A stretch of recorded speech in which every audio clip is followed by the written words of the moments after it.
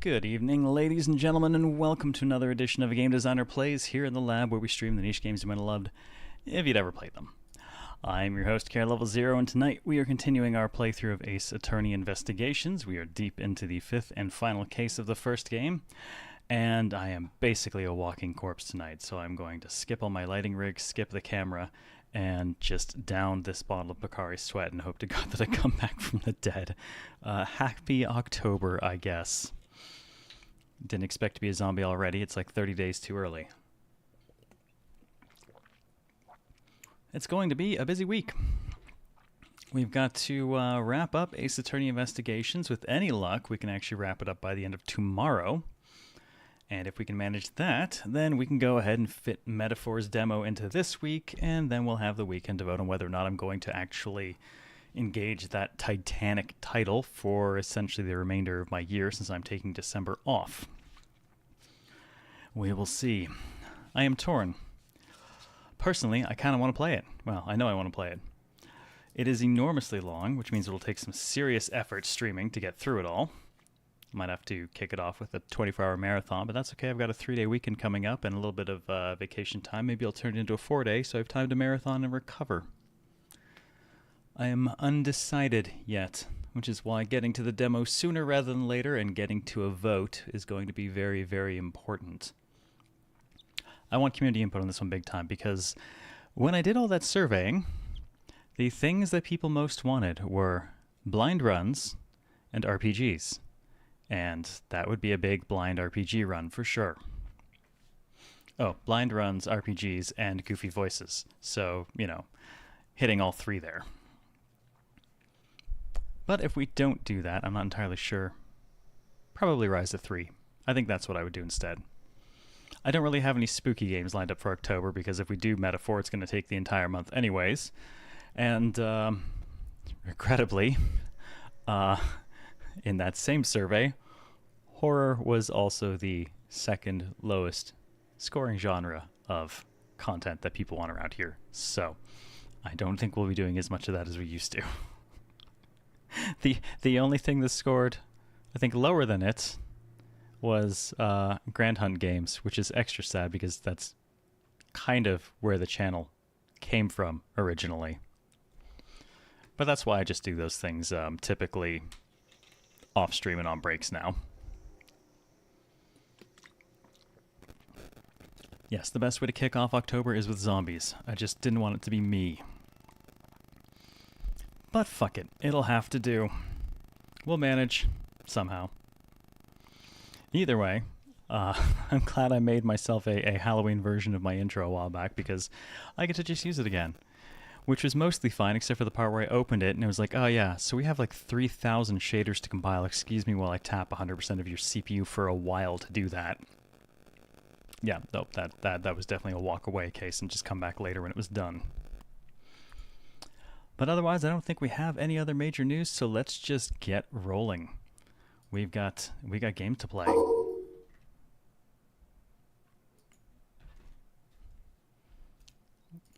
There's a mute, there we go. All good things. Oh, and I get to be spared the heat of lighting today. How long did it take for... Oh, the shaders... I think it pretty much locked my computer down for a good 20 minutes. Nothing can tap my CPU like Unreal can. Just not that many, at least well-known Grand Hunt games, unless people got to fill a world. Man, it's just, I tried bringing community hunts back with, Sunbreak, and that was just a complete and utter flop. So, Wilds coincidentally releases the last day of a season, so I'll just play it during some of my off-season pre-pro time instead, and that'll work out well for me, I think. Alright, Turnabout Ablaze, still in the middle. We just moved over to the other embassy to do some checking of the original crime scene again.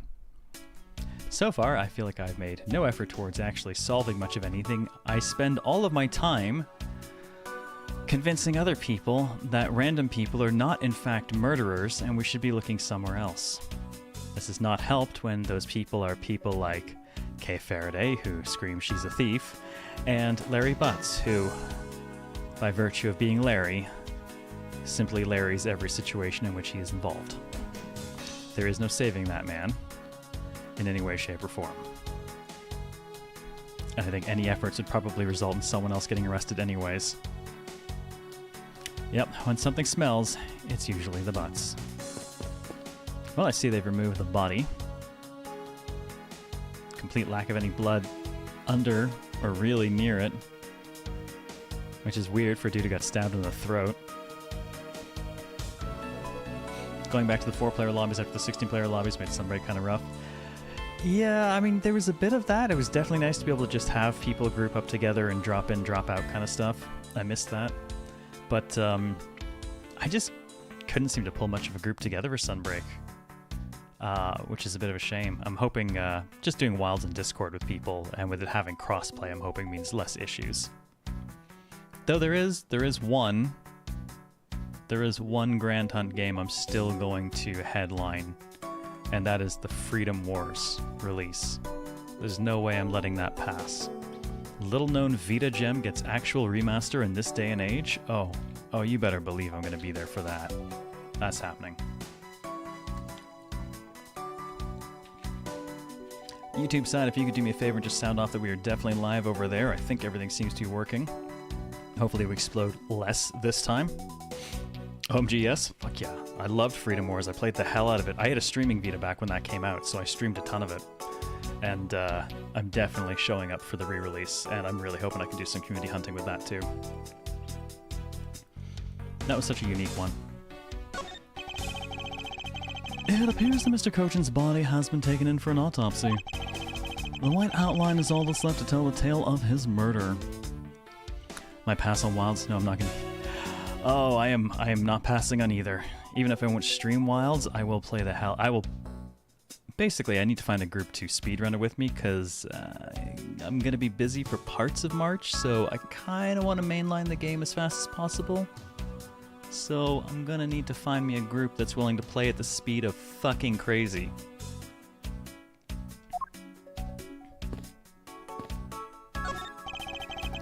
The national symbol of Babel is drawn here. There's nothing especially strange about it.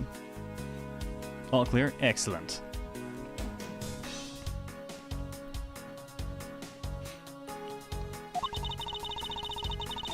Is it just me, or did the butterfly gain an antenna since we last saw it? Even if it did, would it really have any bearing on our case, Kay? I'm bad at monsters, so I might not get Wilds. If you don't, you'll never improve. We still don't know where the blade of the Babelese knife went. Could it be the killer walked away with it? It's gonna be mixed up in this Americana somewhere. So this is the real Prima Duck statue, and looking a little bit sooty. This is really valuable, right? That's what they say. Okay. Hold it! Okay, you're not seriously considering the theft of this statue, are you? No way, Mr. Edgeworth. I wasn't thinking about something like that. I was just calculating in my head how much the statue's worth. Yeah, that sounds mighty suspicious to me.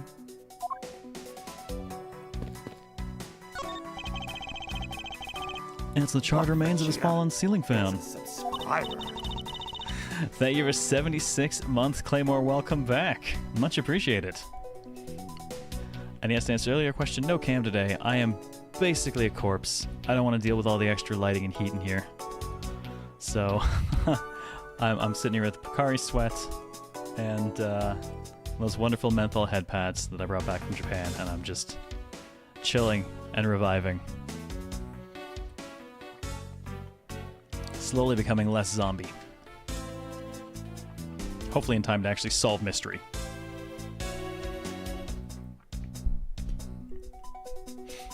Definitely getting Wilds, but you know how I play, won't be able to turbo mode it. Yeah, I'm gonna be pretty much gonna be a rocket for that game. I only know like 2 people I hunt with who can keep up, and I don't know if either of them are gonna be available. Oh, I've seen a few of these before. They spin around and around and play music. What? I believe you're thinking of a musical mobile for babies. Yeah, that's it. They're nothing alike. They're totally alike. They spin those babies right round, like a record. Baby, right round. I see. I guess I can see how you might think that.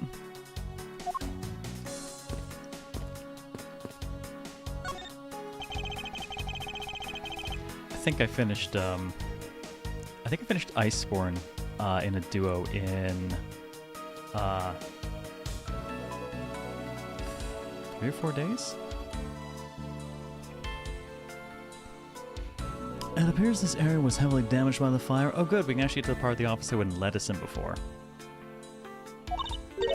Yeah, I guess we should hurry up and get started examining everything. Alrighty, pokey poke. I see ink, or bink. There's a bottle of Babbly's ink on Mr. Cochin's desk. And it looks like there's still a lot of ink left inside. The seal is unbroken, so the fire probably couldn't get into the bottle to burn up the ink. Hey, Mr. Polano, it looks like your precious Babbly's ink is alright after all. What? Oh, that's odd. Hold it!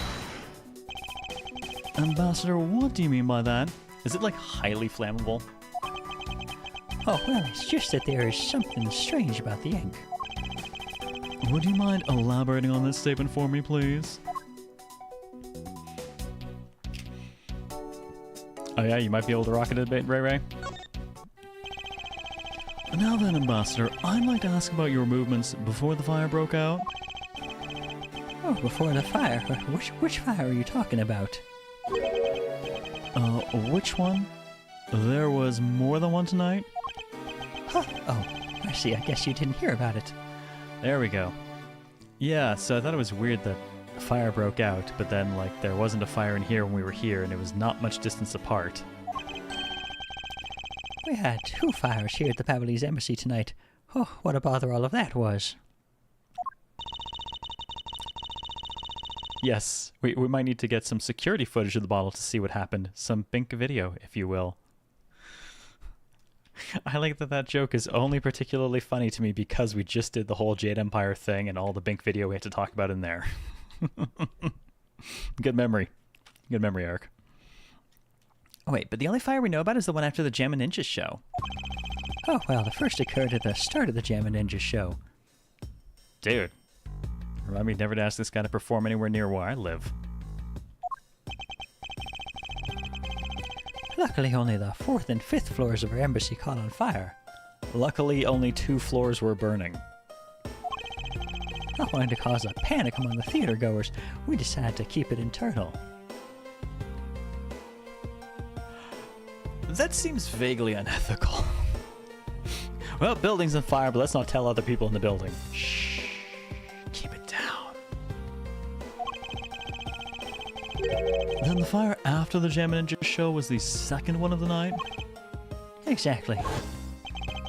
So the fire I witnessed was the second one. Man, that looks like a really severe fire, too. I don't remember ever really mentioning how it got dealt with. Come to think of it, didn't Detective Bad make reference to the first fire? When was this photo taken? Apparently, right after the fires on the 4th and 5th floors were put out. I suppose this means that the photo was taken just after the first fire was put out. Alright, the photo of Yatagarsu taken after the first fire on the 4th and 5th floors had taken place. So then, what was the extent of the damage in the second fire? Oh, the second fire was contained to this floor, the 3rd floor. I think it was leftover embers from the fire on the floors above it that had caused it. That's... how should I put this? A very bad stroke of luck? My office on the 5th floor, Manny's office here. And Manny himself, all gone in the blink of an eye. 2 fires broke out in Babel today. I feel so sorry for you, Mr. Polano. Oops, look at me going on and on now then. What was it you wanted to ask again?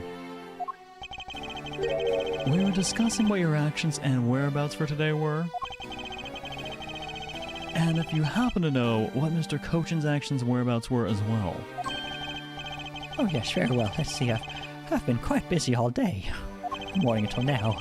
First I woke up and brushed my teeth, and after that I had a roll for a breakfast. Hold it! Fascinating. And how about if you just skip to the irrelevant parts for me? Oh, you'd like a condensed version? All right, I can do that for you. How am I supposed to know what parts are important to you? You never know. Alright, let's talk about your morning activities. So what did Mr. Cochin and you do this morning? Well, originally we were supposed to meet and shake hands with the Jammin' Ninja. But Manny and I wanted to turn into a photo op, so we were here tidying up his office. And you helped clean Mr. Cochin's office? Why were you not cleaning your own? Oh, I think I forgot to mention this, but my office is currently undergoing renovations. Bobbly's embassy undergoing renovations from top to bottom. Well, certainly after the fires. Which is why both the Prima Duck statue and the Bobbly's knife set are down here. Really? I see. Oh, but the tidying didn't take much, really. We just burned some files we no longer needed and expired coupons in the fireplace. The cleaning up the fireplace must have been a real pain, though, huh? Oh, about that, I kind of forgot to clean the ashes out. I guess I'm up a creek without Manny here to get angry at me. Hold it! An ambassador like yourself has been on the receiving end of his secretary's anger? Oh, he was very good at being very mad. Why, even just this morning he got mad at me. I spilled some Bobbly's ink onto the back wall when I was burning the files, you see. And he got mad at me, saying that I should treat the ink with more respect. Talking about the boss getting bossed around. Alright, Ambassador Plano's testimony. Spilled Bobbly's ink onto the back wall while burning files in fireplace. Left ashes there. I don't see any ink on that wall. Well, that's about it for what they did this morning, just some cleaning. And don't tell me you had no other work to do. Being an ambassador and all. Now then, if you could tell me what you and Mr. Cochin did this afternoon. Well, Manny and I went down together to the Theatrum Neutralis. We had to be there for the start of the Steel Samurai stage show. After the show started, I went back to my office on the 5th floor alone. So they were together until the start of the Steel Samurai show. A little while later, after I had straightened myself up a little, I returned to the theater. Because I was to take part in the photo op on stage at the end of the show. There was a commemorative photo op at the end. It was a fantastic photo of the three of us, Ambassador Alba, Steel Samurai, and myself. After the photo shoot, I went back to my office on the 5th floor to prepare for my handshake photo op with the Jammin' Ninja. He seems to be rather overworked for an ambassador. Didn't we just say, didn't you have more you need to be doing? When I got to my office, that's when the first fire broke out and I escaped down the stairs. My office was completely destroyed, but thankfully no one was hurt. Huh. So, odds of Mr. Cochin actually being murdered in that office and then the office being fried in order to cover up the crime scene,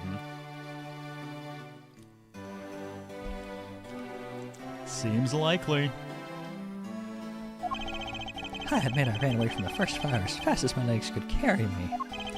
But during the second one, I pitched in and helped the embassy staff put it out. So, you didn't see Mr. Cochin again after the start of the Steel Samurai show? Oh, that's right. Next time I saw him, he was lying there in an eternal sleep. I see. Ambassador Polano, I thank you very much for your help. I'm sorry I couldn't be of more assistance, Mr. Edgeworth. If there's anything else, please don't hesitate to ask, all right? Alright, now we ask about the ink. I wonder if you might tell me what you noticed about Mr. Cochin's bottle of ink? Oh, I just thought of it right now, but, during the second fire, Manny was worried about his office, so he came rushing back to it. I called out to him when I received no reply. I used my spare key to open the door. But when I did, I was greeted by roaring green flames. Flames were so big I wasn't able to see into the room at all. Hold it! The fire was green? And what was the cause? Not all prosecutors are like Manfred, detectives like Gumshoe, and lawyers like Gregory Edgeworth. Look, Vegeta. We're all good here, It's a subscriber. right? Everyone's good here. Astronomer, thank you for 79 months and welcome back of his Majima. I saw him plotting something with Winnie the Pooh and Harry Potter. I don't know.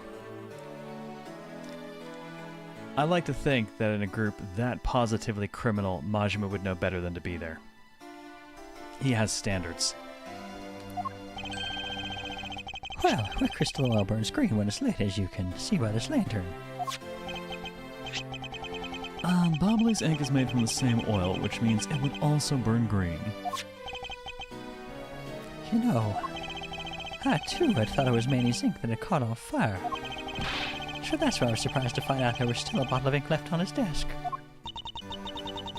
In the case of the perplexing green flames, talk about a mystery. And what exactly was it that caught on fire in here?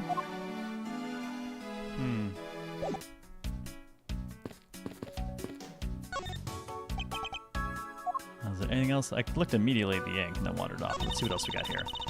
So I guess embassy phones are just like normal phones, huh? Well, what did you imagine them to look like? I thought the baubles would look like a flower and like the receiver would be a butterfly. That way it looked like the butterfly receiver was sucking nectar from the flower base. If any country had a flower phone, it would be Alabast, don't you think? Oh, then maybe the phone I envisioned would have been from when they were Cadovia? There's really no point in asking me about something that never existed in the first place. Uh-huh.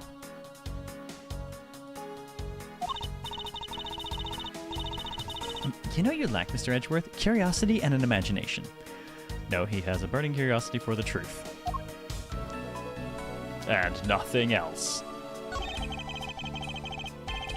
There's only one book left standing here, Treasures of the World.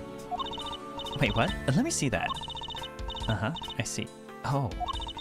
The most important part was blackened by the fire. Oh, why, cruel fate, why? Looks like the map where the treasures are located has been burnt. Oh, poor Kay. Better luck next time. It looks like a bunch of flyers with coupons attached to them. Battleship gives away a lot of different coupons. Maybe I should create one of my own. I could call it the Great Thief Coupon. Good for one free stealing? And what kind of discount would that net you? A 5-fingered one? The 5-finger kind, what else? And I steal an extra thing or two for the bearer. God damn it, game. Things such as... Such as the truth. What else would I steal? What I wouldn't give to have a mountain of your coupons right about now.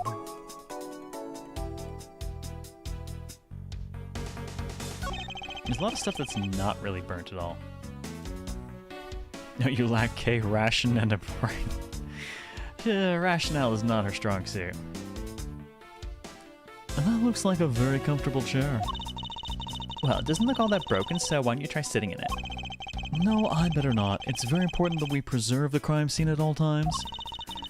Wait, but you're always touching all sorts of stuff at crime scenes. That's because I'm a prosecutor and it's part of my job to examine things. I'm fairly certain it's not, dude.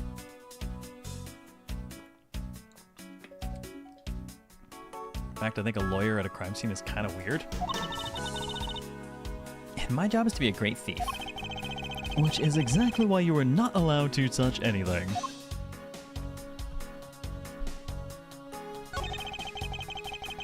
It would appear this desk also fell victim to the fire. But it doesn't look too damaged. Oh, I think we can rifle through this drawer a bit.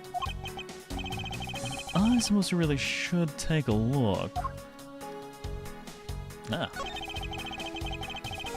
It seems that the contents of this drawer survived the fire rather well.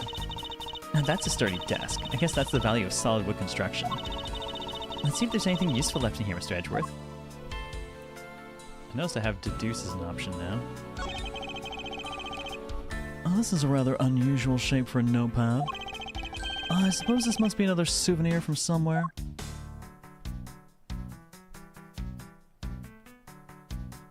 So we have a souvenir. What kind of souvenir, though? Oh man, the ding is drawing attention to it. It's a nice looking chair, but I think I'd rather keep mine.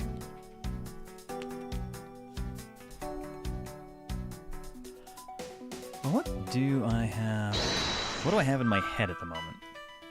Just connected fireplaces and renovations.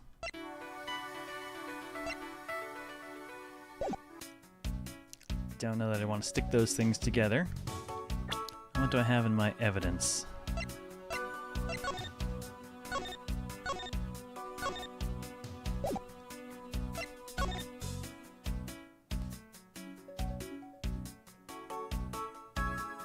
The general lack of blood around the corpse has bothered me. No one's brought it up. Can't decide if actual thing or just difference between art and reality.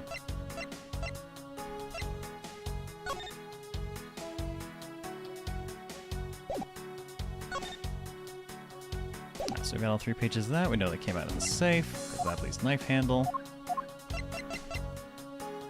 We have Babley's ink, which is good for counterfeiting. Silhouette lantern. Randomly, we still have the samurai dogs. Oh, hello.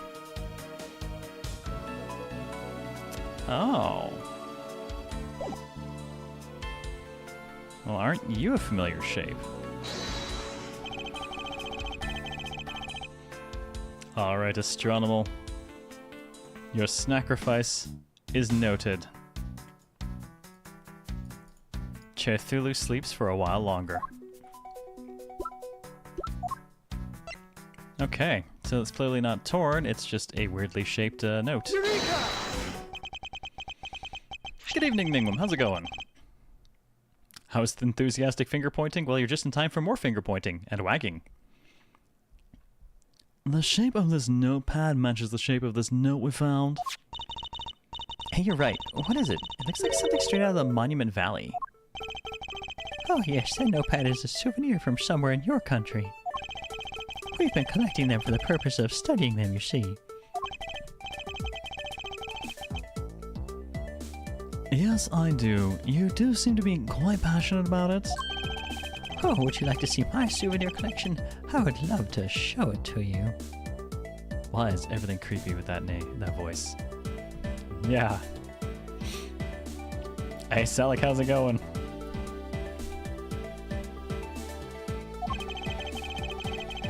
Are you sure they haven't been burnt to a crisp by the fires? Didn't you say your office was, like, destroyed?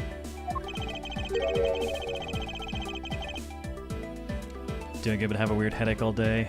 Think the heat is too high. I went for a walk earlier and ever since I've just been absolutely fried. It was hot out, but it shouldn't have been that hot. I'm so tired ever since then, though. So I'm not doing my lighting rig and camera today. Ambassador Poleno, I wonder if you might recognize the handwriting on this note? Sick would have your stream to help the heals? Oh, I'm sorry to hear it. Hope you're feeling better soon.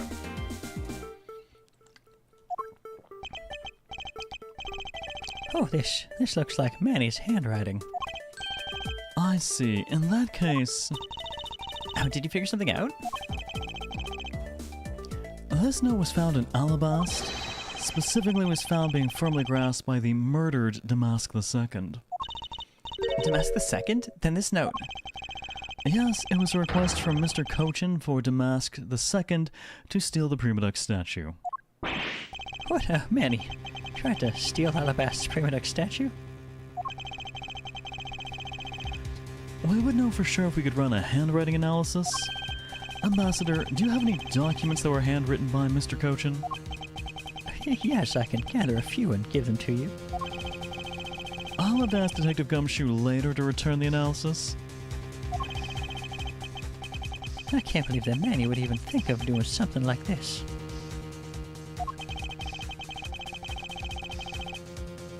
Hang on, something from work.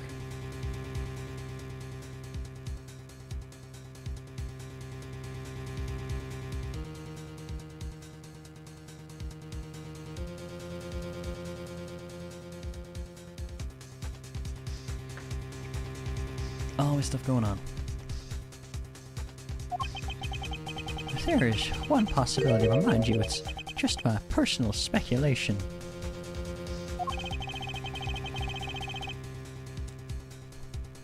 Oh, if you want good electrolytes, Toa, my go-to is Pocari Sweat. That's always my recommendation. Much, much better than Gatorade, and way less full of garbage.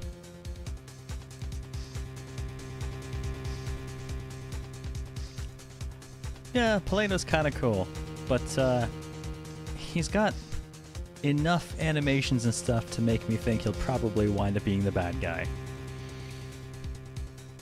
You can kind of identify the villains by the number of unique animations they have. It just kind of seems to be the thing in this.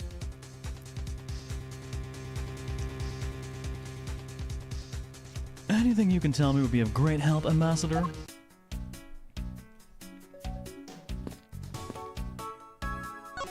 Have I checked all this? I think we're done with this. The fireplace, huh? So Dabble's offices have them too. Two? There's a fireplace in relatively the same location in the Alabastian office. However, we found something there I'd rather not recall ever again. I still can't believe that we found that lady's undershirt. Yeah, undershirt. In the fireplace. If it was that traumatizing, why don't you try creating new memories with this fireplace? You could climb inside and we can play hide and seek. And come out covered in soot? I think not. You really have no sense of fun, Mr. Edgeworth. No fun, only truth. You can see the Alabastian embassy through this window.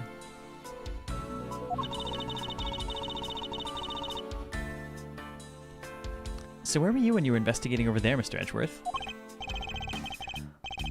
You can see it from here. I was there on the 5th floor. That's where Damask II was killed. What? You don't mean the Masked Damask II? Aw, poor guy. As a fellow second-generation thief, I can't just turn a blind eye to this. Even though Damask II was merely an imposter of the original. Why is it that all the cases start with murder? Well, because murder is a much more interesting thing to have to prosecute for, because one of the people involved can't specifically tell you anything.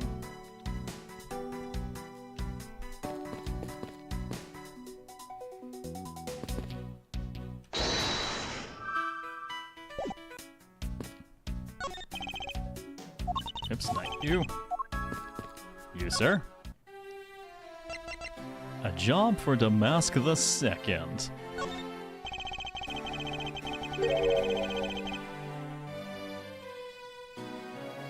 To be fair, the walking folk disaster from the other case also a lot of animations. This is true, he did. But Miss Cammy stood out much more to me. But yeah, he was pretty animated. I believe you said you might have an idea as to why Mr. Cochin hired Damask II? Actually, I fear it may be my fault. Did you miss much? No. We've just been poking around the original crime scene a little bit. We found a notepad in his desk, Manny Cochin's desk, that matches the type of note we found on the body of Damask II, which is what we're talking about at the moment here. Implies that Manny Cochin gave the order to Damask II to steal the Prima Duck statue from the Alabastian embassy. Do any Ace Attorney games not start with murder? Because, I mean, that's pretty much what you're there for, is homicide trials. As I was telling you earlier, we were to determine which statue was the real one as a part of today's event. I just realized me not being on camera is going to make this thing a bitch to edit later, because normally I look for... The way I look on camera tells me when I've stopped to read stuff and things while I'm scrubbing through, and that's how I know where to edit.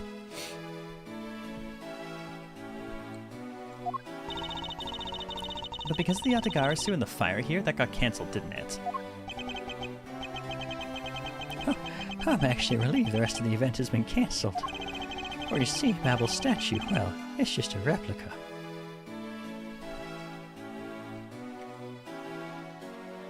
Which one is my favorite trial astronomal?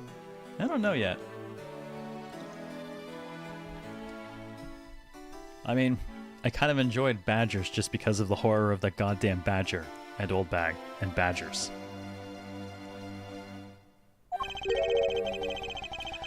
Did Mr. Cochin know about Babel's Primadux statue? Of course he knew. That's why he was the only person I could consult with.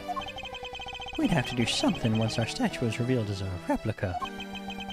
As to be expected, I was very nervous today as this would impact our country's authority. Yes, I understand. Well, when I told Manny my concerns, he said, "Let me handle it. It'll be all right. I'll find a way to make sure you're the ambassador of the reunited Codopia." At the time, I thought he was just trying to cheer me up. But when I saw that note, I realized he was serious. Hold it! Mr. Cochin conducted a lot of business behind your back. I assume he did all that to ensure that you were the next Codopian ambassador. But why was he trying so hard, I wonder? He was so much better at getting things done than I am, than I ever was or will be.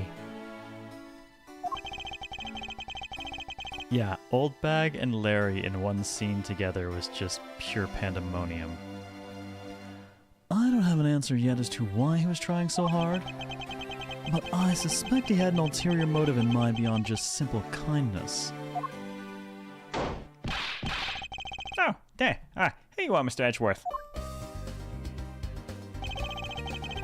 Detective Gumshoe, have you collected the information that I requested? Yeah, I got it all here, sir. Hey. There you go, Kay. Yeah, feel free to take a look. It's for you, after all. What is all this, Gummy? Yeah, it's all the information on this room that I got from the embassy and Interpol people. And now we know exactly what this room was before and after the fire. Good work, Detective. Yeah, it was nothing, sir. I'm an expert at getting people to talk. Wow. You two remind me so much of my father and Uncle Bad. Aww. Which one of us is which? What do you mean? As prosecutor and detective, your dynamic is just like theirs back in the day. I don't see it. Don't you worry. I'm going to find my own wonderful partner someday. And when I do, I'm going to become a good Yatagarasu, just like my father, right? Hold it! Please don't ask me questions to which I have no answers to, Kay. To which I have no answers. There's no extra two needed there. The two is already in the sentence. You're good. However, I can say that it is truly a wonderful thing to find a partner you can trust. I'll let you know if I ever find one myself. You bet. So what now, Mr. Edgeworth? Well, I'd like to ask you for a favor. Yes. That gadget, Mr. Thief, is it? The thing you call your secret weapon? Oh, you mean Little Thief.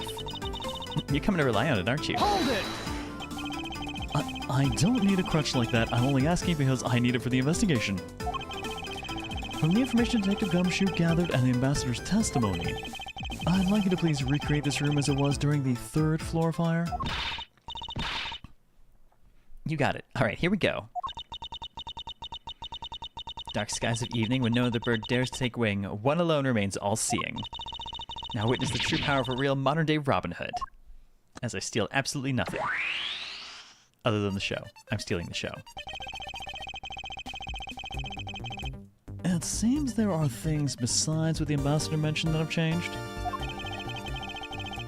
It's possible that we might find the escape route the person K saw used as well.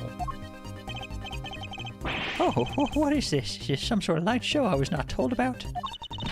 This is the power of a true vigilante. It's recreating the room with the info I inputted. Really? Well, that is certainly one interesting device you have there, Miss Faraday. I believe it's about time we return to our investigation. It's a bits and pieces of fan. There's the magazines. The fan's up there. Got the missing knife. Interesting. The clock seems to have moved, according to something. chair obviously is not tipped over, and that has not burned yet. Also, you know, big green fire. Oh, these must have been the large green flames Ambassador Polano saw. With flames like these, it's no wonder he couldn't get in. Okay, by the time you came into this room, had the fire already been put out? Yeah, the fire died out or something by that time. Then this fire in here only burned from the time the fire started on the 3rd floor. Until the Adagars who appeared and caused a stir and babble, I suppose. I guess Mr. Polano was just lucky enough to run into this fire as it was burning, huh? Yes, you could put it that way. And since you were the first to discover the body, we can assume that no one else entered the room until that time. No one other than the person you were chasing, of course. I knew it. That person I saw was definitely up to no good. I mean, that person could even be Mr. Cochin's killer. That is very likely to be the case. After all, that person came into this room before you, and must have chosen this room precisely because they knew no one would be in here.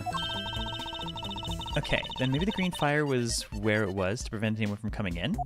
But then, would the person set on fire to make the green flames? Well, whatever it is that person burned, it made a rather sizable fire. And since the fire's green, well, we've seen something that burns green, right? It's a bit tinier than these flames, but you get what I mean.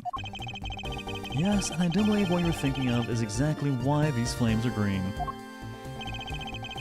Have a good look, BB guy. Which fire-related piece of evidence burns the same color as these green flames? I'm going to assume they mean the ink and not the, Well, no, they specifically say burns green here. So I feel like it could be the ink or the lantern. But I'm going to go with the lantern because it specifically says burns green. Take that! This silhouette lantern, its green flame comes from the wood crystal oil it's burning. Yeah, that's the fire I was thinking of too. I love the green it gives off. I think we've now established that the green flames were caused by wood crystal oil. Furthermore, we know there is only one other thing made from wood crystal oil. Oh, you mean that thing Mr. Polano was mistaken about, right? Yes, precisely. As we found out earlier in our investigation. What?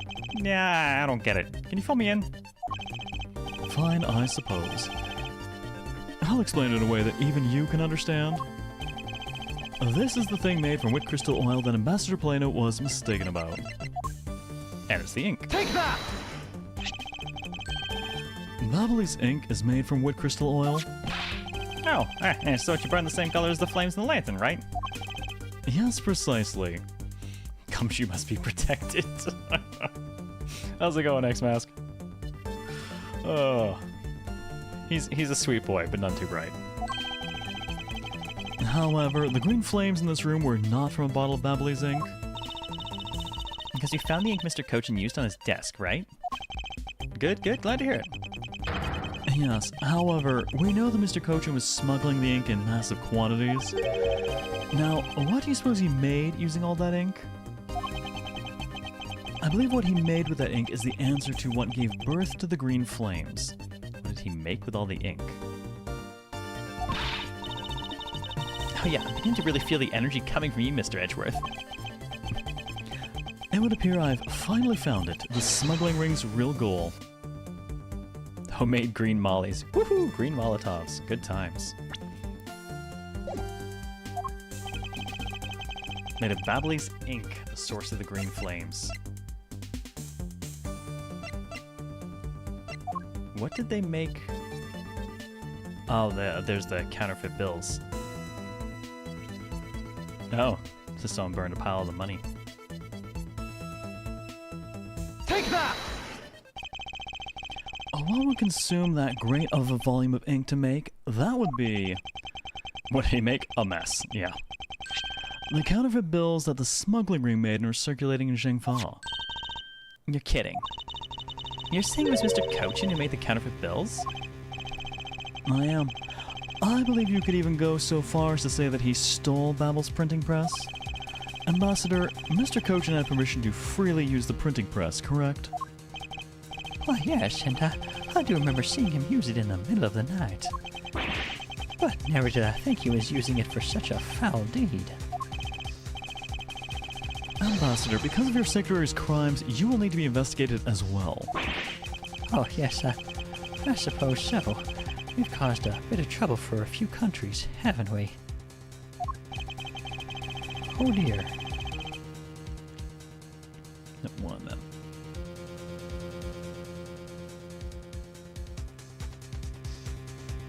One second.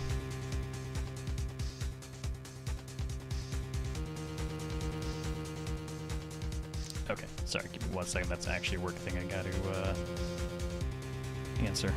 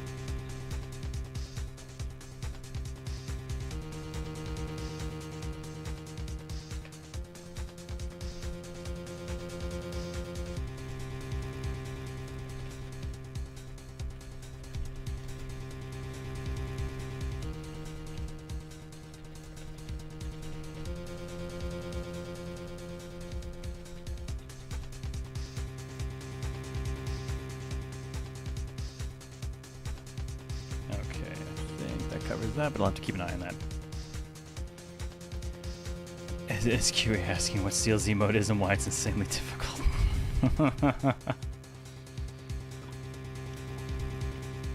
Oh man, no, there is a lot going on. A lot going on at work. Keeping me very, very, very busy.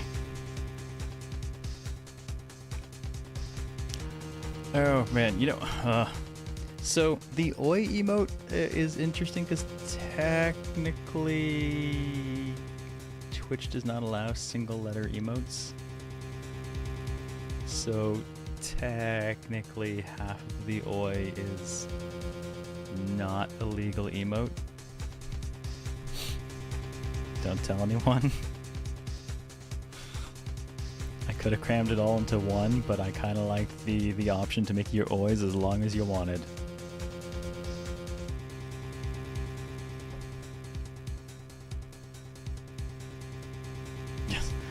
Our Cochin has been dealing in funny money. The wrong Cochin, our little weasel, is, well, I mean, she's got to support the clan somehow, right? Okay, back to it. It's my duty to search out all who shielded Mr. Cochin and concealed his crime.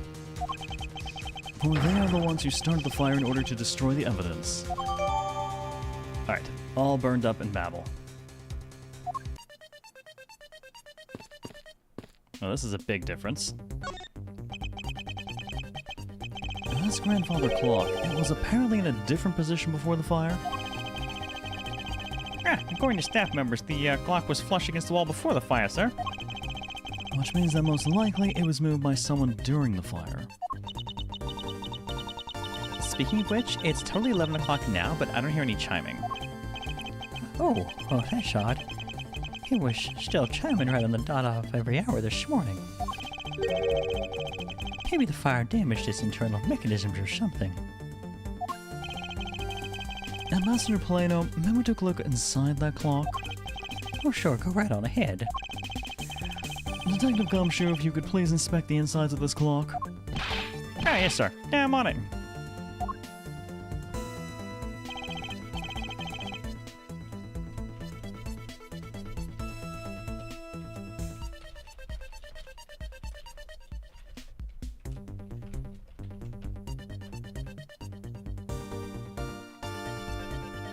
Maybe someone trying to take cover from the flames. Depending. I mean, if you pushed it there too, it makes it harder to get in past the fire potentially, right? So it might be just part of essentially blockading the door. Ah, Mr. Edgeworth, I found this inside, sir. It looks like a length of wire. So, this is what caused the clock to stop chiming? What was the long length of wire doing inside this clock in the first place? A good length of wire that was found wound up inside Babel's grandfather clock. Wound up inside it. Oh. Why would someone do this to such a valuable clock? It sounds like it wasn't Mr. Plano that put the wire in there. Then perhaps it was Mr. Cochin's killer who did. What's up, Sione? Well, this doesn't seem to really be much different. It looks like one of the Babbley's knives was already missing before the fire began. So it would seem. Especially since the other two knives' handles were burned away. The remaining handle was swapped out with the handle from the real murder weapon. And Babel's national treasure was stolen. Poor Babel, don't you think? I'm not sure I would lump the replica statue in with the rest of Babel's woes. Yeah, we're at the green fire part.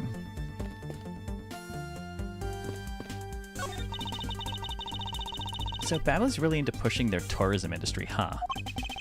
Yes, it would appear that way. You know, I'd really love to take a trip. Hey, why don't we take one after this case? Oh, goodness. More questions from work.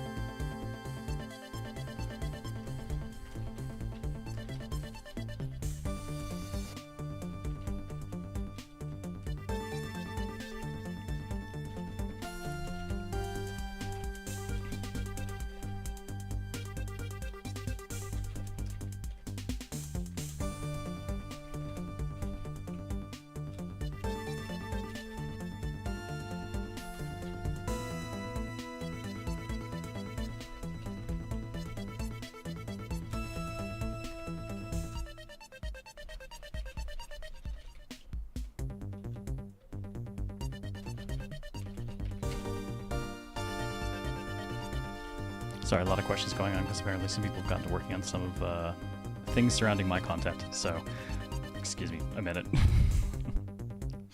Side effect of the work office being a couple hours behind where I am.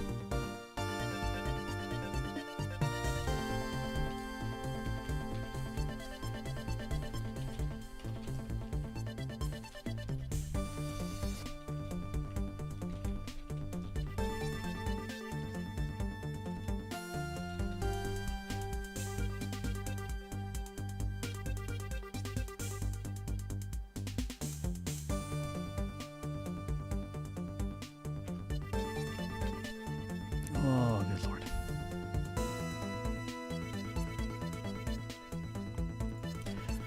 Okay, here we go again. Do you already have a destination in mind? I'm wondering why there's a skill called the Baby Incinerator and why someone's a blue-haired weasel. Well, any summoning of weasels would have to come from the VFX guy, not me. I do name plenty of the skills, though. Which is great, because every so often I get to sneak in little references here and there.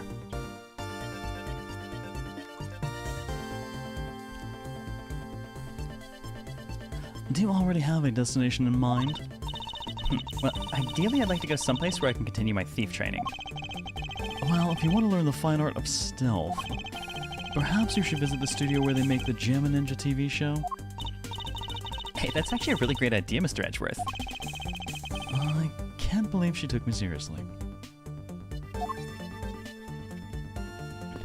Yes, Cochin would be in a winter coat at this time, which is why all of the thumbnails that have Cochin on them for YouTube have the blue version now.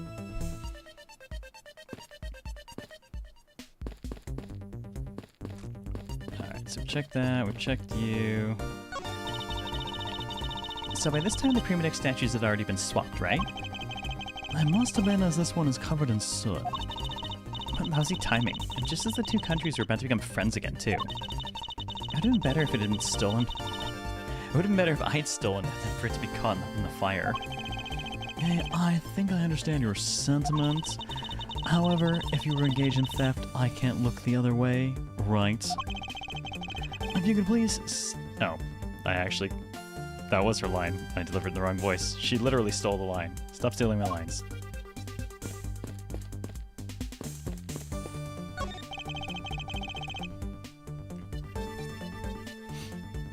That looks like a very comfortable chair.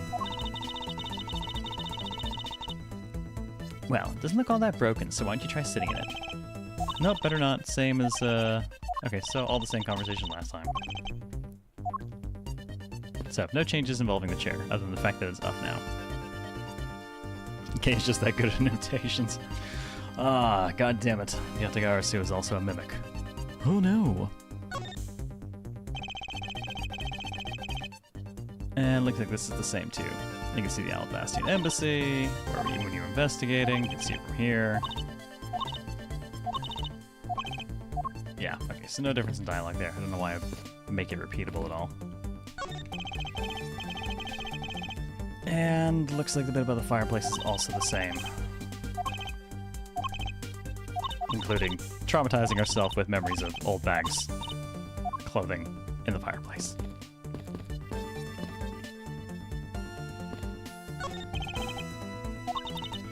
And the question is, how do I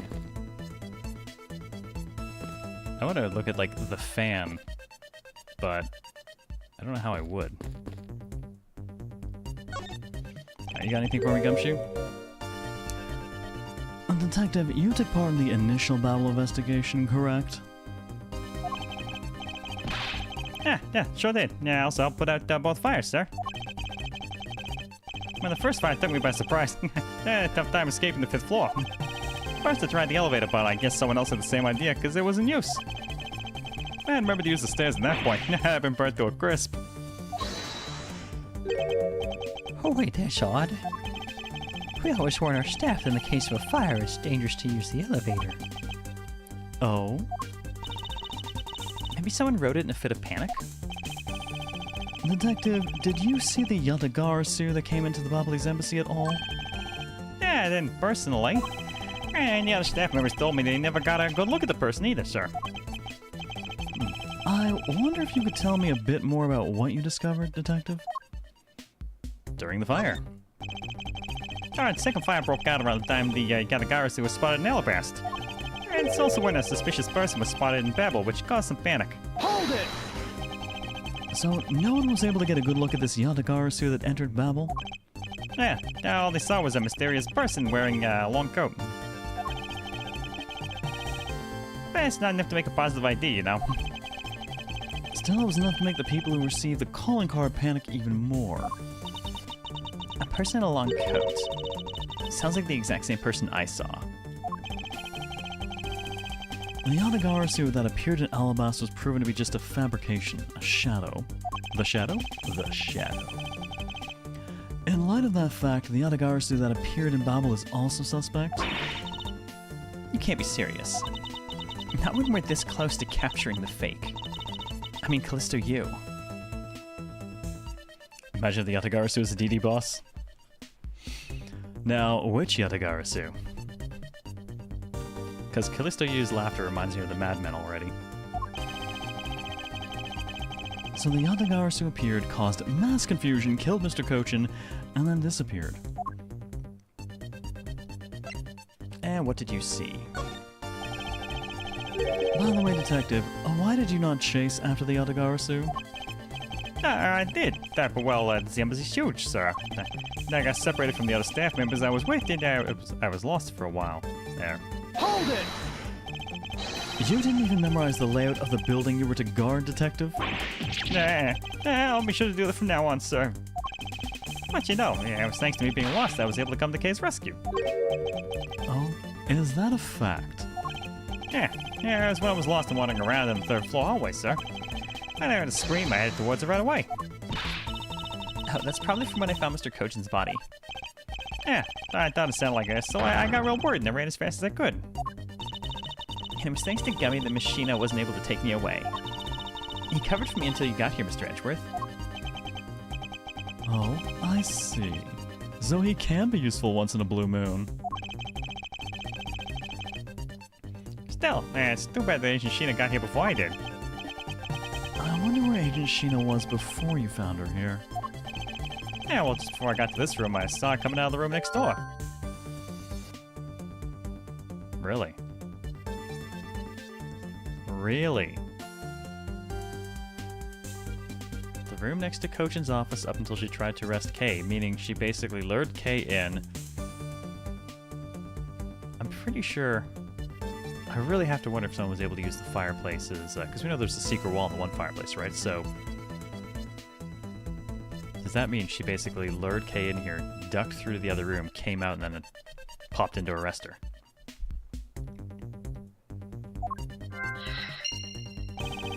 Agent Sheena mentioned something about chasing the Adagarasu herself earlier.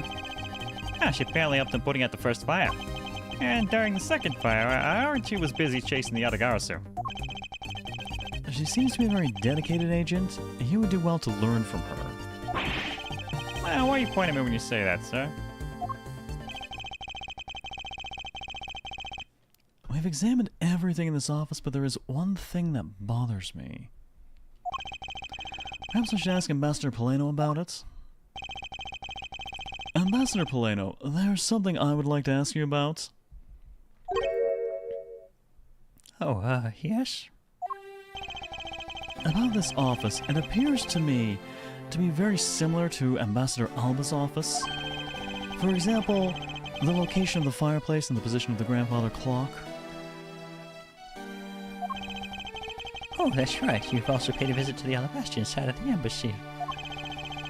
Our two embassies actually used to be one. Yes, I know, even the pamphlet mentioned that. Which is why the building is bilaterally symmetrical. Because there used to be one embassy, offices on the two sides are symmetrical.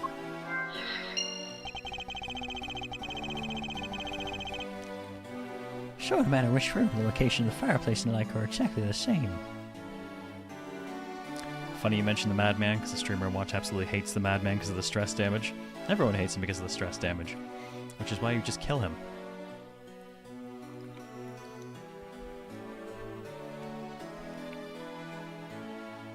So no matter which room, the location of the fireplace and the like are exactly the same. Even where the art is located is the same, as my room is currently under renovation. We worked hard to make Manny's room look like the ambassador's office. You mean for your handshake photo op with the Jamma Ninja? Yes, that's right. I mean, what's a photo like that worth if it's not taken in the ambassador's office, right? Huh. So this is meant to look like the ambassador's office. Yet another odd expression of Babel's obsessively competitive spirit with Alabasta, I take it. Oh, thank you, Ambassador. That piece of information... What am I doing? I'm mixing my voices up now. Okay, stop throwing your voice around. God damn it, girl. Stop it. Thank you, Ambassador. That piece of information is all I needed to connect the dots. Instant rice and canned chicken is an affront to God and humanity. Ugh, that is truly horrifying stuff. Should not exist.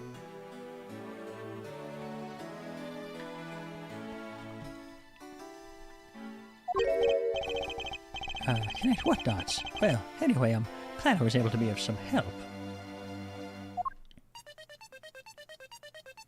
Sheena, are you actually part of the smuggling ring and you've been hanging out alongside Zhang Fa in order to basically derail them?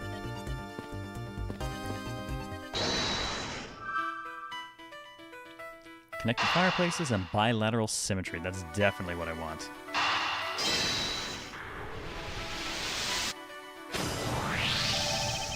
The Alabastian and Babeli sides of the building are symmetrical to each other. As we know that to be a fact, then this room's fireplace may also hide a secret passageway. A secret passageway? In Alabast, the fireplace turned out to have a revolving back wall. A revolving wall? It sounds like something out of a ninja house. Oh, there was a trick like that built into the fireplace, sir. What? His embassy holds that kind of secret? There seems to be a lot about this room that you don't know about, Ambassador. Well, I guess it's time to pay the bill for letting Manny do so much work for me. Please, I really want to know about the real Manny and what you know about this room. What are you waiting for, Mr. Edgeworth? Let's get to the bottom of this. Agreed, and my first thought is that it's likely the killer used the revolving fireplace. Possible someone used the revolving fireplace wall. I need to examine it more. What if the Yatagarasu could turn into a raven and attack you similar to the Abomination? Kidnap a hero to its nest and puts them out of action for a future... Oh, God. So somewhere between the Abomination, the goddamn Shrieker, and the Hag. That's horrifying.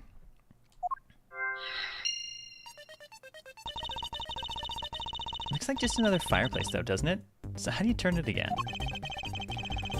At Alabast, I had to push where the X was on the far wall of the fireplace. Oh, yeah, I didn't expect this, sir. Oh, well, see what happens when I push it. Hold it!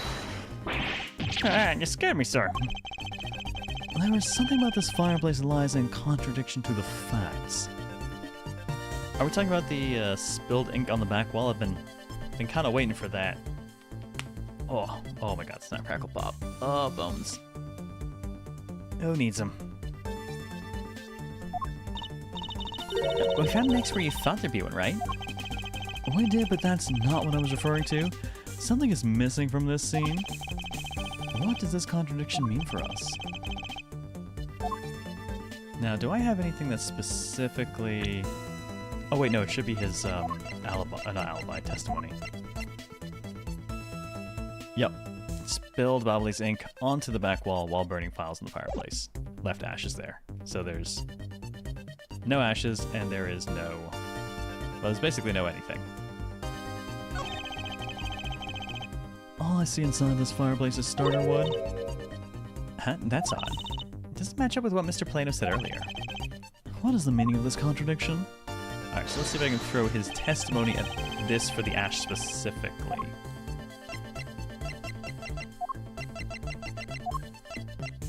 Eureka! Ambassador Plano, you said that you burned some old files in this fireplace today, correct? As long as the Yatagarasu doesn't turn into Saika Magoichi from Neo, we're good.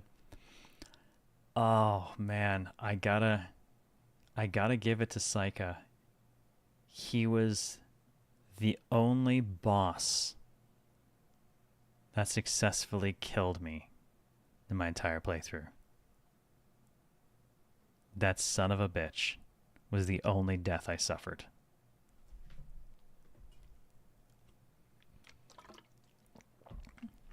Yes, I burned quite a few files this morning, actually. And after you did, you forgot to clean out the ashes from the fireplace, correct?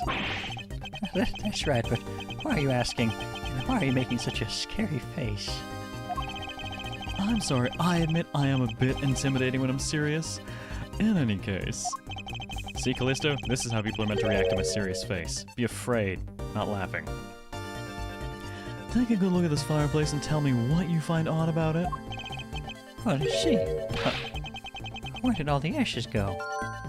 The ashes that should still be in the fireplace are missing. Where did they go? What is the meaning of this, Mr. Edgeworth? It means it has been used. Flipped. I don't really think the Ambassador Plano's lying, do you? Welcome back, Nigwam. No, there's no reason for him to lie. And I don't believe his testimony is wrong either.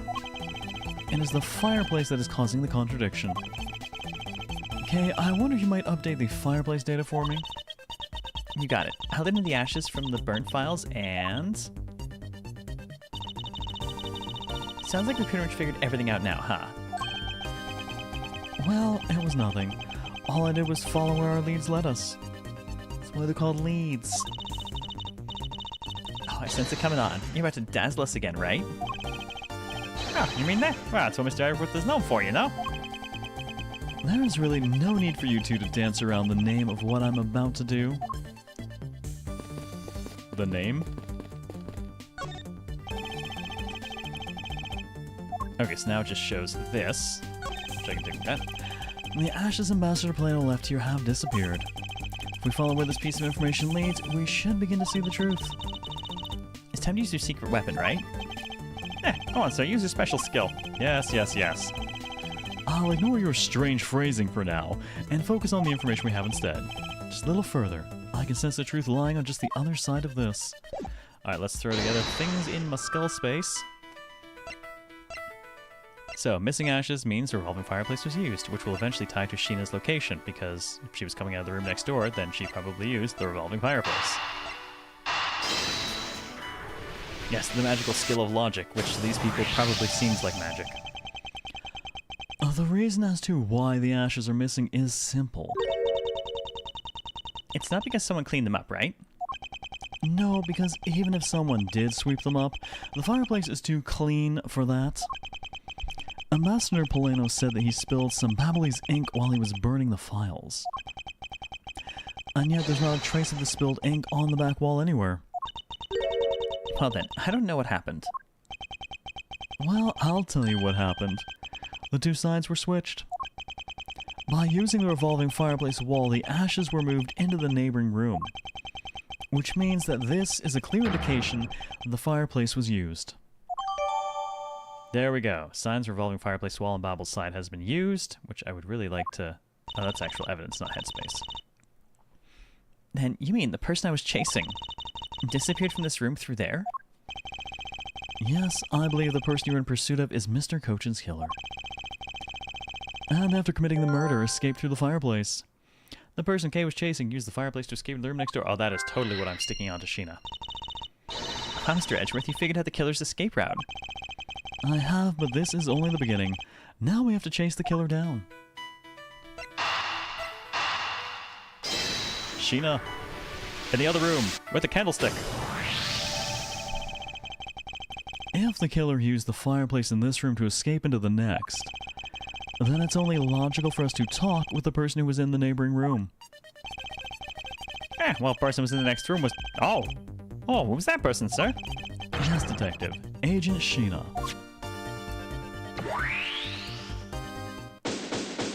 Oh, man, and that girl, having virtually no facial expression or anything, you know she will have the most magical of meltdowns. It's looking more and more like Machina is the killer, isn't it? Let's not jump to conclusions yet. We need to go through what we know so far. She came running straight into this room from the next one and instantly accused you. Furthermore, she claimed it could only have been you that killed Mr. Cochin. I don't have any proof yet, however, I know she's hiding something from us. Okay then, why don't we go ask Machina herself? Hold it! No, not yet. There's something that needs to be done first. Detective Gumshoe. Sir, is it my turn to do something, Mr. Edgeworth? Yes. I have a special two-part assignment for you. First, I need you to run a handwriting analysis on Damask II's note. Okay, I'll get the lab boys on that right away. Second, I want you to see if you can fit through the revolving fireplace wall. Right now, sir? No, next decade. Of course now. We need to test our hypothesis first, don't we? Go on, Gummy, you can do it. Alright, now I'm gonna do this like a real man. There we go, through the fireplace and back. You shouldn't need to set yourself up that much for such a simple task, Detective.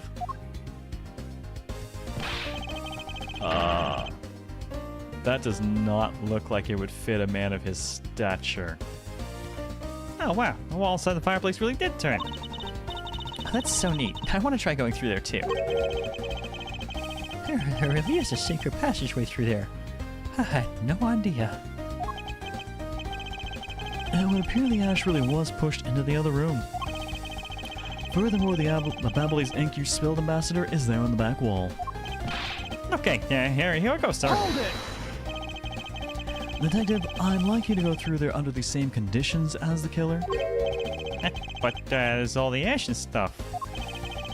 And your point is, now we're short on time, so if you could please hurry on through.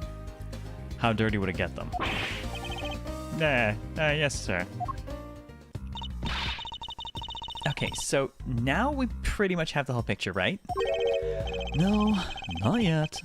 There remain a few mysteries to solve, such as the Yatagashu's whereabouts, the other smuggling ring members, the 2 weapons that made it across the border, the key Miss Yu stole 7 years ago.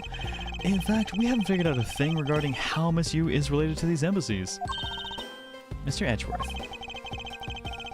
A number of pieces connect in a very complicated way in this case. It's almost enough to make one completely mentally exhausted. What are you saying, Mr. Edgeworth? I thought you were the one who said it's easy if you follow the leads. Was that supposed to be an impression of me, Kay? Insufficient finger wagging or pointing. If it's info gathering you need, Gummy and I can help with that. Then, like, all you have to do is show off your fancy schmancy logical deductions. Show off? Does it seem like I'm being boastful when I do that? That's just how I sound. Let's not overcomplicate matters, okay, Mr. Edgeworth? We've been so focused like a laser on only what seems strange and out of place. It's no wonder nothing's clicked and we haven't unlocked anything yet. But if we think things through calmly, the answer should come to us. Okay. That's the sort of thing I say to myself when I'm practicing how to unlock padlocks, you know? That is something that I hope practice doesn't make perfect for your sake. With the VIP voice, it sounds really boastful. I'm not being boastful, I just sound this way. Yeah, it looks like you're back to your straight-laced self again. Hey, Mr. Edgeworth, back, sir. Yes, I can see that. Good work, detective.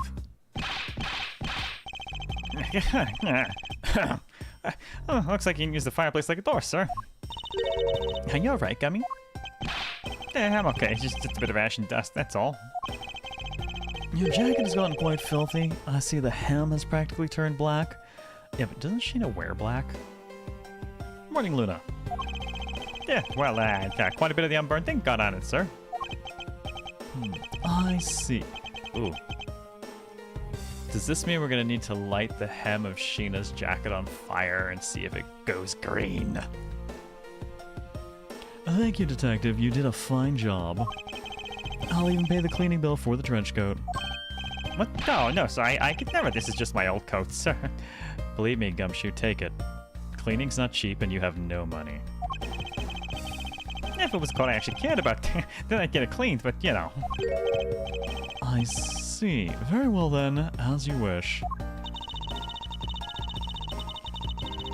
So because Gummy was able to climb through the fireplace, we know it can be used, right? Yes, but that's not all we learned. We actually learned one other important fact. And that is? I'll have to explain it to you later. Right now, we need to deal with the handwriting analysis. Detective Gumshoe. She looks so cool with a green burning jacket, right? Just like the flaming hem. Yeah, yes, sir. I'll be back before you know it. The handwriting analysis on Mr. Cochin's handwriting will take a bit of time.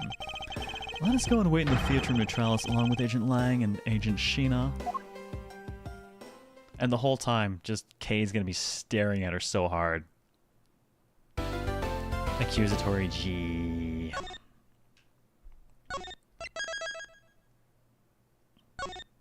Oh my god, we're still in the middle? Holy shit. March 14th, 11:33 p.m. Theatrum Neutralis lobby.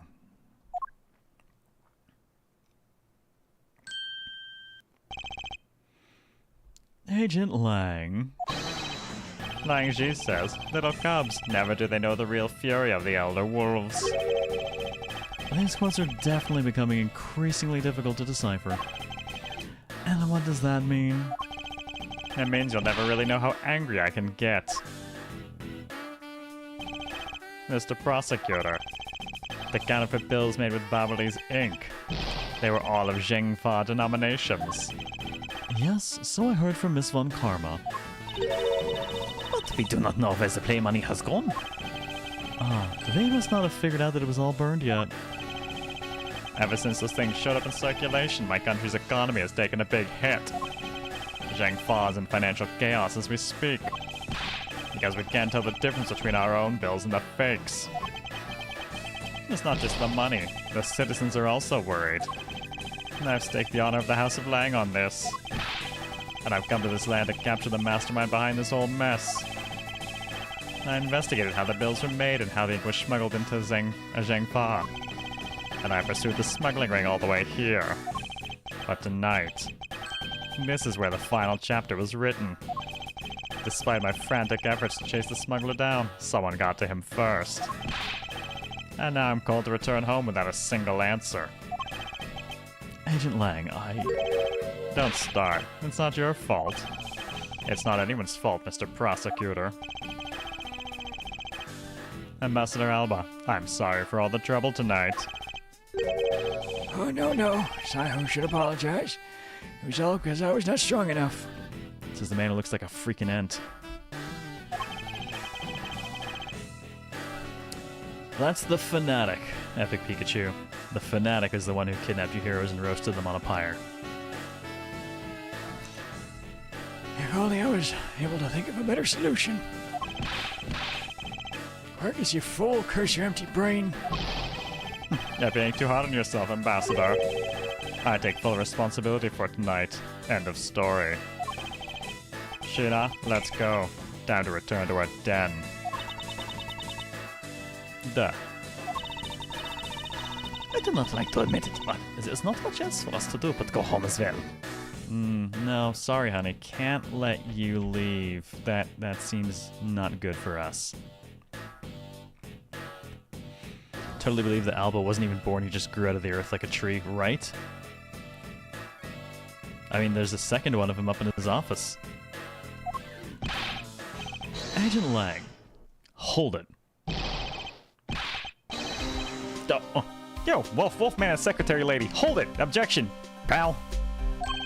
Eh. Detective Gumshoe, have you got the results of the handwriting analysis already?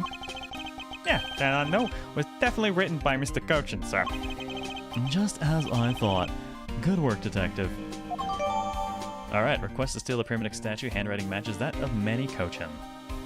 Not to be confused with our Cochin, and he's totally giving her a bad name. Hey, Mr. Prosecutor. How long do you intend to hold us up for? I'm sorry to have made you wait, but I believe that now everyone is finally here. Agent Sheena, I would like to ask you something if you don't mind. Yes. How exactly did you fail to see the Ontagarasu? When you were in the neighboring room to where Mr. Cochin was killed? I'd like you to explain that to us. What? Hey, Mr. Prosecutor. What are you doing asking her about something she didn't see? Agent Lang hasn't touched the Babel investigation at all, so I suppose I'll need to explain a few things to him first. Miles Edgeworth, I cannot even begin to imagine what's going on in that head of yours. Oh, that is a wonderfully appropriate quote. How did you justice so hard? The only thing going on in my head is the pursuit of the truth. It's pretty much the only thing that ever goes on in his head. It's a subscribe. We confirmed that. That's just the kind of man he is. Lord Tyrion, thank you for 23 months, almost 2 years. Welcome back. Thank you so much for that. How are you this evening? Damn, almost through one drink already, but I've got backups here. And Phoenix, plenty of that in his head. Meanwhile, over at Phoenix's side, I'm pretty sure the only thing that plays in his head is the old Meow Mix commercial. You know I'm right. You can picture it. Just picture him and tell me that that's not running on repeat in his head.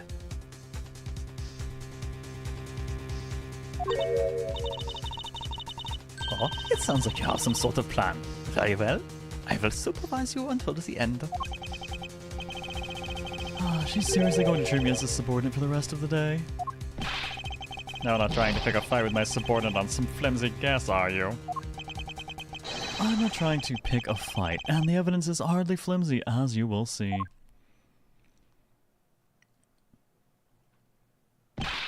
Synchronized. I should have known. And you and I are destined to fight it out to the very end. It would appear that way. Well, I'll prove her innocence. Let's see what you've got, Prosecutor Edgeworth. I do love their synchronization. With pleasure. For my opening argument, I'll discuss the Yatagarasu that appeared in Babel, and establish exactly who it was that Kay saw. Agent Lang, I assume you've been briefed on Kay's testimony? You mean the suspicious person in the coat that she saw? That's right. That person is one of the keys to solving this case. The person who pretended to be the Yatagarasu. Pretended? Now what do you mean by that? I'll get to that in a second, but first, I want to review what Kay's mystery person did. Kay, if you could please explain for us what the person you were chasing did.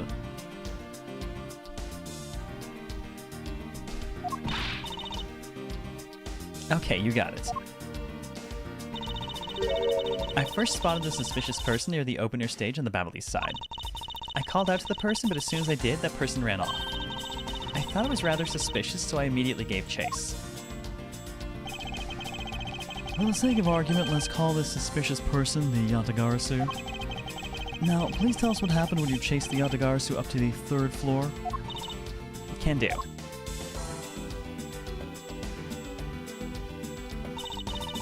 So, I chased the Yatagarasu all the way up to the 3rd floor of the Babalese embassy. It was a pretty straight chase down the hallway until the sudden turn. The Yatagarasu disappeared around the corner, so I did my best to catch up. When I turned the corner, I saw the Yatagarasu run into Mr. Kochin's office. So I gave chase and ran into the room. When I entered the room, it was pitch black. I couldn't see a thing. I felt something on the ground next to my foot, so I turned on the light, but then... screaming commenced. Who is there? By the time I turned on the lights, the Yatagarasu had disappeared. When Kay entered the room, the person she was chasing was already gone. Why do you suppose that was, Agent Lang? What do you mean, why do you suppose? Isn't it obvious? That person slipped out through the door behind the girl under the cover of darkness. Sorry, but I know for a fact that the person didn't escape through that door. Oh, and how do you know that with such certainty? That's easy. If the Yatagarasu had left through the door, they would have run right into this person. Gumshoe, because, well, I mean, technically... Well, given the timing, actually, they would have run into Sheena. Take that! Your answer is Sheena? Yes, because let's consider what would have happened if the Yatagarasu had used the door. When Kay screamed upon discovering Mr. Kochin's body, the Yatagarasu would have run right into Agent Sheena, who was in the next room over. Ah. Agent Sheena, would you mind telling us if you saw the suspicious person in question?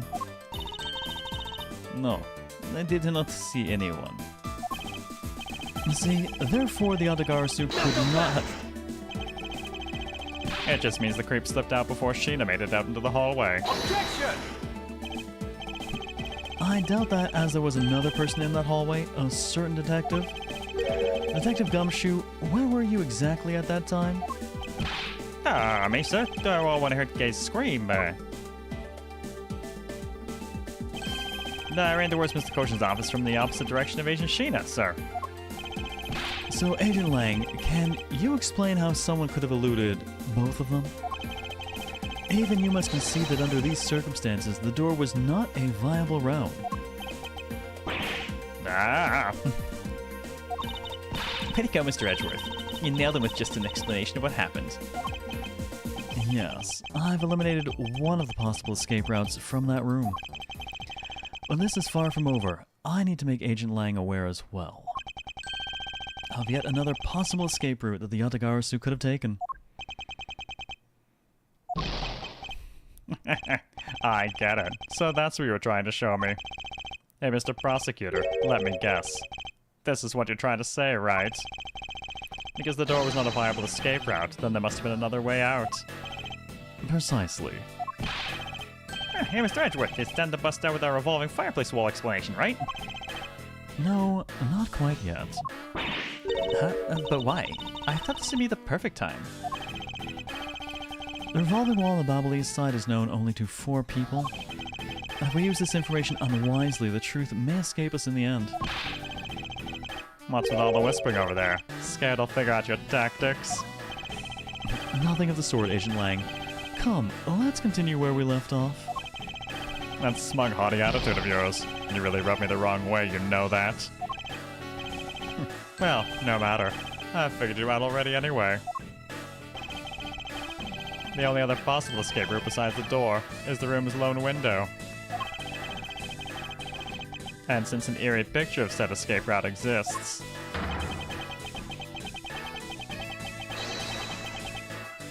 Are you saying this photo captures the moment of the Atagarasu's escape? Why do I have the feeling that's actually a coat being like thrown out the window?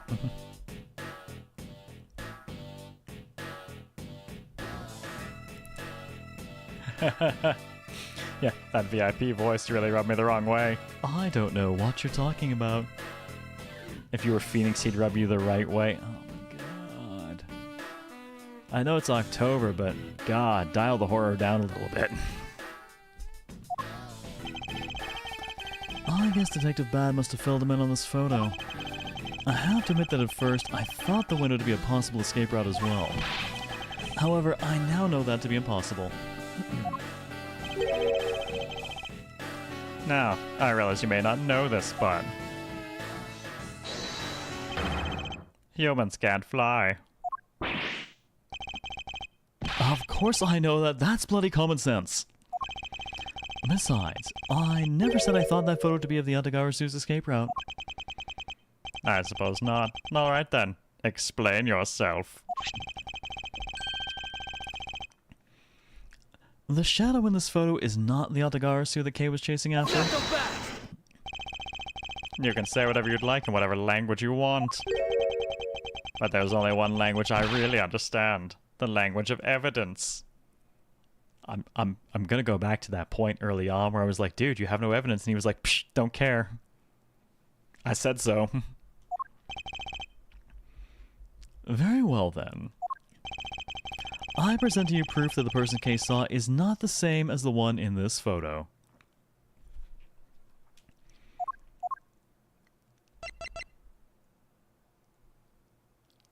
Fourth and fifth floors, or after the fire, the fourth and fifth floors had taken place.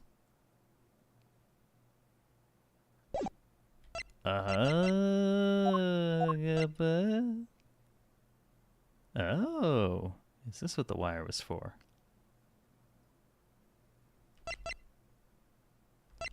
Huh. Is this what the wire's for? Okay. I'm not certain what we're aiming for, but the only thing I can think of is that this is tied to the wire in some fashion. I'm not certain, though.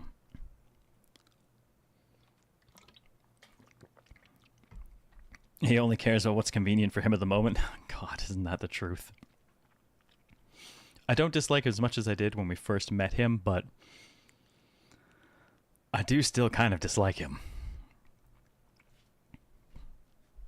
Alright, so this was taken after the first fire on the 4th and 5th floors had taken place. Oh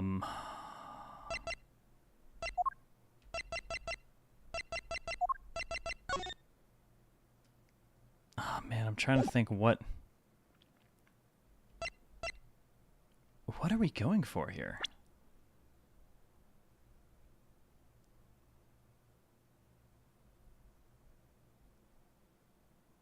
Proof that the person Kay saw is not the same as the one in this photo.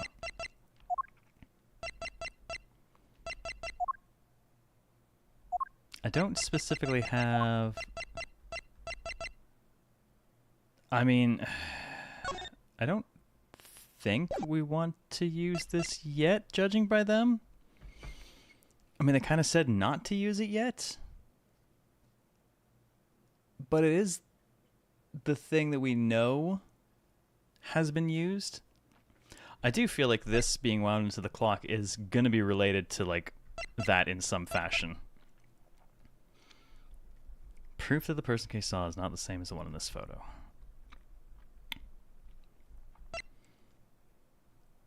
Well, I'm going to try the fireplace wall first because we know that means someone that got used and someone definitely left it that way, but otherwise I'm really not sure what they're going for.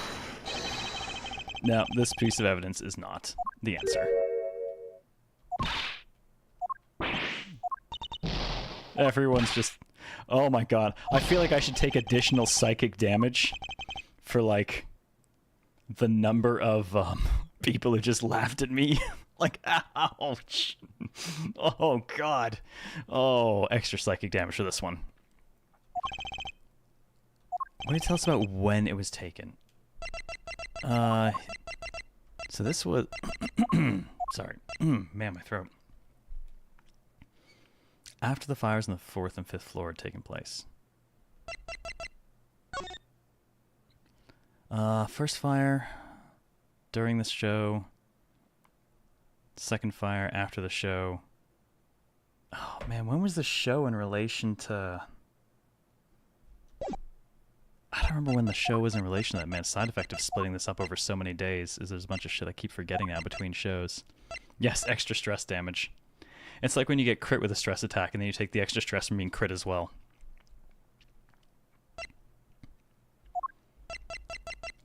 I'm pretty sure it's related to the fire stuff, but I'm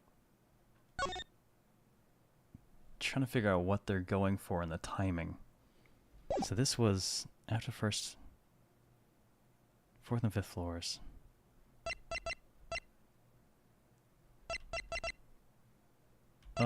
Brain, work with me here. When in doubt, shove the prosecutor badge in. No, I think we've already made everyone laugh at us enough for once. CareLevelZero's resolve is tested. That's just every day in game development. Like that's the default state of being.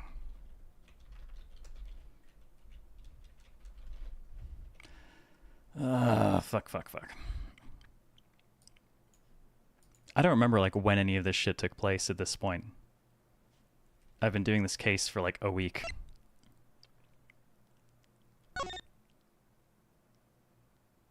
So when was the Gem and Ninja show in relation to everything else?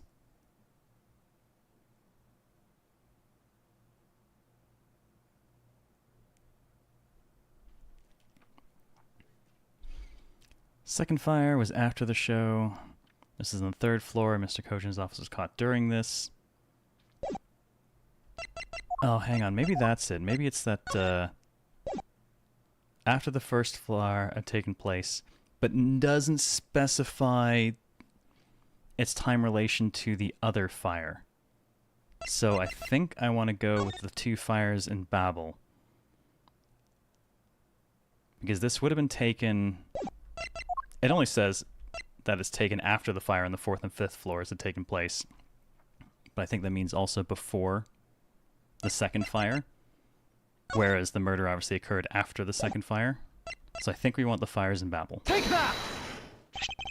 Let me explain to you precisely why the shadow in this photo is not the Adagarasu Kay saw. Kay spotted the Adagarasu heading for the 3rd floor during the second fire. However, the photo in question was taken just after the first fire. Masochistic for the most fitting? I mean, I do run Masochast occasionally, but I think most people know me as a sadist first and foremost, especially if they play Darkest Dungeon 2.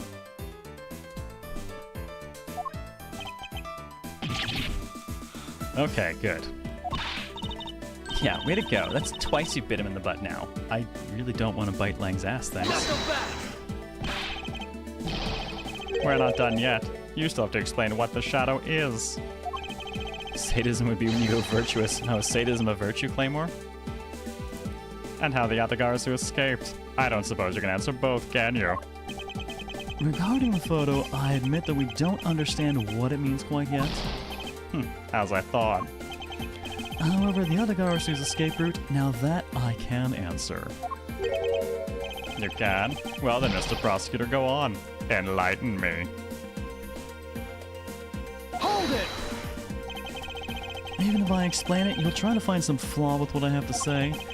You're busy heading up the Alabastian investigation, correct? In that case, I doubt you'd have much knowledge about the Babelese side of the case. So, wouldn't it be best if the lead on that side, Agent Sheena, explained in my stead? Sheena's my subordinate. If I don't stick up for her, how can I look her in the eyes and call her myself her boss?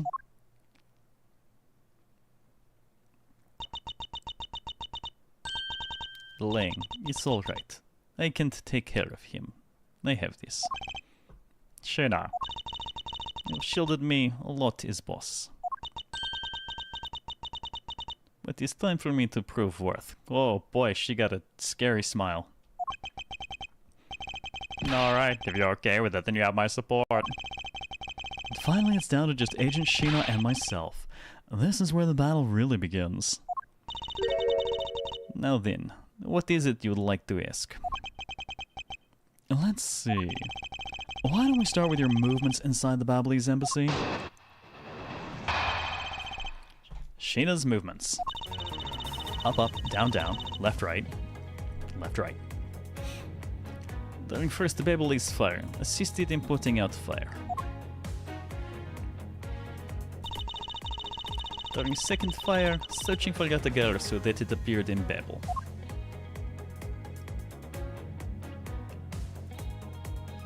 Thank you, Claymore. While I was searching, heard scream coming from next room over. And Nengwam is sacrificed to the chair. Cthulhu sleeps for a while longer.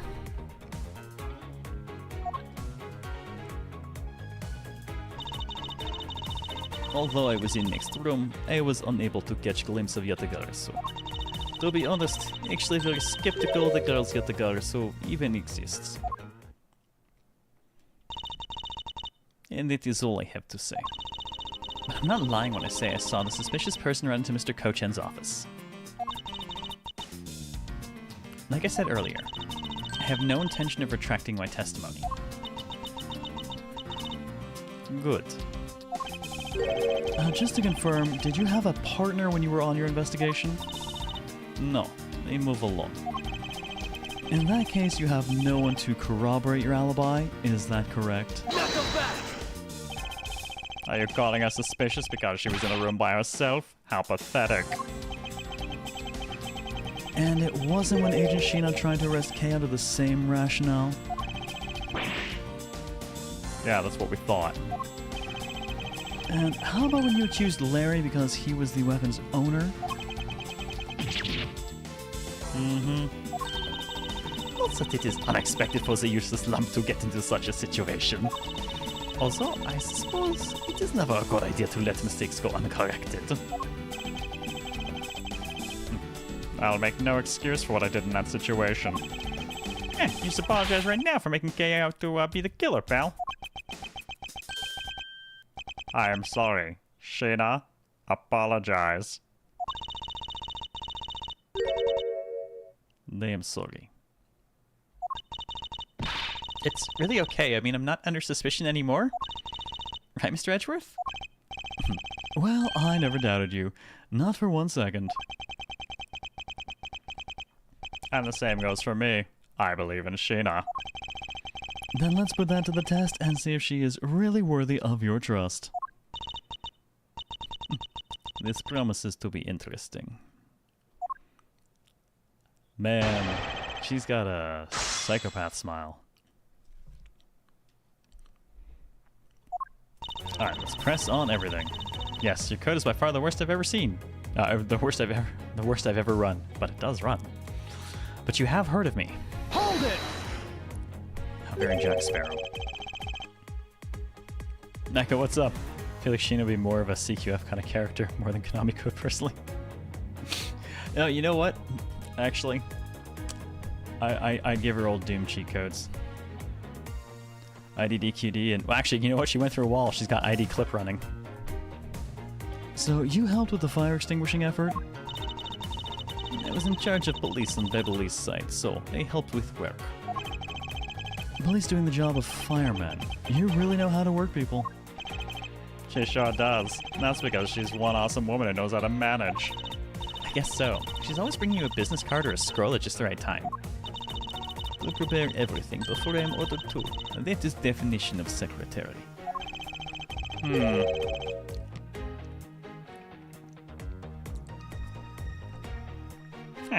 She kind of seems more capable than Agent Lang, doesn't she? At the very least, she's certainly more capable than you, Detective. No. I kind of had a feeling you were going to say that. Sheena's more than just a capable secretary, you know. Sheena, tell him what other things you're good at. Alright.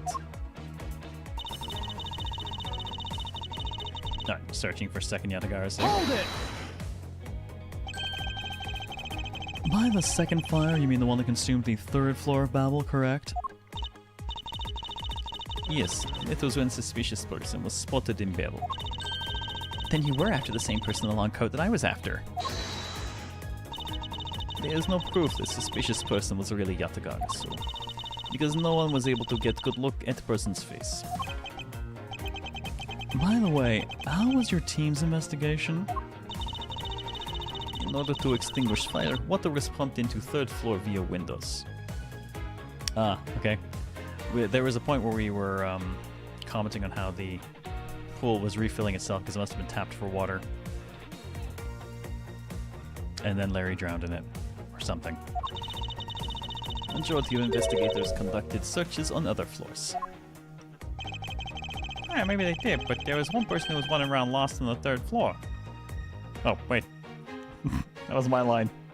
Well, Gumshoe's internals as well.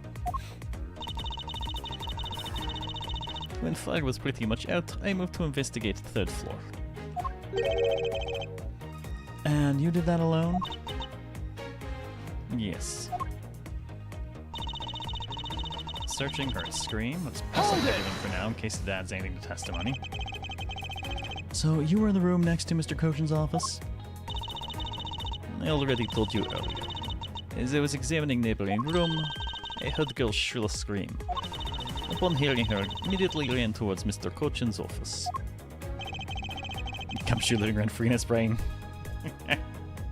Hey, like a bad show tune that won't go away. Yeah, I'm haunting you. Wherein you proceeded to arrest her, as I recall. Yes, I did. Yeah, she's still innocent, pal. I thought we'd already cleared that up.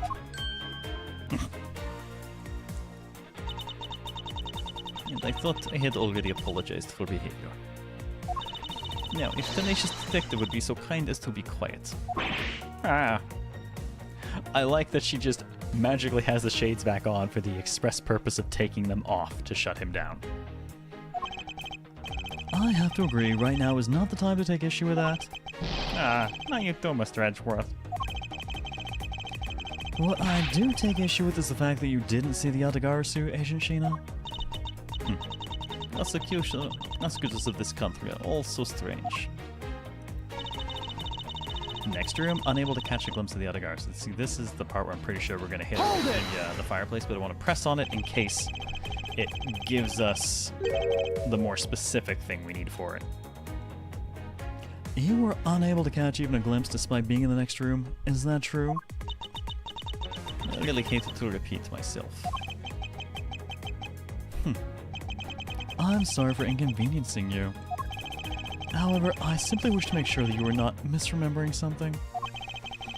We wouldn't want you to be accused of lying later on, would we? Hey, Mr. Prosecutor. Are you calling Sheena's testimony a lie? Agent Lang, I'm talking with Agent Sheena right now. So I would appreciate it if you would interrupt us with superfluous comments. Yeah. Ain't that? You know, I feel kind of bad for him. Investigations is a lot more of the press immediate objection notification than previous titles.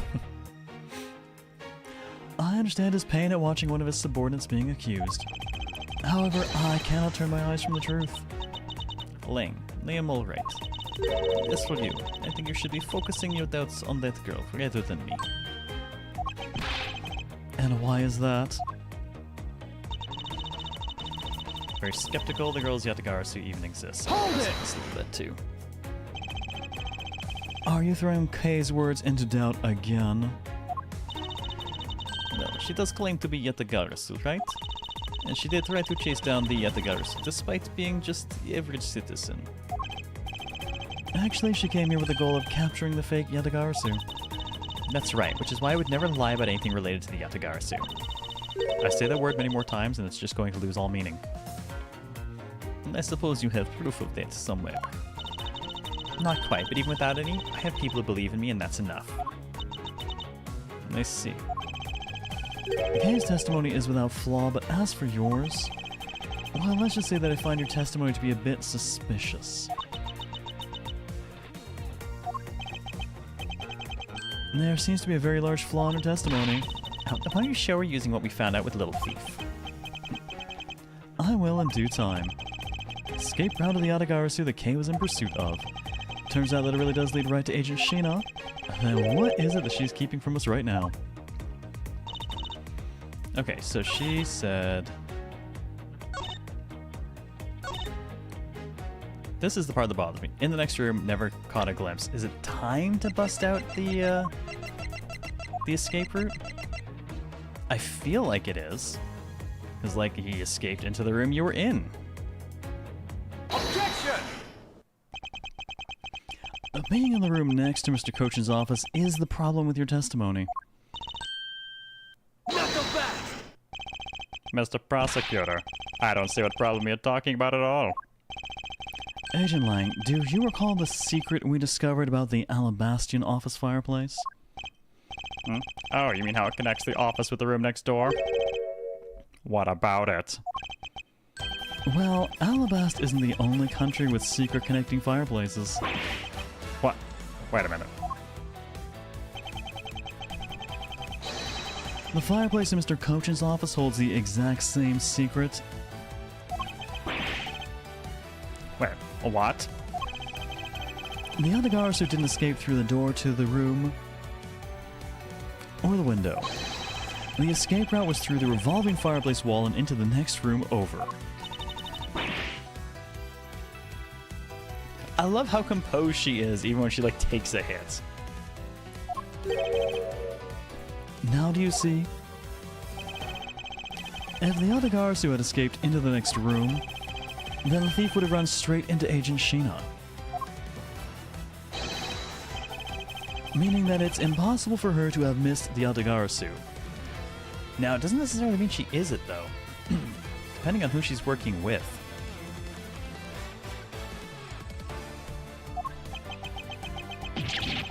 Yeah. What is the meaning of this, Miles? Well, would you care to explain, Agent Sheena, how you managed to completely miss the fleeing Yatagarasu, or shall I? Uh-oh.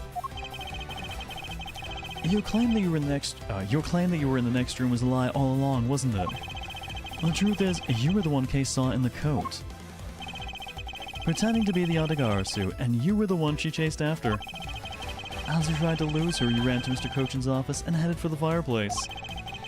And then you shed your coat in the next room, leaving it there to emerge as Agent Sheena. After that, you came back around to place Kei under arrest. Does that sound about right? If not, then speak now or forever hold your peace.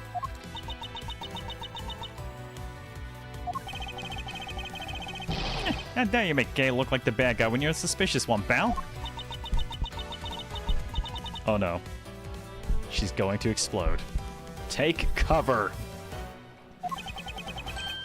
Oh my god, even Lang is over on this side now, like, oh fuck, getting out of the way. Shada?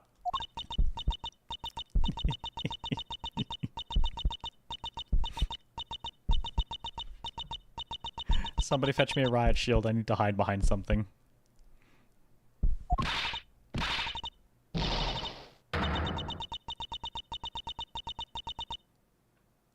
That's fucking amazing. That's fucking amazing. Oh, Callisto under our fucking noses this whole time. That's so good. How hard do you think she had to train herself to not laugh at Edgeworth all the time? I recognize those teeth, right? That face? Yep, that's it. We know that face. It's Callisto you. Oh my god, that's great. After doing a whole case where she's just laughing constantly, there's no reason to suspect the girl who makes no noise at all. Oh my goodness. Ohayo gozaimasu, Kasama-san. O genki desu ka? Fun fact of the voice I had for you. What voice did I give her? I actually don't remember offhand. What voice did we give her? Where's my list? I've lost my list.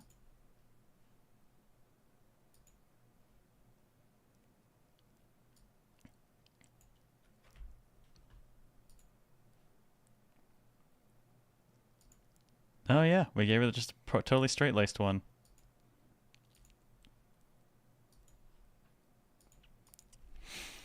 Just a regular voice. Literally putting on the Russian voice in the normal read. It's great. Just had 7 years practice, yeah.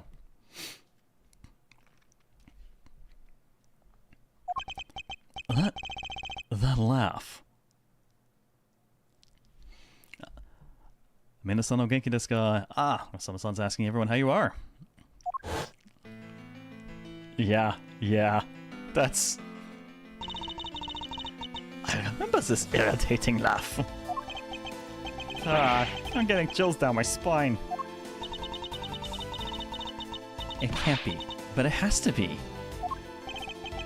Sheena, what's wrong with you? Oh, that's a great look. I'm sorry. It was so funny I couldn't help but laugh. Funny, you say? Yes, they would accuse me of being the Yatagarasu. The prosecutors of this country really are all so very strange. Do you think you can get away with this by simply laughing it off? You think I'm taking things too lightly? I think not. It's that prosecutor who is. Look, everything you said earlier is nothing more than mere speculation. Actually, should I keep the Russian voice up for her for now? I mean, we don't have confirmation.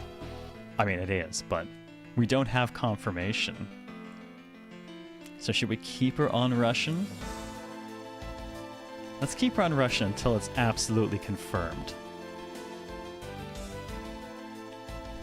Look, everything you said earlier is nothing more than mere speculation. Yatagarasu fled through fireplace. Do you have any proof to back up the claim? If you do not, you have not proven a thing regarding Yatagarasu's escape route. Man, yeah, definitely seeing the Callisto. I like that they've kind of shifted now, and her mannerisms are more Callisto now as well.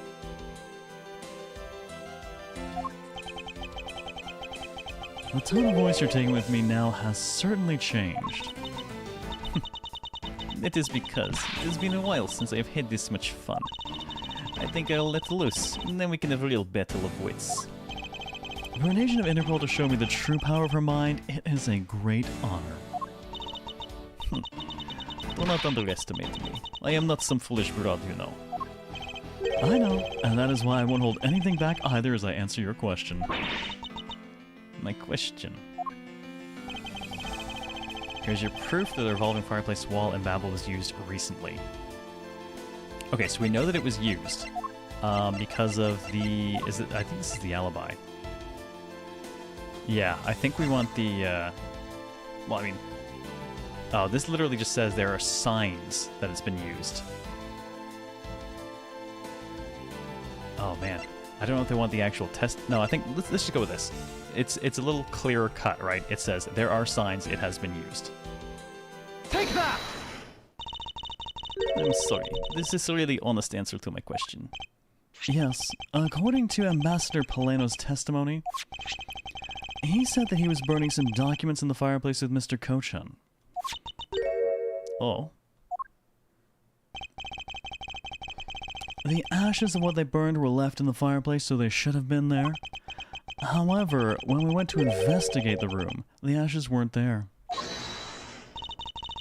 Why is that the problem? Maybe someone cleaned them up. Unfortunately for you, Ambassador Plano said that he forgot to. And so the question remains, why were the ashes missing? The answer is simple. When the Yatagarasu went through the fireplace wall, the ashes were pushed into the next room by the wall as well. The movement of the ashes that were in Mr. Kochin's office is my proof. Oh god, that face on her. I mean, we know it's her, but... Manic laughter in Russian. And just what is so funny Is it my face? It's just proof. Are you even allowed to submit such flaky evidence in court? You still wish to fight us? Of course. Why wouldn't I? In that case, let's hear your counter-argument. Counter-argument, This really is just like being in court. She has wicked facial expressions. I mean, that's just generally a thing for Phoenix Wright, though. Well, Ace Attorney, I should say. Well, to me, we're simply continuing from where we left off all those years ago. I have no idea what you're talking about. It doesn't matter if we're at a crime scene or in court. Let's finish this here and now. I suppose. I have had a lot of fun today, but I grow weary of game of cat and mouse. I am more about moose and squirrel. Let's make this the last testimony and wrap up this absurd case once and for all.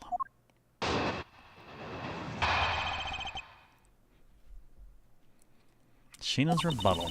In my eyes, all you've proved is that a rotating fireplace wall was used. But you cannot really call that proof that Yatagarasu used fireplace, now can you? So then, who was it that used the rotating wall? Show me your answer with the real evidence. Just aged 45 years in an instant? You're welcome! Look, Boris, it's moose and squirrel! Remember, we've already finished a very thorough investigation. And we found not a single suspicious thing in Mr. Kochin's office. And there you have it, my counter-argument. That's very impressive. She has seen through to the fact that I have yet to gather that one piece of evidence. Yeah, well, what is it, Kay? I haven't heard a peep out of you in quite a while now. That's because I'm trying to murder this woman with my mind. What? If you do not think you can handle it, feel free to leave the rest of it to us. But Gay, pull yourself together. You are the true heir to the Yatagarasu name, are you not? If you want to steal the truth, then you must never take your eyes off of it. In this chase you're running to catch the truth, you must see it through to the very end. Mr. Edgeworth, you're right, I'll see this through to the end. So, you'll get her for me, Mr. Edgeworth.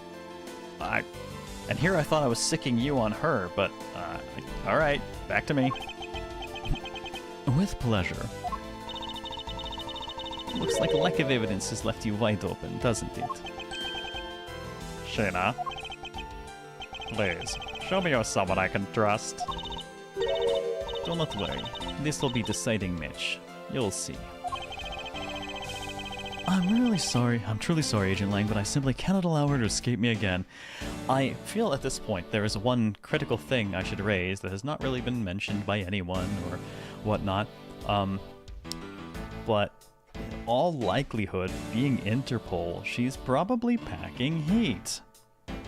And as we know, this woman is not afraid to use it. So perhaps we should be a little more prepared before we out her as a villain, given her previous performance 7 years ago when we did so. Or am I about to find myself at gunpoint again? Very well then, Agent Sheena. Shall we begin? I'm ready whenever you are. Francisca, whip her. Whip the gun from her hand. Alright, time to push on everything. Gotta press. Hold it! It sounds to me like you're saying my explanation is not good enough. Yeah, and I was able to go through the revolving door myself. Yes, that should be proof enough even for you, pal. The problem is, it would have left, ink residue, as we know in his case. But we don't actually have whatever she was wearing if it was a long coat, and obviously not what she's wearing now. So, problematic.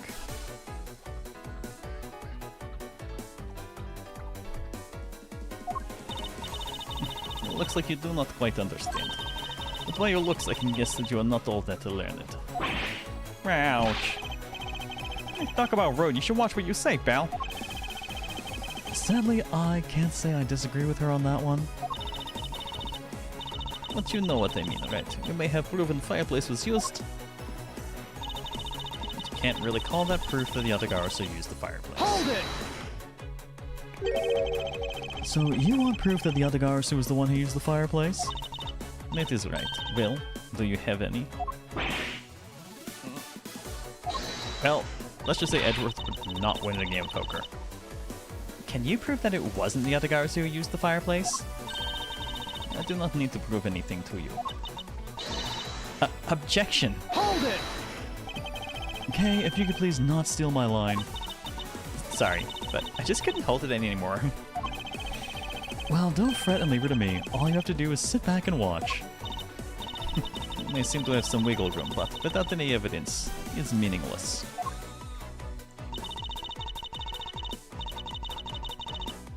Hold it!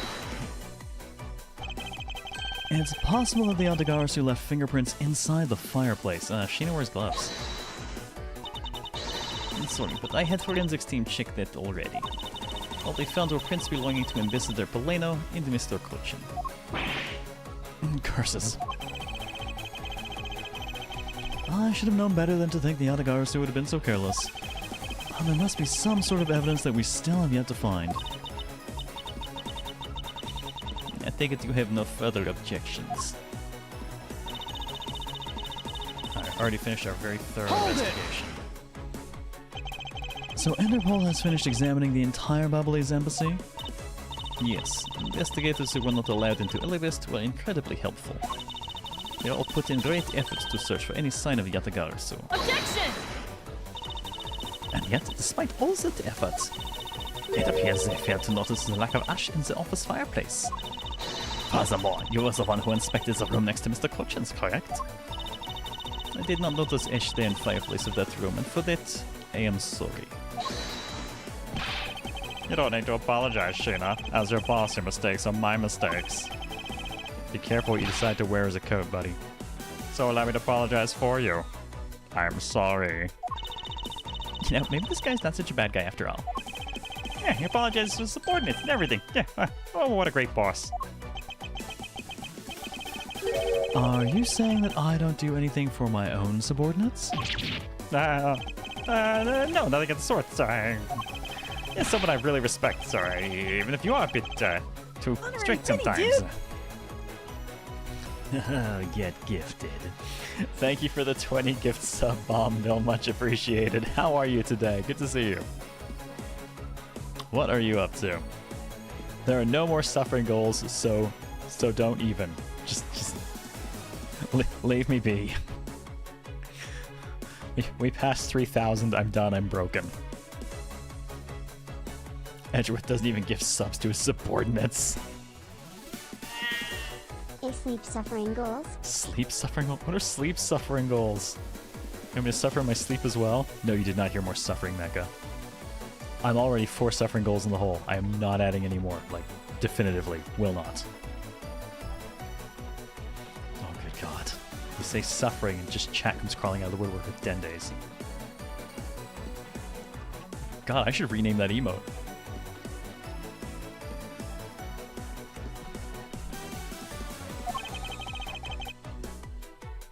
That is only a problem on your end. Wow, way to be super hard on him in response. Am I really too strict on everyone? No, it must be the children who are out of touch. Anyway, Sheena. You didn't find anything in Mr. Kochin's office, right? It is right. We finished the investigation and found not a single suspicious thing in his office. Not one suspicious thing in his office. I mean, What's with the JoJo character on the television? thank you for that bit, Bill. It's the Steel Samurai. Not a single suspicious thing, though. But I mean, we had like the Babbly's knife handle stuff, the weirdness of it being an Alabastian knife, the key was there. Like, there are. Oh, we still have the spear in our inventory. Didn't find this, the damaged clock. Like, there's a bunch of stuff they didn't find in there. Hold it! So you really didn't find anything? Yes, as I said, not one suspicious thing. Although, as you already know, I did find Yatagarasu's key and the document detailing smuggling operation. But we still have not found blade that belongs to Babbly's knife handle yet. Yeah, okay, that's fair. You see, my subordinates worked hard to investigate everything. So there was nothing else to find, right? Agent Lang really sticks up for his people. Like Angie says, all men are brothers, and friends become family. So you see, my people are my family, and their families are my family too. That is a rather large family you have there. Yes, but as we all know, there's always one black sheep in any family. And though it pains me, Agent Lang, you will know the black sheep in your family. So, do you actually have any proof that the Yatagarasu used the fireplace passageway? No, I haven't found any yet. What are we going to do? There's no need to worry. Because there is a loophole in this Interpol agent's argument that we can exploit first. Yeah, I'm pretty sure it's the lack of anything. The one in charge of the Babbly's investigation was not Agent Lang, which means that with Agent Sheena in charge, it's possible she may have tampered with the evidence. That piece of evidence that we found. There's one thing I do know, it's that someone tried to hide it from us. Okay, this has got to be the, I want to go back to, we've never found... Okay, so, the only thing we found that they definitely have not found has got to be the wire. Objection!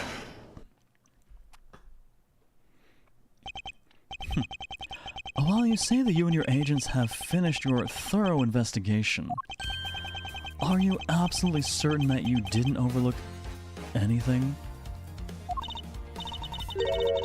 Well, aren't we full of ourselves, standing there insulting Interpol agents? You'd better not be insinuating that my men are incompetent, Mr. Prosecutor. I would never do that. However, it doesn't change the fact that they did overlook something. I'd like for you to take a look at this length of wire. What exactly is this supposed to mean? A length of wire. So what about it? I'll tell you what. We found this in the Babbly's embassy not long ago. What? And we found it wound up inside the grandfather clock in Mr. Kochin's office. Found that at the scene of Mr. Kochin's murder? Well, this wire wasn't all we found. We found one other very important thing. There's more. But wait, there's more. In Mr. Kochin's office, there were signs that someone had burned counterfeit bills there. What in the? Yeah.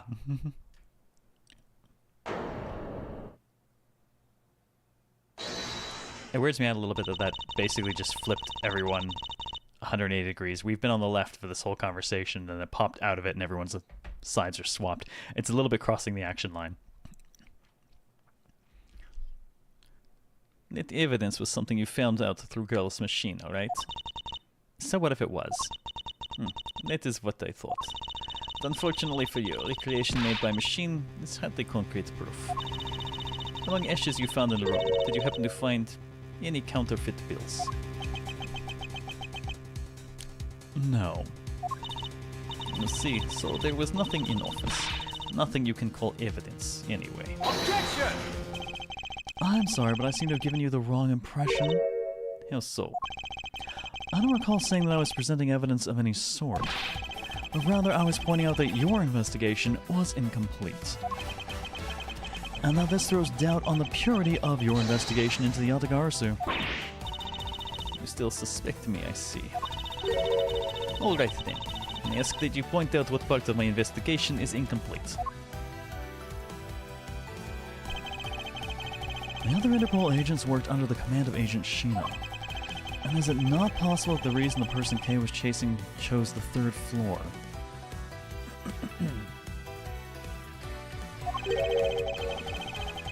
Was because that person knew there would be no other agents on that floor? Furthermore, we've come to see that Agent Sheena was only pretending to be investigating the Yatagarasu to the point of arresting K. In that case, there's one location that no one has yet to inspect.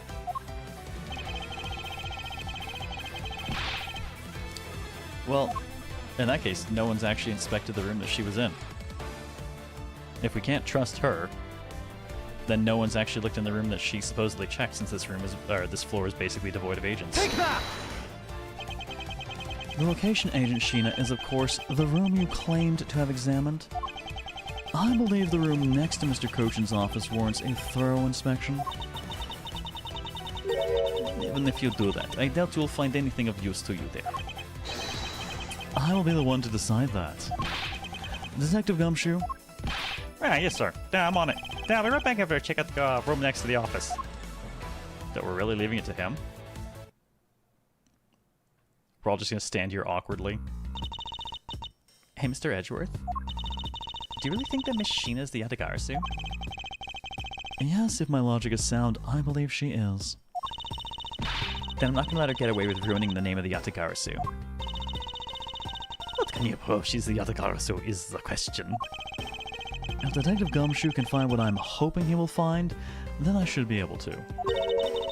And just what are you hoping he will find? Let's just say this. I had Detective Gumshoe do a little experiment for me earlier. An experiment? As if the detective has the brains for high science. Oh. Yes, we asked Gumshoe to do something important. This may or may not work. It wasn't that mentally taxing. I had him use the same escape route as the Yatagarasu. And what did you find out by doing that? First, that it's impossible for a person to fit through the revolving wall, or that it's possible for a person to fit through the revolving wall door. Second, that by going through there, his coat was covered in ash and Bobbly's ink. Who cares what his coat was covered in? It is not worth that much anyway. But is it really worth so little? I believe that it's actually quite a meaningful result, the value of which I'm about to prove. Hey, Mr. Edgeworth, I found some things you really need to see, sir. Oh, so what are these things that you found? Some makeup, a coat, and a pair of shoes, sir. You found a coat? You hear that, Mr. Edgeworth? Maybe it's the one the person I was chasing was wearing. Yes, the possibility does exist. Agent Sheena, were these pieces of evidence not in the room when you examined it? Unfortunately for you, those are not suspicious items of any sort. They all belong to me. They were getting in the way, so I stored them in that room. Oh. Thank you for bringing them to me. It saves me a trip. May I have them back now? Hold it! These items that the detective brought back are incredibly significant. I request that we be allowed to examine them. They are my personal belongings, so you have no right to touch them without my permission. Good God, we're just slamming back and forth here. I wish to examine them for the sake of the investigation. But if you wish to deny us access to them, Agent Lang, let's hear your opinion on this. I say let them look at your stuff, Sheena. Ling. Sheena, let's put it all out in the open. If you're really innocent, then you have nothing to worry about, right? I guess so. Alright. Go ahead and examine whatever you would like. After all, I have nothing to hide. Good. Now let us begin. Yeah, so which Agent Sheena's belongings are you going to examine, sir? I want to know about the coat. Let's examine the coat. Ah, yes, sir. Oh yeah. It appears you managed to stain your coat rather badly, Agent Sheena. The other guards who the case saw was wearing a coat, and I'm beginning to wonder if this stain wasn't created when you went through the fireplace. No, you have it wrong. A suit probably got on caught when I was helping police put out fire. And what about this dark substance around the hem of your coat? Oh, I did not realize that the hem was that dirty. I'm sure it's just water mixed with soot from when I was helping with fire. That stuff is horribly staining, yes. I don't think so. I think you can get away with such a transparent lie. Eh, don't lie to us, pal. This is the same pattern of dirt that got on my coat when I went through the fireplace. Your words ring hollow in absence of evidence, you know. I'm sorry, girl. I'm gonna have to light your coat on fire. So, unless you can prove that dirt on my coat is from fireplace... Which I can. How? You did a great job, Detective Gumshoe. Huh? Me, sir? What did I do? This coat, this is exactly the piece of evidence I was searching for. I've been hoping to find the coat that the person Case saw was wearing, and thanks to you, we proved that going through the fireplace would sully a coat. Yeah, I don't quite get what you're saying, but I'm happy for the praise, sir. Yeah, that pure dumbass boy. All that remains is for us to show what the dark substance on the coat hem is. And you think you can do that? Of course I can. This is the dark substance that sullied the hem of this coat. It is the ink. Take that! Beverly's ink. Yes. This is what will prove that the coat went through that fireplace. According to Ambassador Polano, he burned some files in the fireplace this morning. You told us about that already, so I do not really see point in mentioning it again. My point is that he spilled some ink onto the back wall of the fireplace at that time. If the dark substance on this coat turns out to be Babbly's ink, it would prove that you and this coat went through the revolving fireplace wall. She's so bendy. Sorry to have clipped one of your wings, Yatagarsu, but we're not finished yet. You have no way of proving whether or not this is Beverly's ink on coat hem. Oh, but I do, and I intend to show that it is ink in a few seconds. Hey, Mama Cat, how you doing? How, you ask? Well, since you don't seem to know, allow me to show you. This is how I will prove that the dark substance on the coat is Babbly's ink. Burn the coat! We can find out whether that is Babbly's ink or not by lighting it on fire. That's how you're gonna prove it's Babbly's ink? Yes. If you could please cut a section of the dark stained area for me, I would appreciate it. We got fire, Toa? Yes, we do. And I see your request. You have been fed to Chair Thulu. Your sacrifice is appreciated. As I will show you here and now what the dark substance is. Sheena, sorry to do this, but I'm going to have to cut off a bit of your coat. Go ahead. I was not planning to wear it anymore anyway. Now then, if someone could loan me a lighter or something. Oh, I've got some matches. I always carry them with me so I can light smoke bombs. If you say so, girl. Oh, glad to hear, Mama Cat. Then, if I could please have one, Kay, we can get this experiment underway. Oh, that flame. That's the same color as the flames which crystal oil produces, which means... Babyliss ink is a product of wit crystal oil, and when lit, the ink produces a green flame. I believe the time has come to clip the Yatagarasu's other wing. Miss Sheena, you're the fake Yatagarasu. The one who killed my father. It's about time you claim clean, Agent Sheena. Or should I say, Callisto you? Hey, Mr. Prosecutor, you're not serious, are you? Do I look like the joking type to you? Callisto you, I have never heard that name before in my life. That manner of speaking and that attitude. You haven't changed a bit in 7 years. Hey, the defense attorney that killed Mr. Faraday and then tried to frame me for it. Oh really? And you have proof. Insist I am this Callisto you woman, but you cannot prove it. If you have no proof, then I am afraid you will not be able to lay single finger on me. The raven is a very unique bird, one that flies by the darkness of night. However, the light of dawn has arrived and it will reveal your true, ugly form to the world. Enough poetry. I wanted to see evidence.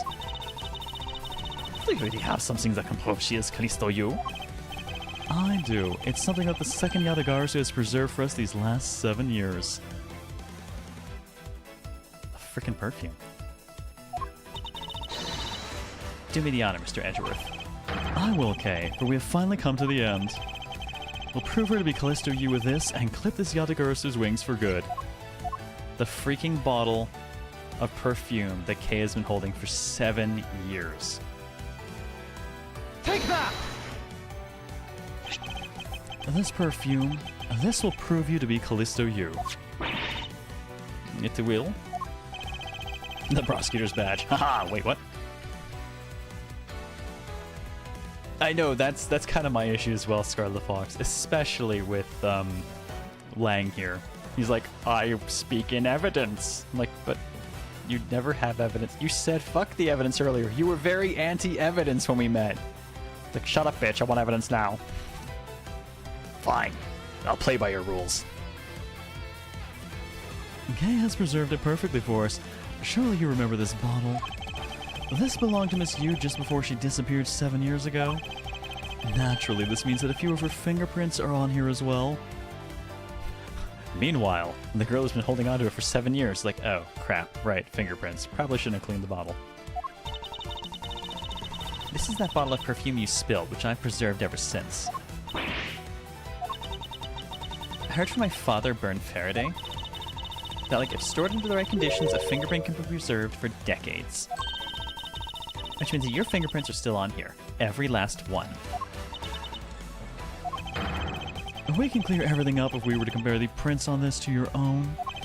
Now come, Agent Sheena. Will you submit yourself to a fingerprint test?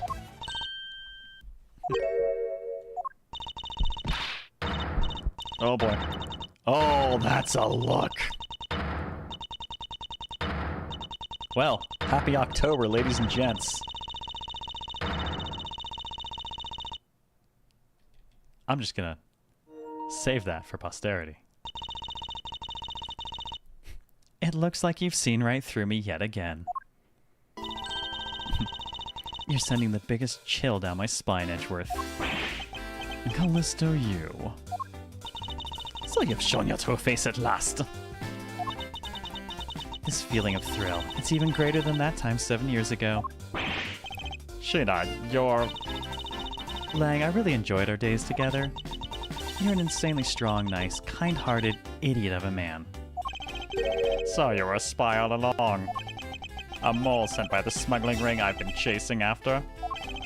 Someone who's been feeding them intel at Interpol all this time. Very good. Maybe you're not as big of an idiot as I thought. Callisto you, the one who killed my father 7 years ago. You're her, aren't you? The fake Yatagarasu. That's right, Callisto you. That's just one of my many names. But even that's just a facade. Good evening, ladies and gentlemen. I am the great thief Yatagarasu.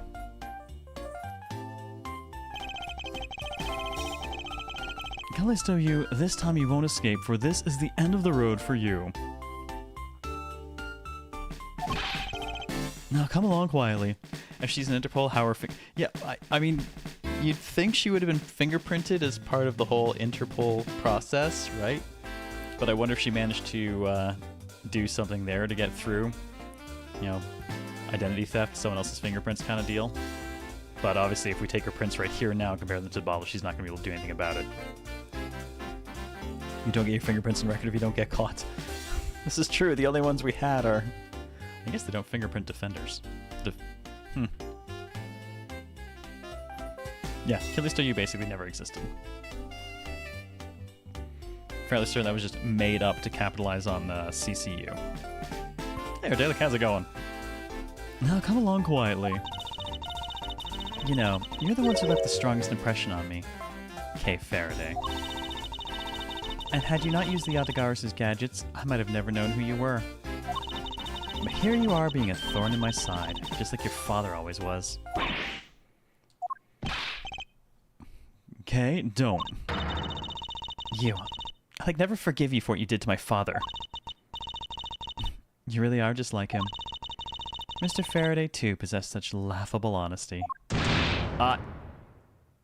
You unbelievable dumbass. What did I say? We know this woman. We know she packs heat. It's the same fucking gun. I recognize the little Derringer. Oh. So stupid.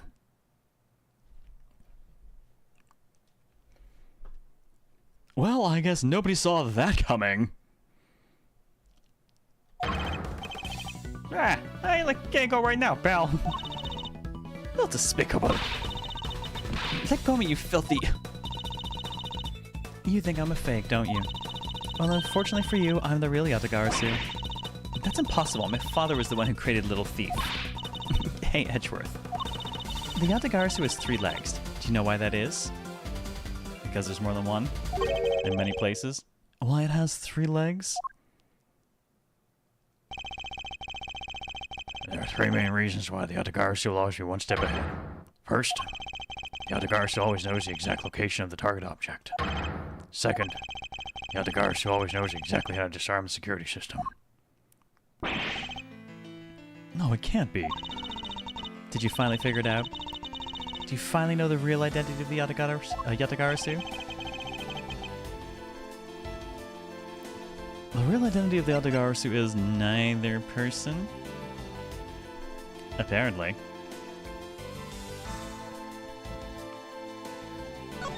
It's a team. The real identity of the Yatagarasu is neither Burn Faraday nor Callisto U. And by the same token, they are also both the real Yatagarasu. How very perceptive of you. No way. The single person known as the Great Thief Yatagarasu never existed. Mr. Edgeworth? No, I refuse to believe this. The Yatagarasu is known to have 3 special skills. Skill number 1. The Yatagarasu always knows the exact location of the target object. That's one person's job.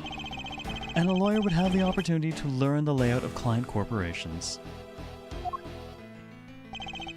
Skill number 2. The Yatagarasu always knows exactly how to disarm the security system. And a good prosecutor would be well versed in the ways of a criminal.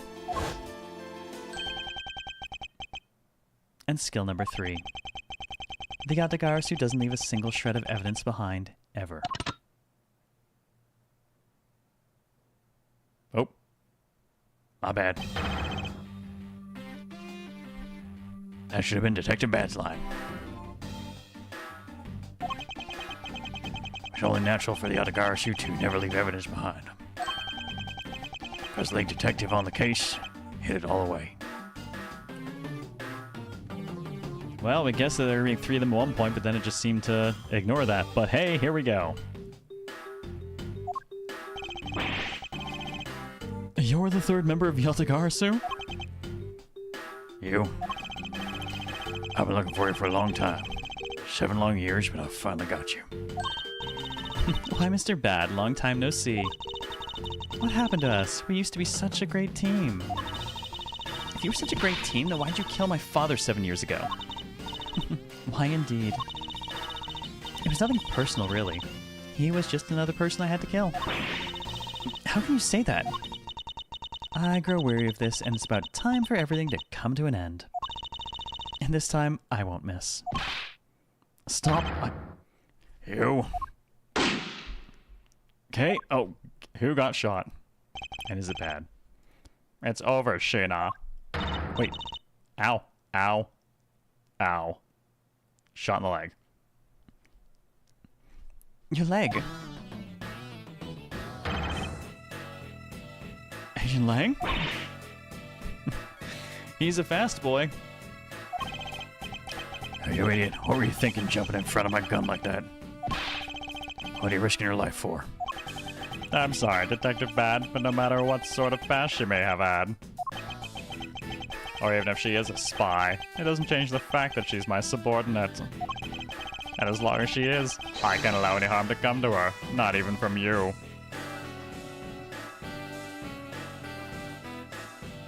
Well, no one gets away from the leg of the law. Or is bad aiming for that shot to make sense? I wonder if he was going for a leg shot. It's very hard to hold a hostage up when you can't stand up yourself. Or when the hostage can't stand up. Don't shoot the hostage. You really are an idiot, you know that. That's fine with me. You should know by now that this is just how I am. Hey, sis. Yes? The Lang arm of the law. Boom. I want you to conduct a full body search. Shayna might have another weapon on her. Alright. Detective Gumshoe, your assistance, please? Yes, sir. I found something. Hey, what's this, sir? It looks like the blade of a knife, but it doesn't have a handle. There we go. This is a great find, Detective. That is, sir. Let's try powering up this blade with this handle. Oh, nope, shit. I thought I nearly picked my prosecutor badge to just jam into the knife. Oops. One last mode of prosecutor badge. Tempted. I've got good health. Take that! Now then, let's try combining the blade with this piece of evidence. I don't think you combined up the blade, sir.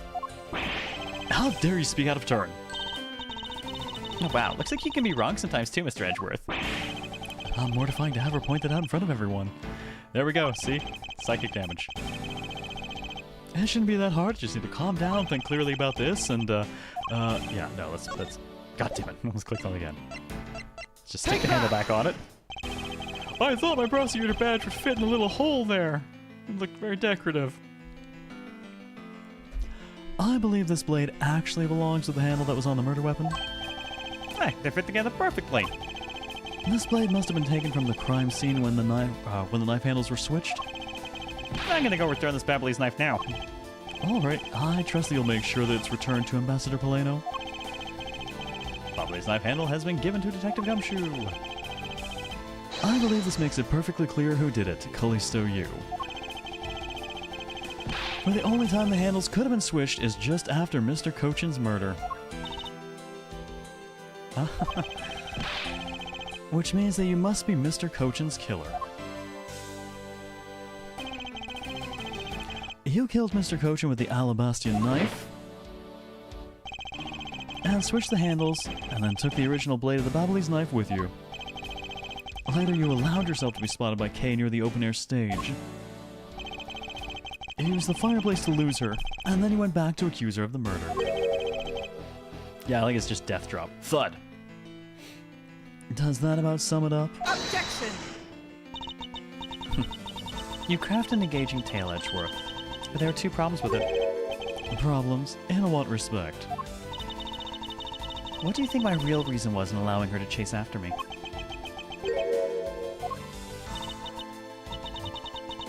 It was all so I could capture Kay Faraday. What? When I saw you using that device at Gatewater Land, I knew right away that you were Byrne Faraday's daughter.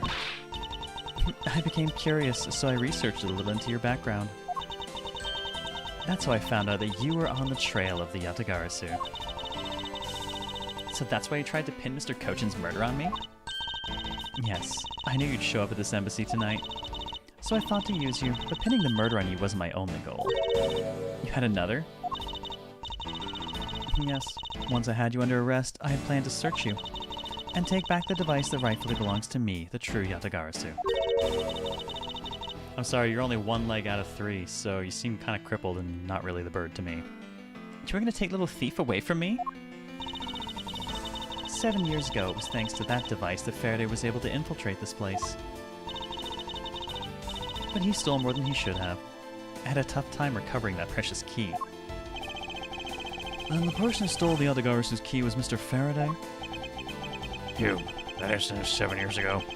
What was the catalyst behind it? In the eyes of the smuggling ring, the Yatagarasu was becoming a bit of a problem.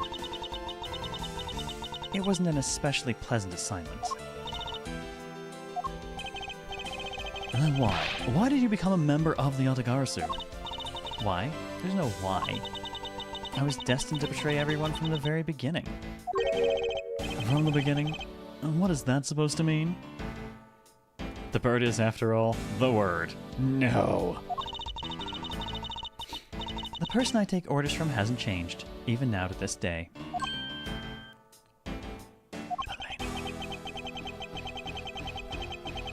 Does this mean that the leader of the smuggling ring wasn't Mr. Kochin? And the real ringleader is still out there pulling the strings? Are you done asking what you need to know? Because if so, we should probably get going. I probably ought to see a doctor or something. There's a gaping hole in my goddamn leg. And you're gonna tell me everything you did tonight. Do you understand, Sheena? I guess I should tell you then that I was the one who set the Babalese embassy on fire. And why did you do that? Plot twist, it's the judge, man, can you imagine? Oh, look. I was the criminal all along. Haha. I didn't even know it. I suppose it was to destroy all evidence of the counterfeit bills.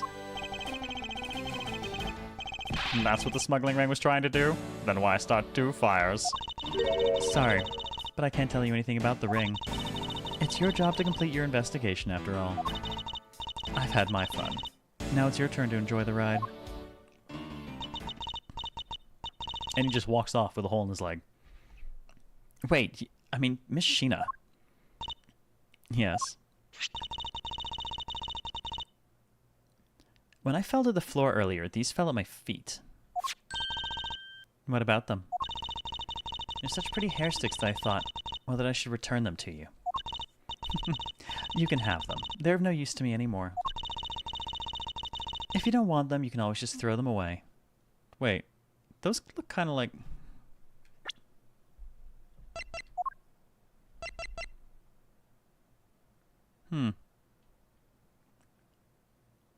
Looks kind of like those.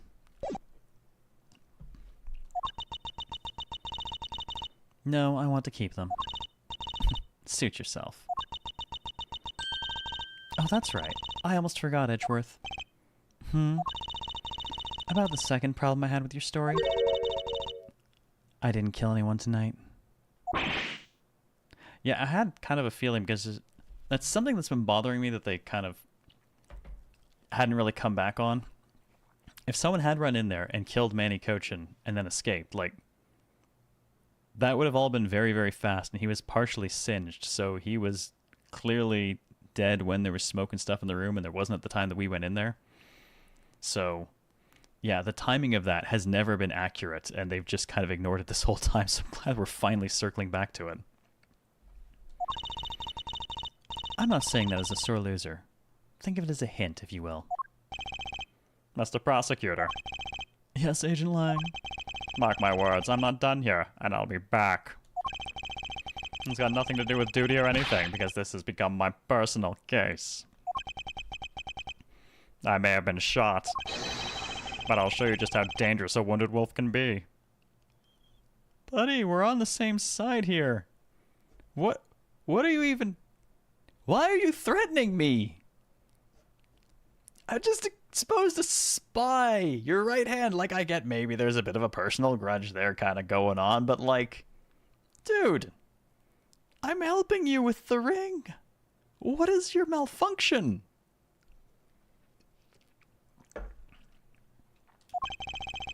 His anger appears to have negated the sensation of pain in his injured leg. Oh, nice touch. He is kind of limping away. He's secretly rabid. It's not even a secret. It's finally over, Kay. I feel like I've peered into her heart a little, you know? And it's so cold and dark, and incredibly lonely. The person who was giving her all these commands. The one who thought my father was a problem to be removed. That person is the real ringleader behind the smuggling ring. And Mr. Edgeworth, I have a favor to ask. Can you hold on to these hair sticks for me? Yeah, I'm certain those are the things up in that garden bit. They're really pretty, just like the ones they were selling for the Gem and Ninja show. But until this case is over, I don't think I can look at them without being overcome. I understand. I'll take good care of them for you. There's a bit of soil stuck on the ends of these sticks. Yes. I said the picture looked like there were two missing, and now we've got them. Hair sticks with a candy stripe pattern on them. There's some dirt on the tips. Thank you. I guess it's that time already, huh? So it is midnight, the dawn of another day. Hey, Pops, thanks a bunch. You've really done a lot for everyone all these years. Detective Bad, don't tell me today is the day. Yep, it is. With this, I can retire in peace. We're down to the wire and we almost didn't make it. But we did it. We solved everything. Buddy, didn't you just confess to tampering with fuck tons of evidence? Dude, Gumshoe should be arresting him right about now. That's just it. We haven't solved everything yet. The ringleader of the smuggling ring the Yatagarasu we're chasing after. The legend of that Yatagarasu is now over. Mr. Edgeworth, a bit of logic earlier was brilliant. I feel like I can leave it all in your hands. I'm counting on you. He retired and then was immediately shot. No! Is it really true, Uncle Bad? Were you also part of the Yatagarasu? As I said to you earlier, Kay, I'm truly sorry. I wanted nothing but a peaceful life for you. Uncle Bad. Don't take it so seriously. It's all just one big joke, right? Unfortunately, it is not. Come on, sir. She's just yanking on my chain, isn't she, Mr. Edgeworth? Detective Bad... Wait, no, you are no longer a detective. Mr. Bad, I would like to ask you about the Yatagarasu. Not you too, Mr. Edgeworth. Mr. Edgeworth, here, I should give these back to you. These are... Haha. The pages from my KG-8 case files that the Yatagarasu stole from my office. Wait, what? Mr. Edgeworth, I must apologize for last night. So the Yatagarasu who stole into my room was you, was it? Wait, what? Tell me it's not true. That's too insane for me to believe, sir. That's true. Even if it's not something you want to hear. The KG-8 incident is a very emotionally trying case. We stood in that courtroom, Faraday as the prosecutor, and I as the lead detective. Faraday had evidence in his possession that would prove the defendant guilty. However, because it was stolen, the defendant was found innocent.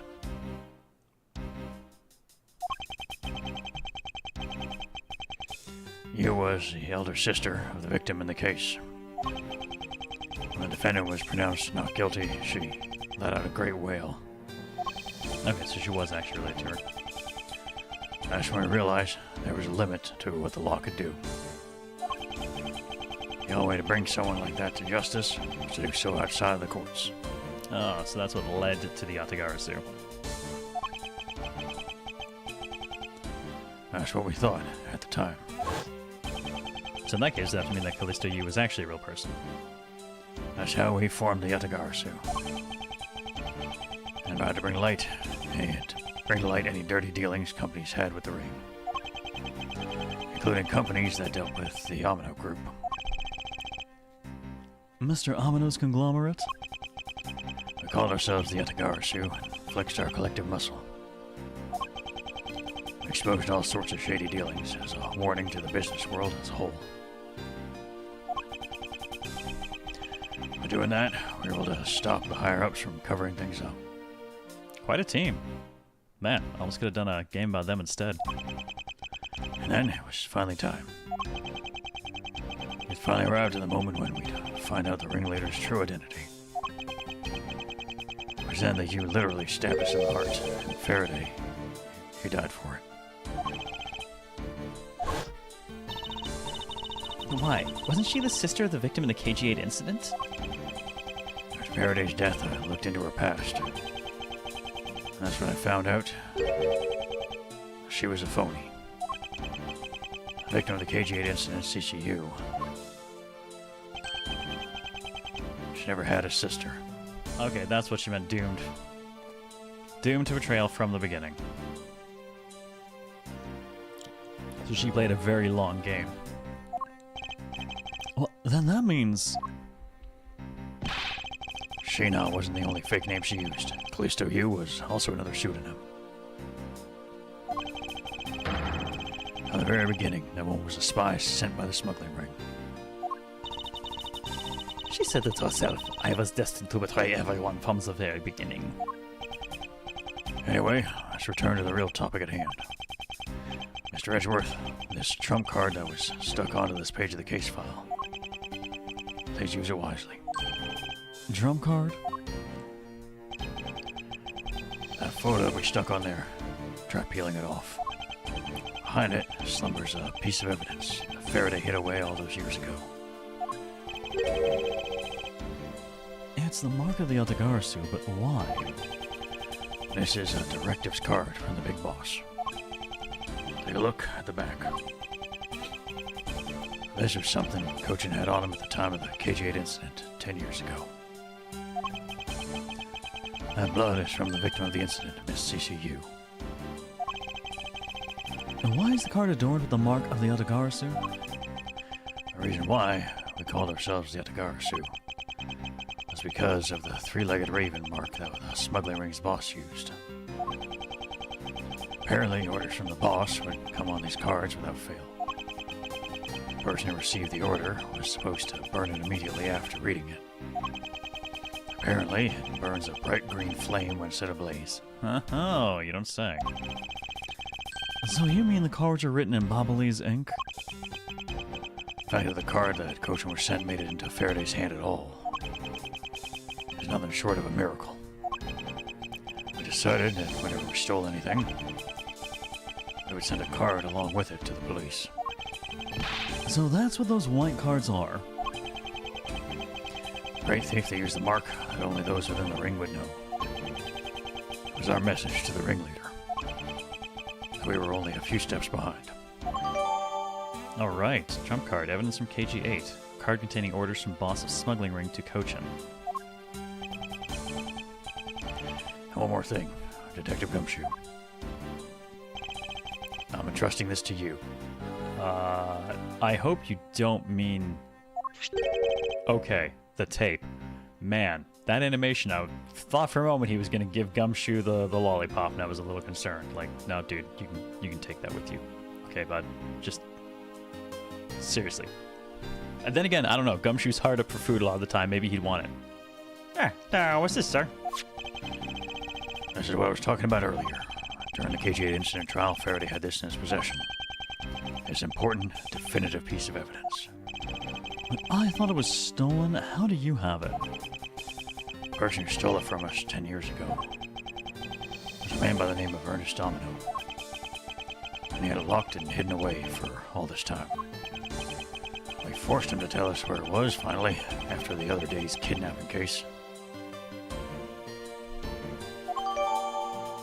Evidence from KG8. Faraday had retained it once, but Ernest Omno had it stolen. This video. Wait, don't come any closer, I'm warning you. Pretty sure we zapped him, didn't we? We must have. This is the same video as the one Mr. Portsman was trying to conceal from me. Yeah, it seemed that even he was caught up in the ring's web. Omino was preparing to take on the boss someday. And the video was his insurance. That's where that prosecutor comes in. He was to retrieve the video. On top of that, he was apparently instructed to sneak into your office and steal the trump card.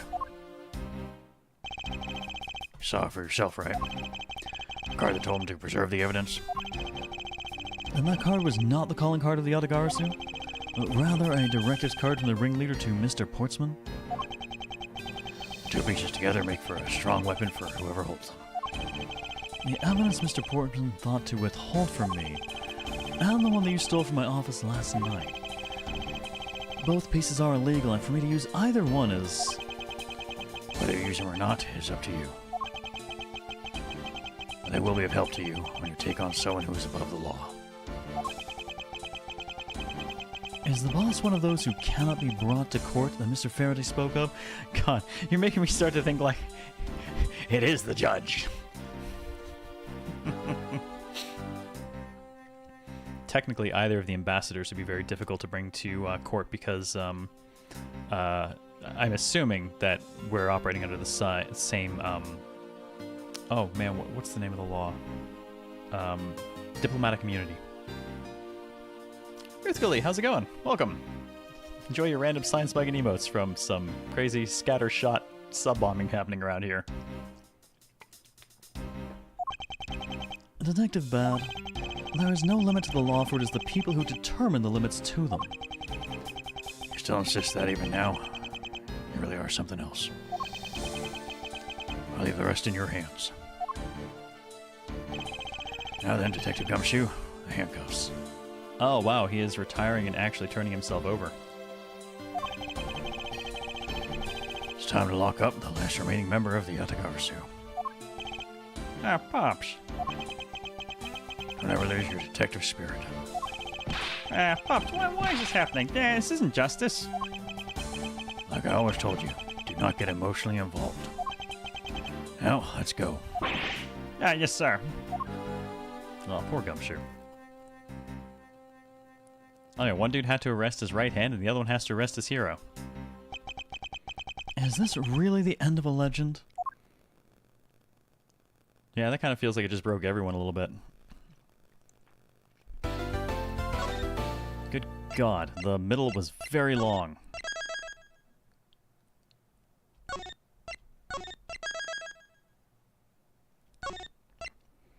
Oh, what do you think, Sione? 2 days remaining or the one? Trying to figure out if I can fit. Trying to figure out if I can fit Metaphor this week. Maybe I'll rope Daimyo into running it. It's gonna be rough. Yeah, I got a feeling. March 15th, 12:07 a.m. Theatrum Neutralis lobby. So now we know who the Yatagarasu really was. And yet there remains much to this case that needs to be resolved. Like how the weapons crossed country lines, for example. The two countries have incredibly strict security systems and entry procedures. How's it going, Genialo? Enjoy your random science magnemos as well. Apparently the sub-bombs are far and wide today. Sort of a miracle. It is impossible for someone to have smuggled them in. Smuggling them in, huh? Well, we'll need to open a new line of investigation on just this aspect alone. But before we do, I'd like to go through my evidence once more. There we go. Unnecessary evidence has been removed. Remaining evidence has been rearranged. What does this leave us with then? Alright. Our badge, the guide, notes about the body, the key, the blade. I guess it's still there because of the crossing lines thing. Prima Dux, the bills, the paper document, the samurai spear still. Mass 2's notes, the other statue, the passion flowers, obviously. The samurai dogs. The samurai dogs are still relevant. Good God, we have a lot of relevant information still. Hey, there's a VCR here, sir. Hey, now we can see what's on the tape Detective Bag gave us. Oh, good Lord, I'm gonna need more water.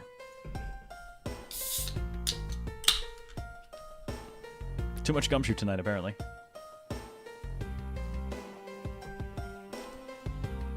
Oh, there we go. Hydrate. This piece of evidence from the KG-8 incident hidden from sight for 10 long years. That's not water? That's not water. That's seltzer. Still water. I just know that this is related to the current case somehow.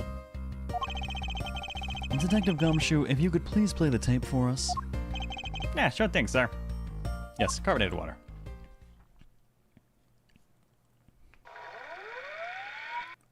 I don't usually drink soda unless it's mixed with alcohol at this point. And this man, it's Manny Cochin. And he's just standing there with a knife and the card. And he's holding a knife in his hand. Well, this looks like footage from a security camera at the entrance of an apartment building. An apartment building? How do you figure that? Unlike you, I actually got the summary file on the KG-8 incident. And the crime scene was the victim's own apartment. I guess that never did come up, did it? So this footage was shot at the entrance to the victim's own apartment building?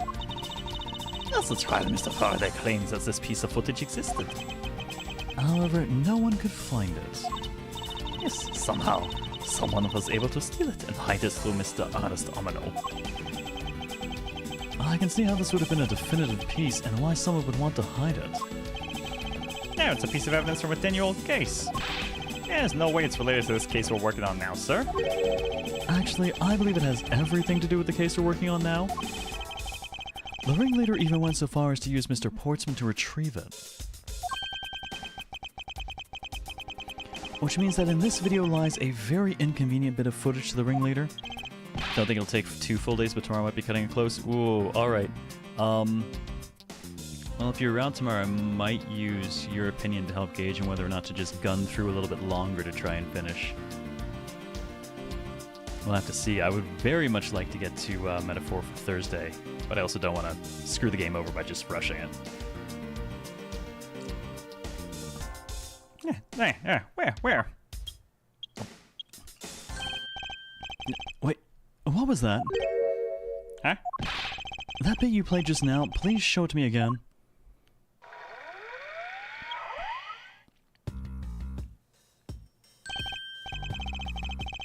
This car, this is something we cannot overlook. Embassy flags. Yeah, where's that, sir? Look here, Detective Gumshoe. I'm going to assume that we're talking about the fact that there are embassy flags on it. This is the national flag of the Principality of Codopia. And because it has the national flag on it, we know this to be an official government car. The question we should be asking ourselves is, what was a government car doing here? Or there? Oh, Miss.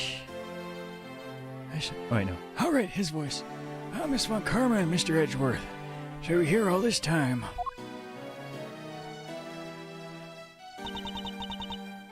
He looks like an old sage who'd give us quests. Ambassador Alba.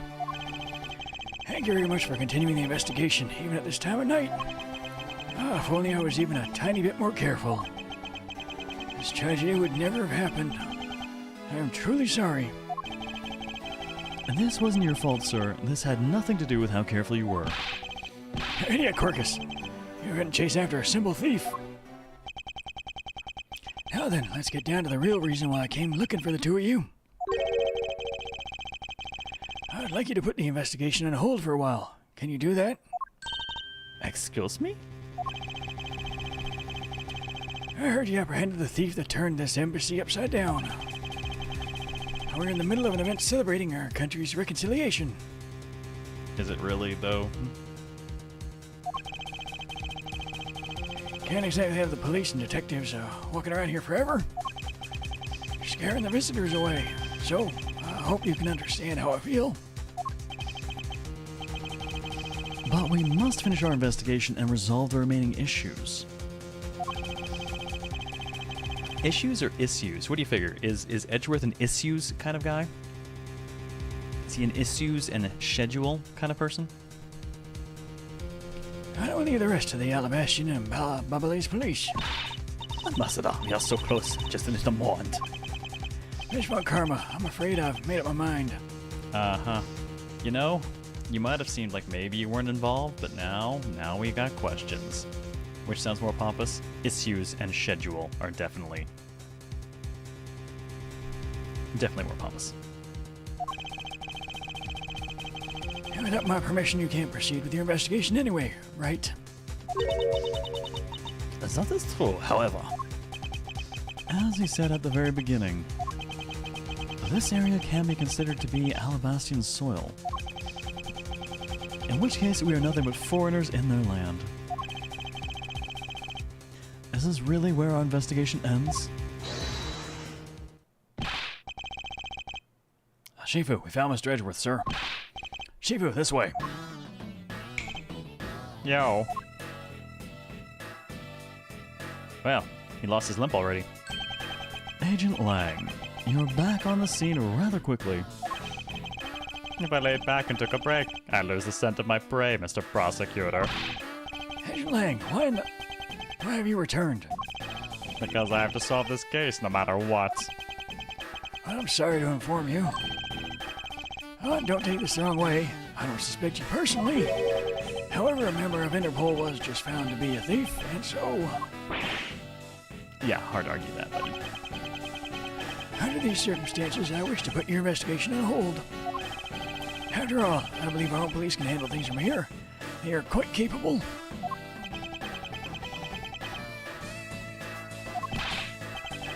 At this rate, our investigation really will come to a close.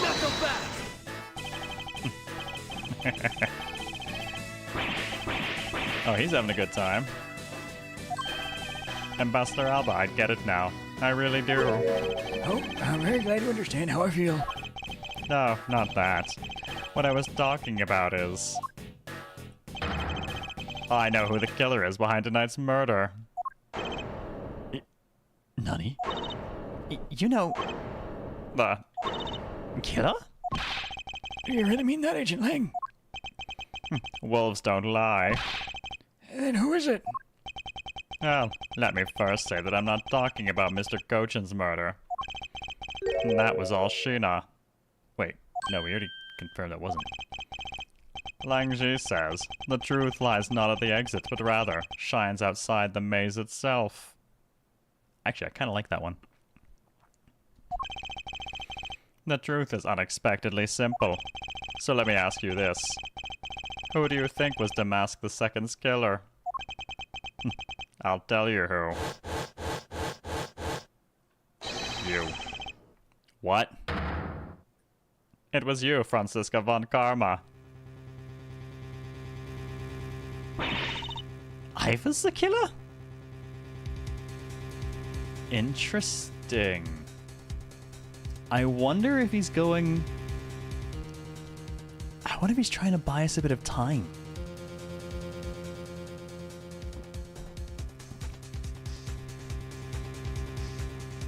As I've already got a suspect, then we've got time to potentially prove it. Or, you know, look for real evidence while proving it. hey, wait, but that's impossible. Yeah. Although... that whip is actually quite, ow. Yeah. Hold your tongue and that ludicrous remark you are about to make. She's too popular to go to jail. Agent Lang, are you seriously accusing her of murder? Yeah, I am. He doesn't appear to be joking. How's it going, Takeda? Hey sis, I remember that just before Ambassador Alba went to give his speech. He called you into his office, right? Yes, he did. But what does that have to do with anything? I'm getting to that. Furthermore, in order to solve both cases, you moved around rather freely between Alabasta and Babel, did you not? Objection! And there is your evidence that I am the killer. I was just getting to that. Trust me, I'll show them to you in due time. Ambassador Alba, in order for me to bring this case to a close, I'll need to inspect your office one more time. Will you grant me permission?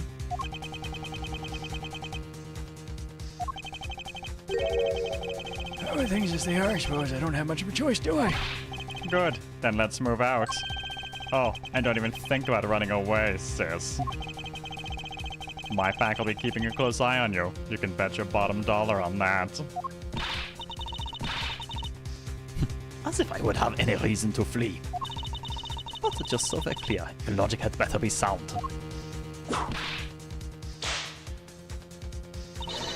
Because I would accept nothing short of a perfect explanation.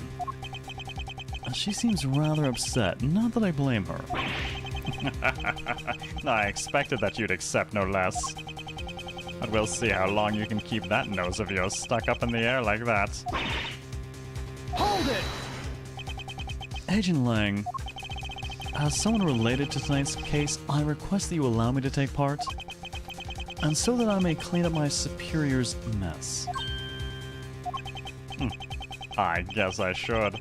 The more the merrier, especially when it's the peanut gallery. Oh, in that case, I want to join in too. I still haven't seen what it looks like in Alabasta yet. You're like, hey, join in. You gotta let me in too, pal. I can't sit around and do nothing when Miss Von Karma's in trouble. Also, I'm the most peanut gallery person here. Hey, Gummy, let's have a competition to see who can save her first, okay? Okay, I'll take you up on that. Oh yeah, I'm fired up and raring to go. As a detective, I don't believe this is something you're supposed to be excited over. Sounds like this is going to get real interesting. Ambassador Alba, I'll be bringing these kids along for the ride. Very well. I'd like you to keep in mind that this will be your last chance. I'll have this whole mess cleaned up before you know it. Now let's go. Nicely done. Alright, some respect, Lang. I admit it. March 15th, 12:53 a.m., Alabastian Embassy, Ambassador's Office. Okay now, let's first go over the facts one more time. Manny Kochin's body was found over in the Secretariat's office in Babel. The weapon that took his life was one of Alabast's ornamental lives. And then, the body of Damask II, Mr. Kashino, was found here in the Alabastian Ambassador's office. Through our investigation, we found that the murder weapon was this Primaduck statue. Were we supposed to say that? I don't think we were supposed to say that. Because remember, he went and asked the ambassador for permission, and the ambassador said no, and then we did it anyways.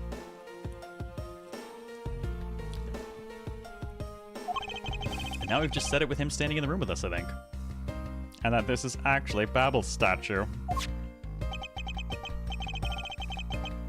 In this case, no matter how I look at it.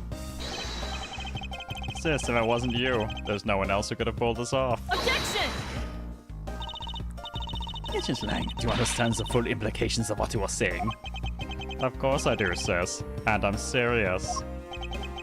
You were on the trail of the smuggling ring, and you wanted any evidence you could find. And so, while people were distracted by the Yatagarusu's appearance who snuck in here, that's when you two ran into each other. You and that other thief who took advantage of the confusion from the fire. Objection! I can't tell how much am I actually going to have to disprove his theory, though? Even if all of that were true, how do you explain the movement of the weapons? Don't worry, I plan to show that you're the culprit behind that too. You had permission to investigate both embassies at will. With that kind of free reign, you could have easily taken the weapons across country lines. Oh my god, he caught her whip. Wow. Okay, Lang, a little bit more respect. Hey now, look sis. I thought I already told you I'm not messing around here. This case isn't directly tied to the smuggling ring. But Sheena certainly is tied to the smuggling ring. He is right in saying that she is a member of the smuggling ring. However, the connection between this case and the ring... could it not be deeper than what any of us can imagine? Let us get this ridiculous circus over with already. Francisca, you need to calm down. Because you only know the facts of the Alabastian side of the case. I don't believe you can see the case as a whole and therefore solve it. What? But don't worry, I am taking this seriously as well and I will prove your innocence. That's the only way to be, Mr. Prosecutor. But can you come up with anything else that can top my hypothesis? Of course, your explanation has to solve the mystery of the moving weapons as well. Of course, and I will. Let us now delve into the truth behind the murder of Damask II. You do understand it, don't you, Miles Edgeworth? This is not just a confrontation against Agent Lang. If you cannot figure out how the murder of Damask II is related to the smuggling ring, then it will mean the end of our investigation. As long as I have no good counter-argument to his hypothesis, then the best I can do is walk this thin tightrope and see what I can do. Come on, Mr. Prosecutor, let's get started. Yes, let's. Border crossing weapons. One of Alabaster knives was used in Babel to murder Mr. Cochin. And the murder weapon in the killing of Damask II is Babel's Pyramid X statue. Somehow, these two objects were able to penetrate the two countries' impenetrable security. The only one who traversed the two countries just before and after the crimes was you. So as long as I can't explain how the weapons moved about, Francisca will remain a suspect? You got it, Mr. Prosecutor. So why don't you stop giving me a hard time? Under these circumstances, who the heck can carry a weapon across country lines?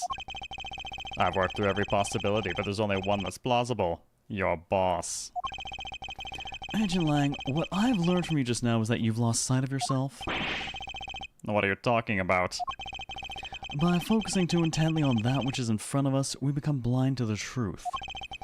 Don't tell me Longji never said anything to that effect. You prosecutor. Who do you think you are speaking about Longji's proverbs like that?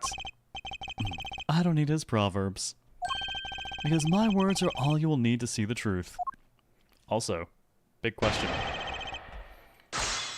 Does Lang actually know any of the proverbs anymore without Sheena here to provide them in writing? Alright, let's start by pressing. One of Albus' knives is used in Babel to murder Mr. Cochin. That treant is scary? I know, right? It's clearly an ancestor or clone or something of the ambassador. Still have the proverb just go already. I concur this knife crossed over country lines. Good, but that's not the only thing that did. You mustn't forget about the other weapon. The knife was only one. And the murder weapon in the killing of Damask II, Babel's Pyramid X statue, let's press. So you're saying that the Pyramid X statue was also brought over by Francisca? Like I told you before, that's the only way it makes sense. How would she have gotten here? And how exactly did she bring it over? I haven't figured that out yet. That's a rather weak statement considering how sure you are. Maybe. There is one thing I do know for sure. Two objects were able to penetrate the two countries' impenetrable security. And the only thing I can really think of here is, well, actually...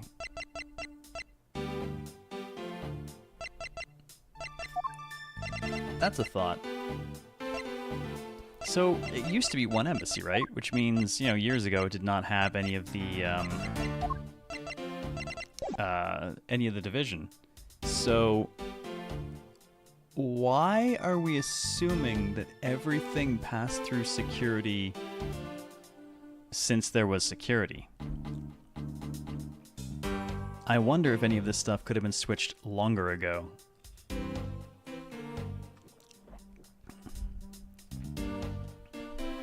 I wonder if any of this could have happened during the Cadopian period. Though I guess they wouldn't have the same kind of knives back then because the knives were intentionally Babelese or Alabastian. Hold it! Impenetrable? I should hardly think so.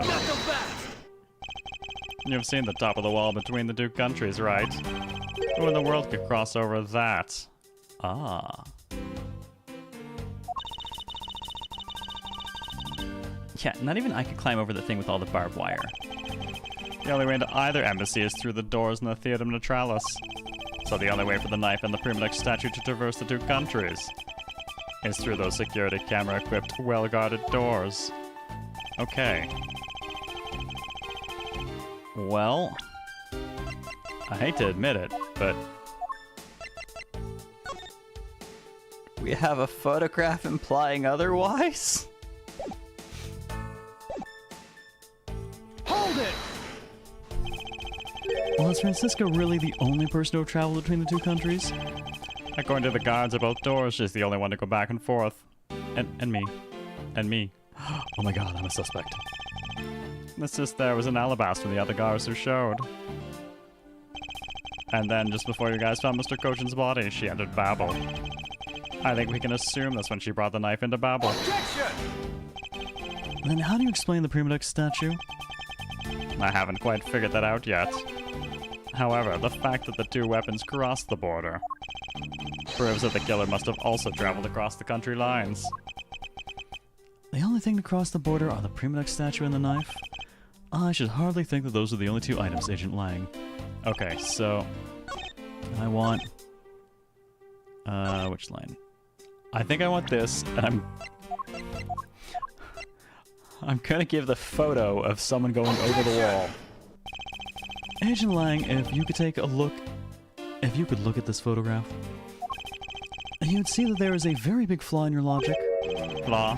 Are you sure it's not your eyes that are flawed? Oh no, it's not that. But It's clearly...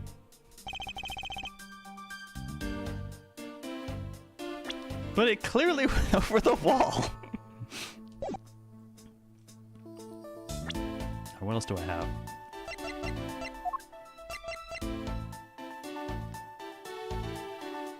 Can I prove?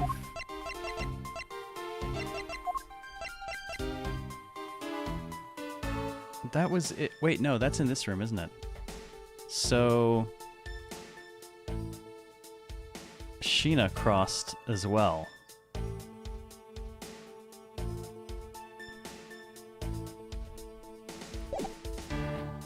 Presenting against the "you're the only one" line. What, this line? Because that is what I presented against. The only one who traversed. But these came from Sheena, which ties them to this room. Is now the time to use that, though?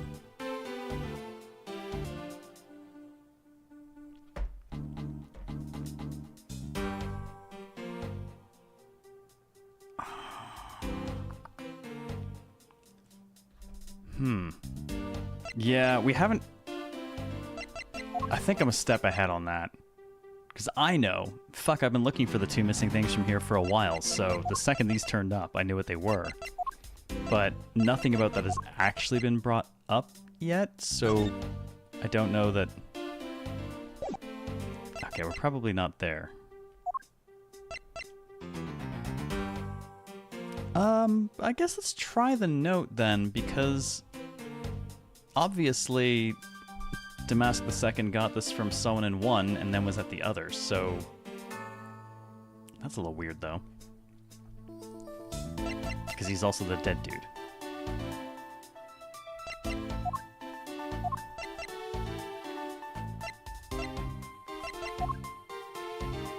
That's the only other thing I can think of though that definitively proves like what info's on the leaf picture. Oh, this is just the rose garden autofilling when the water level's too low. Which we do know that they pulled some for one of the fires at one point. Also that Larry swims around in it, disturbingly. And possibly drowned in it since he never surfaced again. Still curious about this.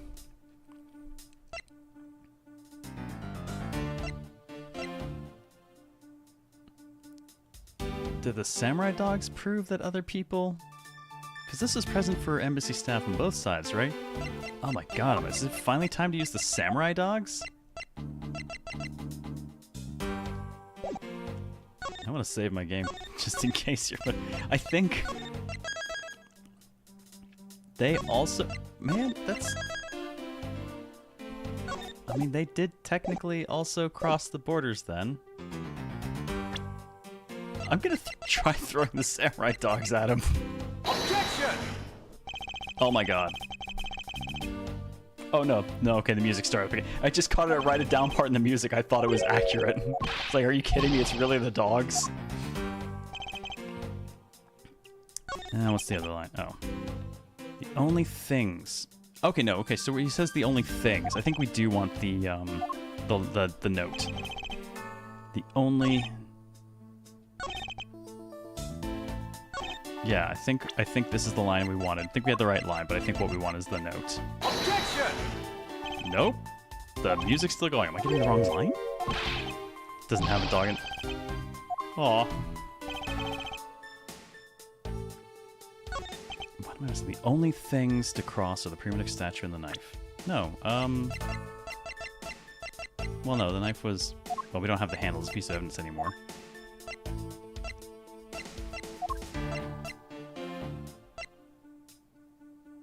I mean, obviously the statue. I don't know what they're going for.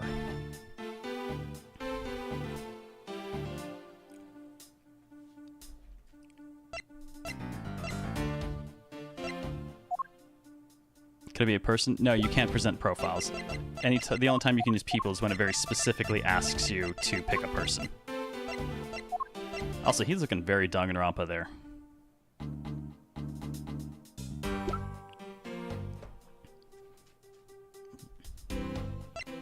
The thing specified by the line is that by the logic, the only things to cross were 2 murder weapons. Yeah, which is why I picked the only other things I can think of that crossed. I mean... I don't think the Larry ever made it into the other side.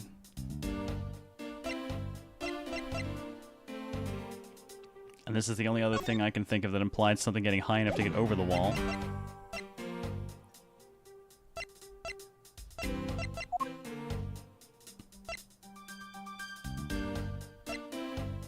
Yeah, no, I have no idea what they're going for right now. It's super unclear to me.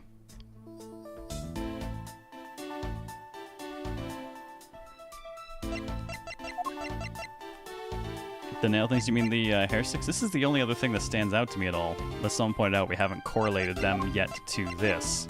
And I feel like until we've associated these with these, we have no reason to think the game will accept that they're from there.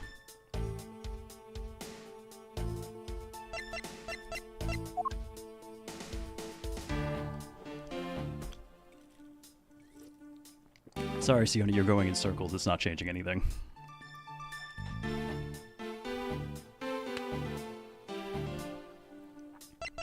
So they're going for the fucking fake?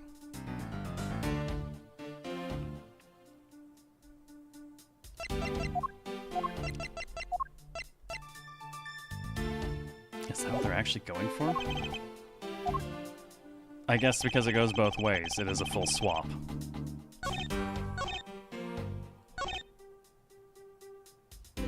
Maybe that's not the line I want. If we are going for that...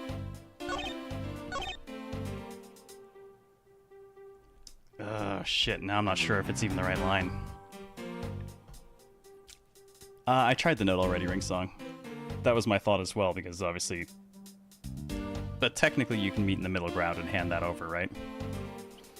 I'm not sure if they want this line or the next one, because that implies a person. Check the press on this. Yeah, see, when he says, was it really the only person to have traveled between the two countries, that's when I started asking about other stuff.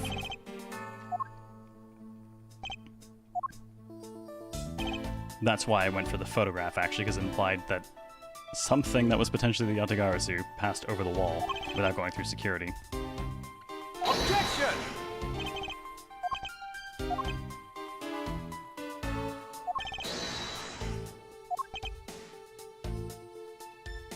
and then he's talking about a thing instead, which is different from when it pinged earlier on talking about a person, which is what I don't like.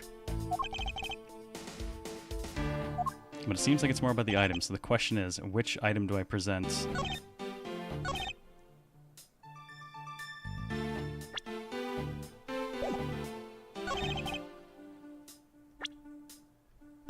I feel like it's gotta come down to the other statue, though. Because that's the only other thing that will have moved. I mean, the two statues were swapped, so they both had to cross over. But I don't know which line it wants it on. Nope, not that one. I'm just gonna throw to the next one. I really don't get what they're going for here. The logic seems really fucky to me.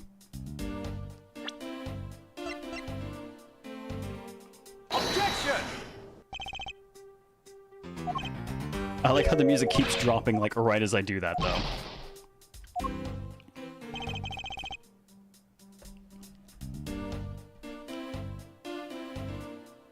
Oh shit, did I do it on the same? No, I did it on this one. Yeah, see, the only one which reversed, and then before I did it on... Wait. Wait, what? I could have sworn I did it on the previous line. I thought I did it on that line.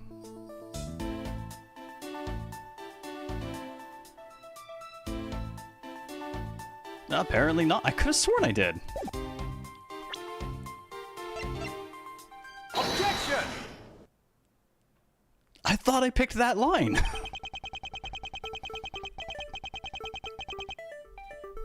Agent Lang, those two items are not the only two to cross the border tonight. Oh. Yeah, I don't like that Edgeworth's internal monologue was about an item, but the ping earlier when talking to him on a press was for talking about a person and not a thing. And he has internal monologue there about the importance of it being not the only person. Which makes me think I'm looking for something that ties specifically a person, which I guess you could argue this is, but yeah, kind of weak. But to be fair, kind of found that at the end case of like every Phoenix Wright game so far.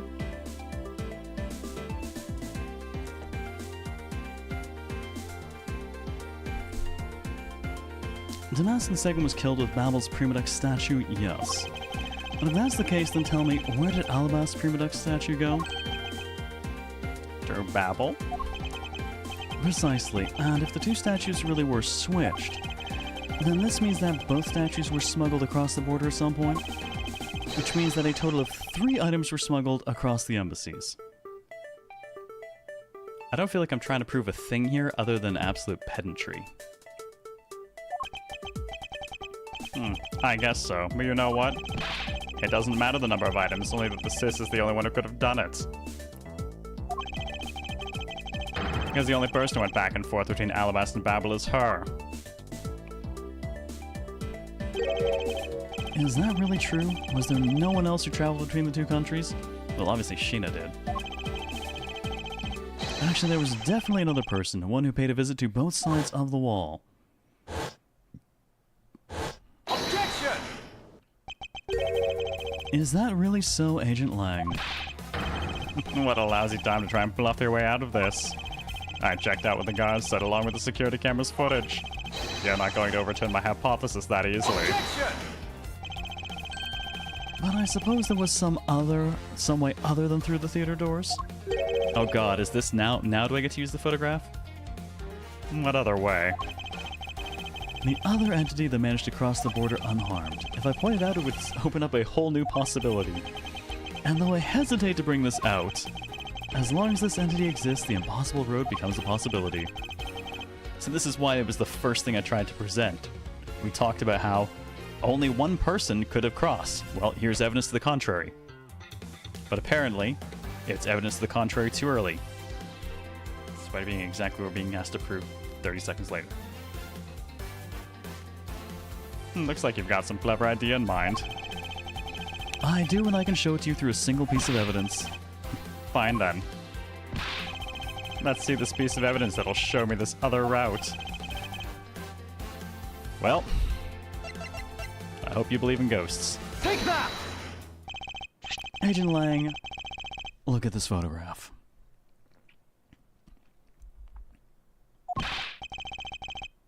That supernatural photo, like I said before. Humans can't fly.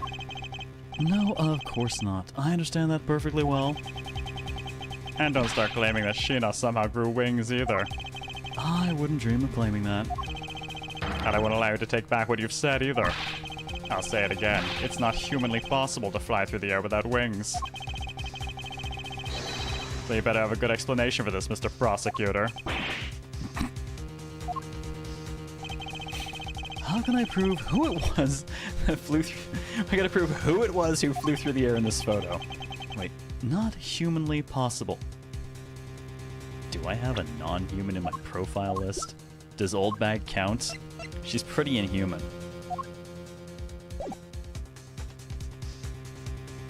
Oh, Christ all friggin' mighty. Somebody threw the fucking statue over? Eureka! Very well, you will have your explanation. Butts and Old Bag 2 Inhumans, right? It sounds like you have a good idea simmering inside that head of yours. Let's hear it. The face hidden within this photo's blurry trailed shadow is... Wait, which way is this one going? Ah, crap.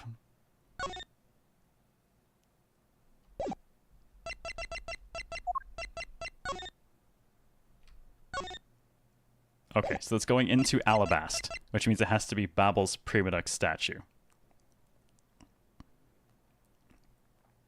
No, that's the swap one. It's the murder weapon.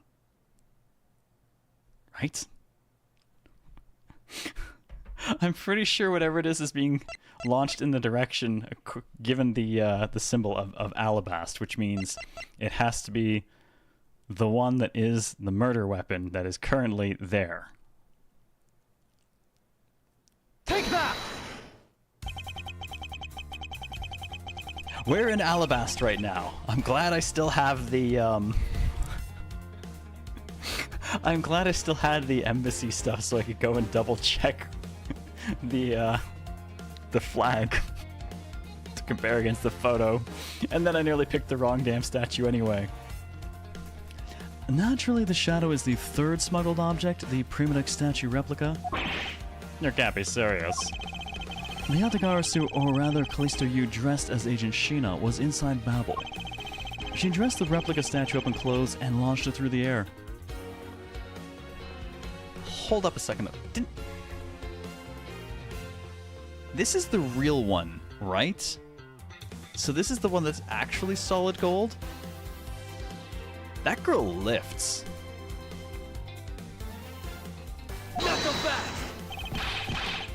Mr. Prosecutor, you left out a very crucial bit in your explanation. I know I did. She launched it through the air? And how exactly did she do that? This is the fake. This one's the fake. Right, the real one is currently in Babel. Slightly singed. So this one probably weighs less.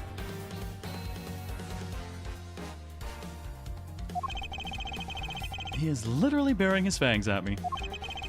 But he has a point. How exactly did it move through the air like that? As long as this remains unsolved, we won't be able to move any closer to the truth. Which reminds me, didn't he say this earlier? Hey sis, I remember that just before Ambassador Alba went to give his speech, he called you into his office, right? So just before the murder, Francisco was called here right into this very room. If that's the case, then that may be another avenue I can pursue. Agent Lang, in order for me to answer that question, I will need to hear testimony from Miss Von Karma. She just pops up. Oh? What are you up to now, pretty boy? Earlier you mentioned something of interest to me. You said that just before the murder occurred, Miss Von Karma had been in this room because Ambassador Alba had called for her.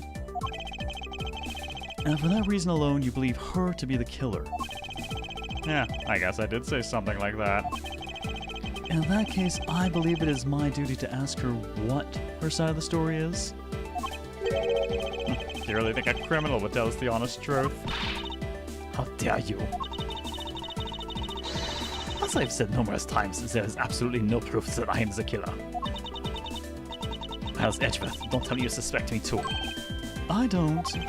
However, I can't ignore the fact that you were in this room at one point in time, which is why I would like to hear about it from you. Francisco, I feel that I still don't have enough information, which is why your testimony is incredibly important to the outcome of this case. Alright. So, what would you like me to talk about? I'd like you to please testify to your movements up until you came into this room. Alright, let's try this your way for a change. What if what she has to say turns out to be a waste of time? I'll place her under arrest faster than you can hell no. As you wish.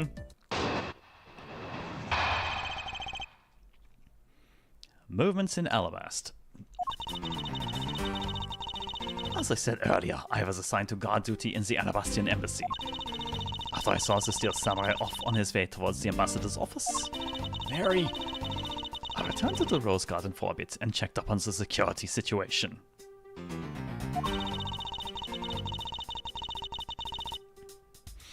After all the preparations were in place, I was called back by Ambassador Alba to his office. I don't think he's trying to stall for time anymore, Ringsong. I think he legitimately is accusing her.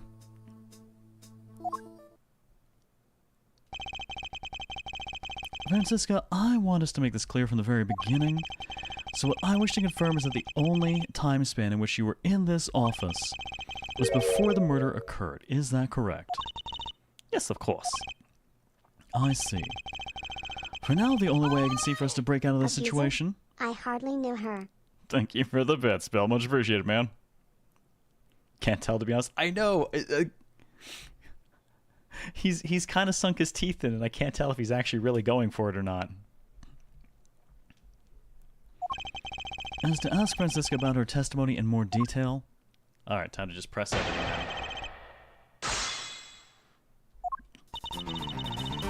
Assigned to guard duty in the Alabaster. Who assigns a prosecutor? I thought your duty was to fact-find anything you could about the smuggling ring. Yes, that was my job. But upon hearing that the Yatagarasu had sent a calling card to the embassy, Ambassador Alba called upon us to protect the embassy instead. That incident 7 years ago. Have you forgotten what happened here back then? Anything related to that case we were involved in appears to be rather painful for her.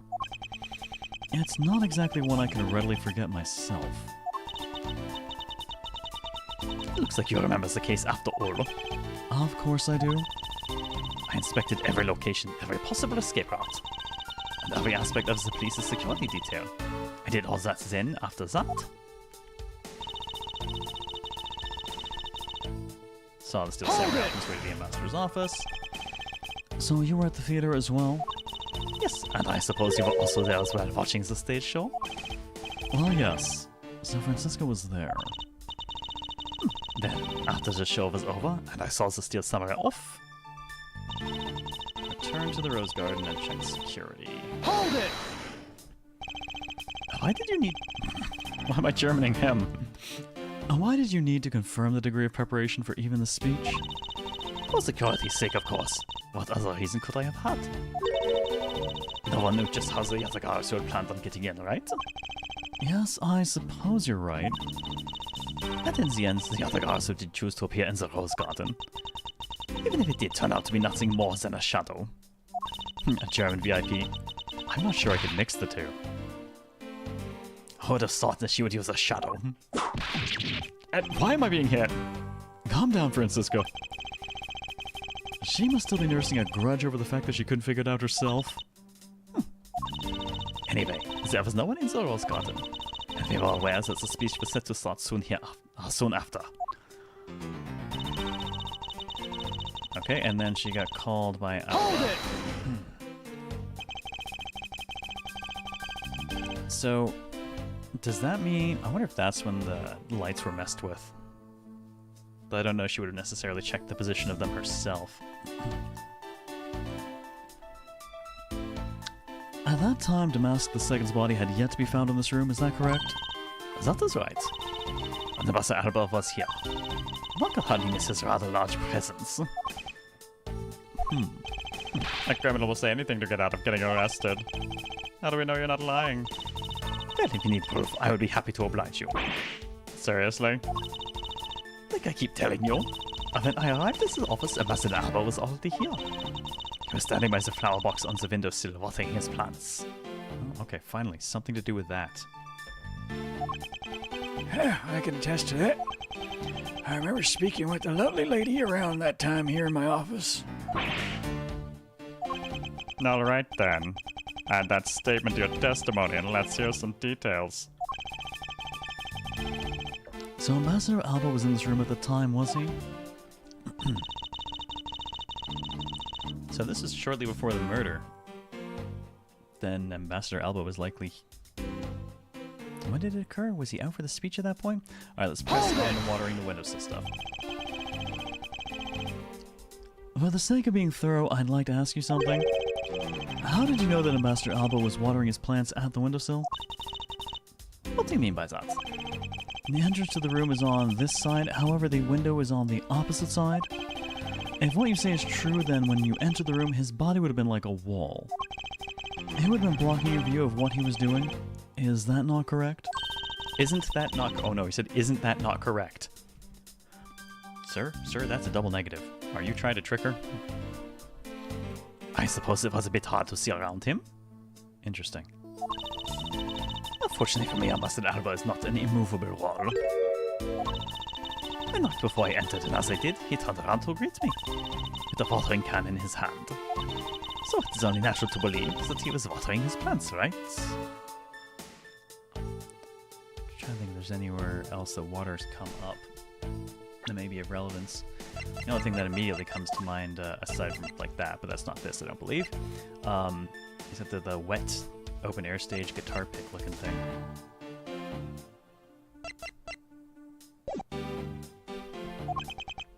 I suppose. After his greeting, we spent a little time talking about his flowers. He obtains them himself and is growing them with the utmost care, you know. Yes. Plants in this room, they're all like my children. Except the one in the corner. That's my clone. The passion flowers in the flower box on the windowsill are growing beautifully too. All 4 of them are in full bloom. Thank you. Miss Von Karma, what did you say just now?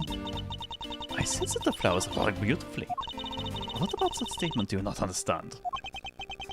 What do I not understand? I do not understand why a certain thing is the way it is.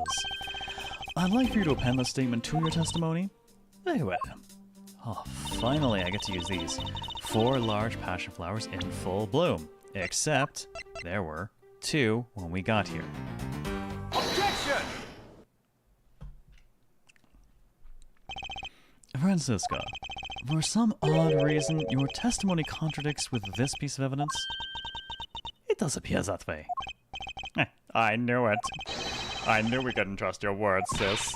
Mr. Edgeworth, what are you doing discrediting Miss Von Karma like this? Yes, sir. You keep this up, she's gonna get taken away, sir. All I have done is state what I saw. I have not made a single mistake in my testimony. And for this, I am still under suspicion for murder. Is the number of flowers really all that important at this juncture, Miles?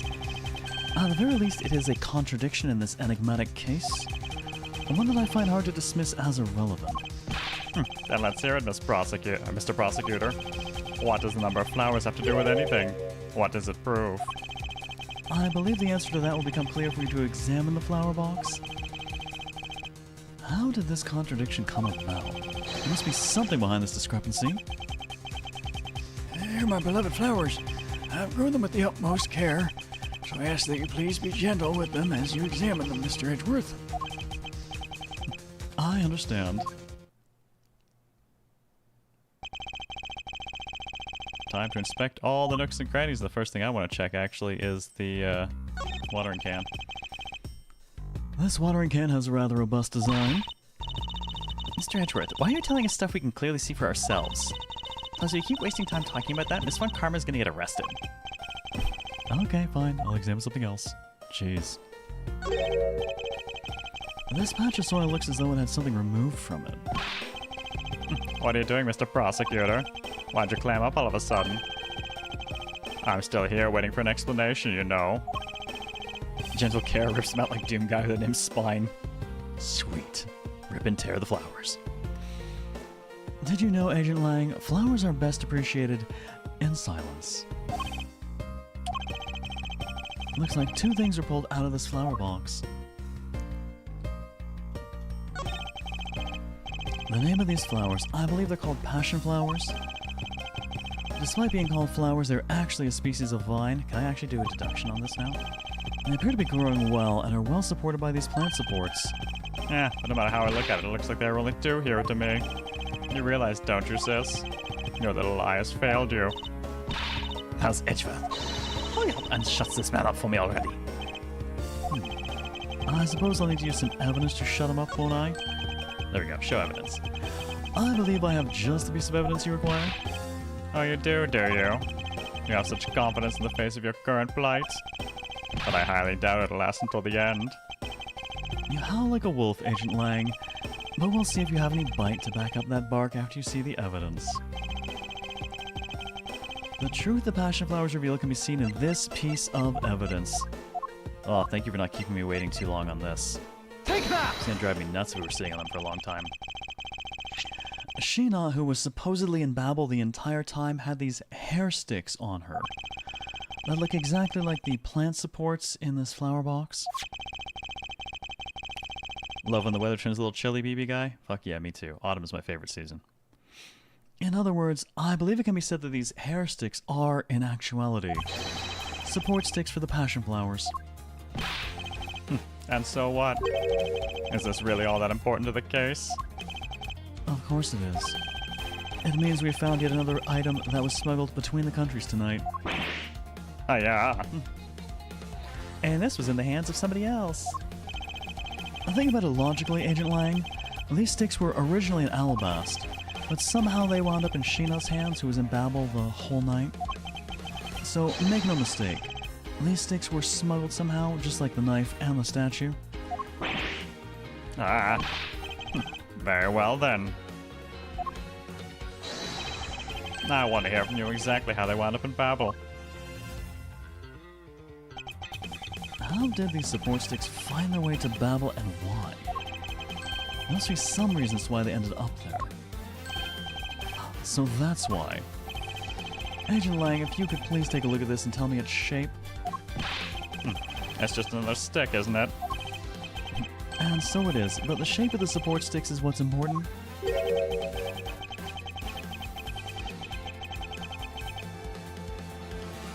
Holy shit, are those? When they're used with something in this room, that's when it all comes into focus. Fuck me. Eureka! Those fucking crossbow bolts? That's a crossbow. Wait, you're not really suggesting. I am. These hair sticks, or rather plant support sticks, they make for perfect arrow. That's a fucking crossbow bolt, not an arrow, sir. Correct yourself. Yeah. I've done it. I have found the common thread that connects the two offices. But this thread has yet to be completely untangled. Even using the arrows, bolts. How does this explain how these statues were transported? Furthermore, the wire. Who could it have been who fired these sticks as arrows? There must be a common thread that ties all of these things together. Did the tree man fire from the window? That's something. Well, he was. He was at the window, but it doesn't mean he had the crossbow. Common. Yeah, the wire is what I'm thinking. But how does this work exactly? Did like fire them and pulley them? It's a treant ranger. Oh shit. Knuckle back! Mr. Prosecutor, hold up a second. You do realize what happens when you tie a statue to an arrow, right? Yes, yes, my dude. The arrow does not go very far, even when it's a crossbow bolt. They don't fly at all. Border Crossing Part 2. Oh my goodness. So Babel's statue was draped in the Yatagarasu's clothes and then shot over there. Or over here. Even if you fired the arrows from this side, they wouldn't go far with a statue tied to them. I don't think I need to tell you that the Primitive statues didn't sprout wings. You're a realist after all, aren't you? The primitive statues did not sprout wings. Of course they didn't. Glad you understand. I feel much better already. I was afraid for a second you were unaware of that crucial fact. It's only crucial because you're under the belief that wings are necessary to this equation. What? You need to free your mind a bit more and let it fly like a bird on the wind. The primitive statue flew, but not on a wing. Allow me a bit of your time and I will explain this mysterious phenomenon to you. Yeah, it kind of makes you wonder, Reaper. Does he have... Wait, you know what? He's a wolf. He's earthbound. Maybe he's just super jealous of birds. I mean, he has been chasing a Yatagarasu around. Alright, let's press things. Let's see what we get. Hold it! But that incredible scene just happened to have been caught on film, resulting in this photo. And what an incredible scene it was. This photo was taken by a freelance photojournalist, right? Yes, so I hear. And not every photojournalist is known to be honest, right? Yeah, she's got a history too. Especially now the ones that sell photos of spirits and giant creatures to tabloids. Yes, I know what you mean. I've seen those sorts of photos many times in court. But there have been times when those photos have turned out to be telling the truth. If you had ever stood in a court of law, you would know that it's entirely possible. We did interact with Lotta briefly. Actually, we saw her, and his comment was something to the effect of, I get the feeling I really should not engage with this person. And thus, we walked away.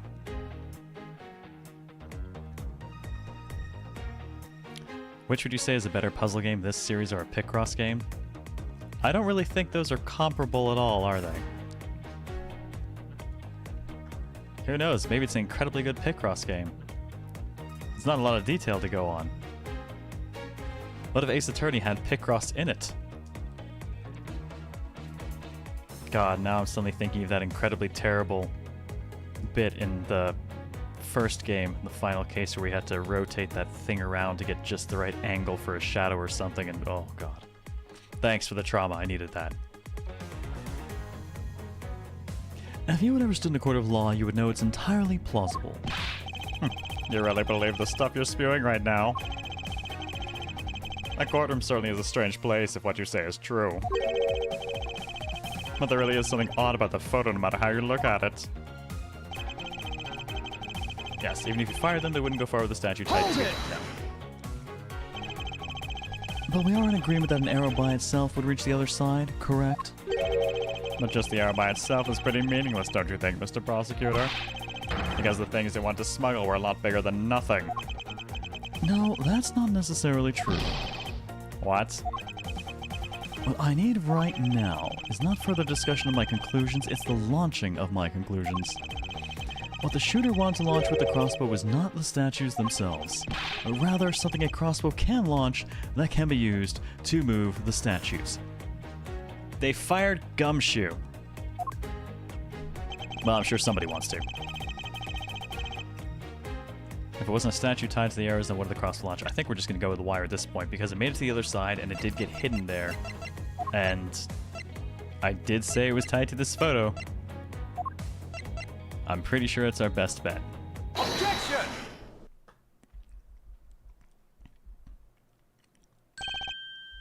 Finally, we have reached this point in our discussion. For I present to you that which was carried by the arrow from the crossbow. Every time they say arrow, I die a little inside.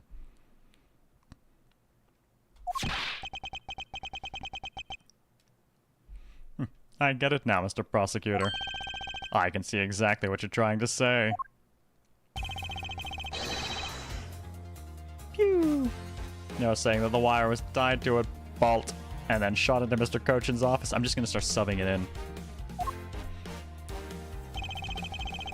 All the way from the 5th floor of the Alabastian Embassy down to the 3rd floor of the Babylonis Embassy. And what you're claiming is really what happened. I can see how Alabaster Primitive statue could be moved. Gravity could be used to move the statue down the wire from the 5th to the 5th to the 3rd floor. But then, what about Babel's Primitive statue? The dark shadow in this photo is clearly flying away from Babel. Going in the opposite way of gravity from the 3rd floor of the Babylonis Embassy up to the 5th floor of the Alabastian Embassy. How do you explain that? I think I finally see how the gears behind this whole trick work. Agent Lang, the motion used behind this trick, I wonder if perhaps you have yet to envision how it works in your head? Motion? What motion?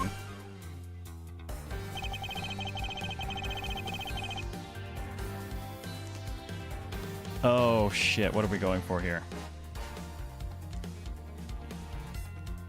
Oh my god, I am not up on my motions apparently.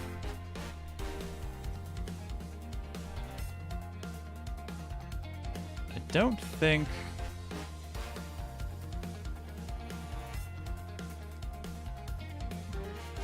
I don't think Bungie would work for this.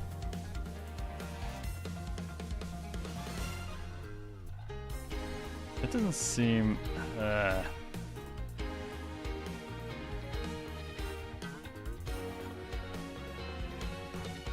Emotion. Oh my god. Why do you hurt me so? Why? Why do you hurt me so, Reaper?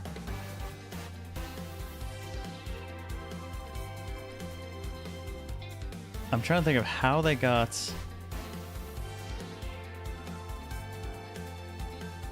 I'm trying to think of how they would do this. Particularly since 2... Well, there's only one...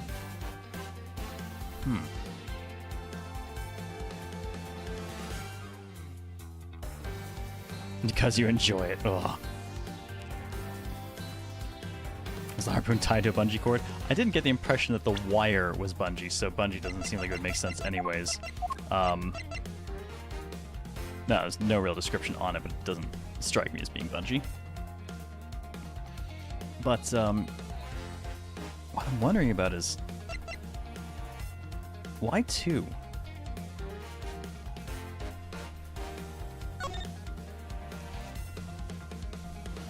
And she had both of them, so it's not like one of them got fired back. They both had to come from here.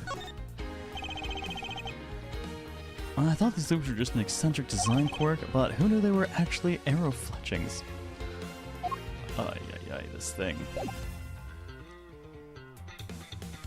this case, rotary and swinging just feel like the same to you? Yeah, like... Man, I wouldn't really mind making a mistake so much, but I did kind of blow my health earlier, accidentally throwing at the wrong fucking line.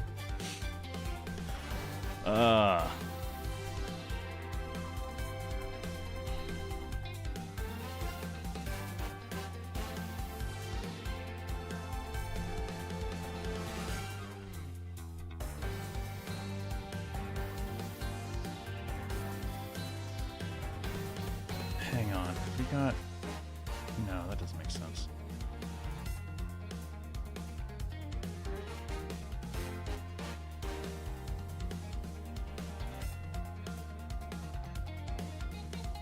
The fact that 2... It's bugging me a lot that there are 2 arrows over there, but only one thing of wire.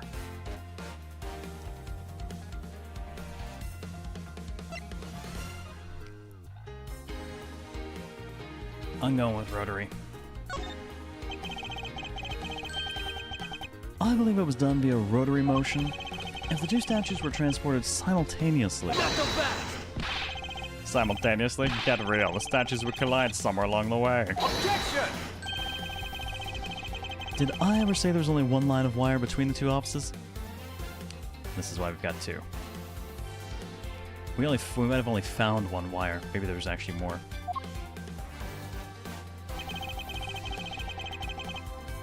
If you shot an arrow with the two ends of a wire tied to it, a circular belt can be formed. Oh, they really did go for, okay. No, that's fair.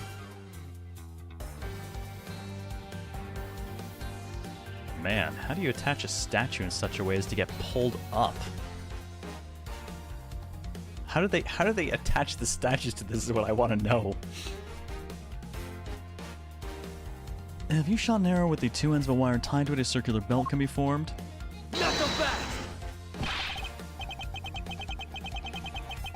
This still only has one arrow fired though. One arrow with two ends. Or did you say two arrows? No, you said one arrow with two ends, right? Yeah, shot an arrow with the two ends tied to a wire. Where's the second arrow coming? Fuck, now I'm saying arrow. Lang Ji says, don't object and call a success what is beyond reasonability. Taking into account the tension difference between the two wires. The top one would sag too much to the point where the statues would collide anyway. Objection! Agent Lang, as you know, the Primadex statue is a one-of-a-kind national treasure, and the fact the Babel statue is a hollow replica of the real statue. It would naturally be lighter than the real one, meaning that my idea is very possible. Lang Ji says, fuck Sheena, where's my scroll? Lang Ji says howl. Lang Ji says awoo. Awoo. Sorry. Here's what I believe happened.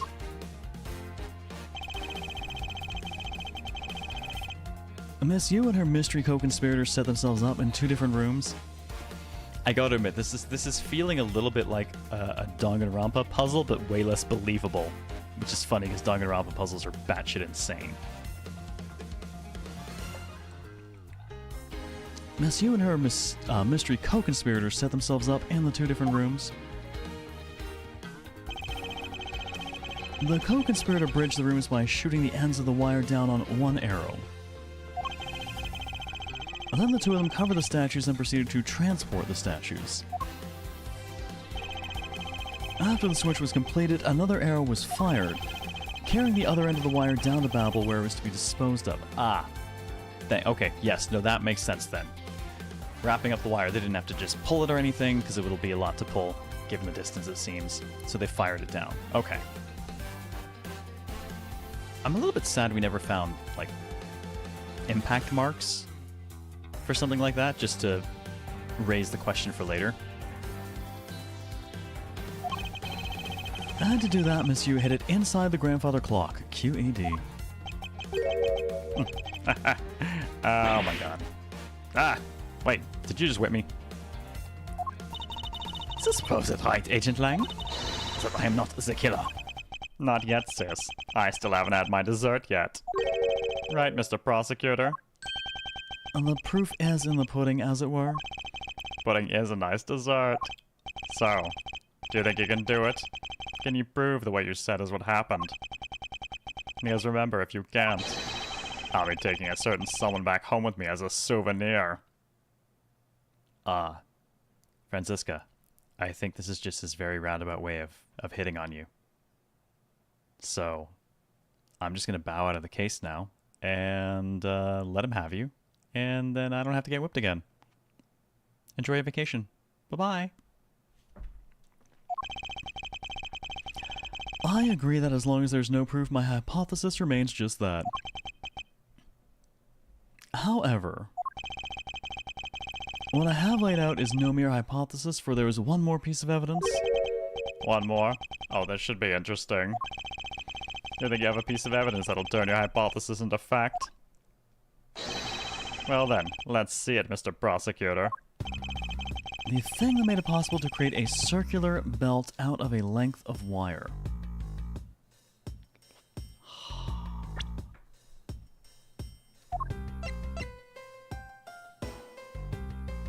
I'm pretty sure it's this thing.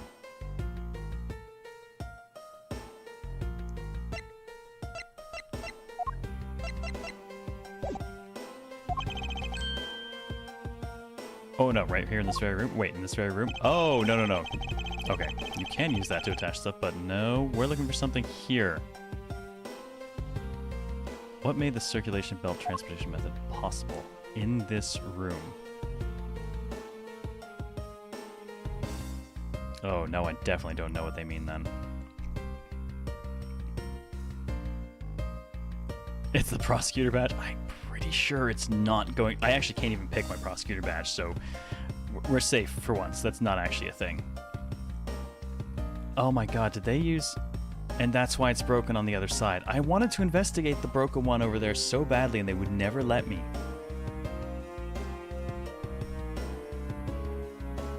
Take that! Looks like you dropped another bomb on us again. The last piece to the trick are two pulleys. Precisely. The ceiling fans double as pulleys in this case. Thanks to the fact that there is one installed in each of the offices. The ceiling fans made for the perfect pulley set for the wire to run on. I thought they meant a way of attaching it. I don't even know what that sound is, Lang. This must be it. This is how the smugglers bypass the impenetrable security, which is clearly not really very impenetrable at all. Aru, it's just like... Aru just makes me think of Futurama Nixon. Aru! God damn it.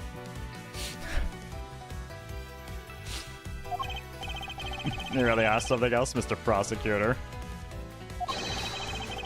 I bet you figured it all out already, haven't you? You know who the big hotshot that set up this real-life stage show is, don't you? The person who set up this rather large and complex stage show needs to be someone who had foreknowledge of the existence of a ceiling fan in both the Alabastian and Babbly's offices, and that the Passion Flower support stakes could be used as arrows. The real mastermind behind this case... Well, don't you dare make this wolf wait for his food. Why are you so hesitant, Miles Edgeworth? You cannot say who it is. Why don't you present something like you always do? Yeah, it's Gumshoe. It's totally Gumshoe. See? We never see it coming. I'm just waiting for the day that Larry Butts actually murders someone intentionally, and then just no one will believe him. He'll get away with murder because no one will ever believe him. A single point of the finger here in this case will explode into an international incident. However, it's already too late for me to stop the forward momentum. It appears I have no choice now but to rush in. A piece of evidence will point us to who the mysterious mastermind is. Oh, it's from my evidence list. It's not me picking a person. Oh, dear. I mean, the only thing I can really think of is that Manny Kochin was here when it was the the Principality of Cadopia, so he would have been to both rooms. But they've also talked about the symmetry of the place, so there's no reason that anyone wouldn't know that. So I'm not actually, again, sure what they're looking for, unless I can... Yeah, I can't pick profiles. I want to literally point a finger at someone.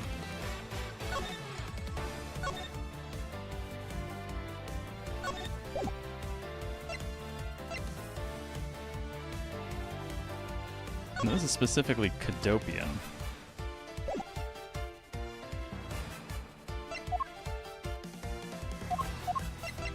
I really was expecting to actually point at the old man right about now.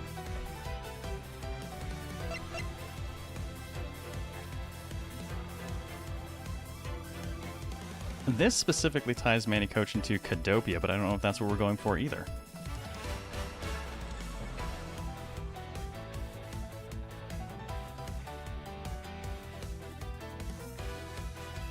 So really, it's just...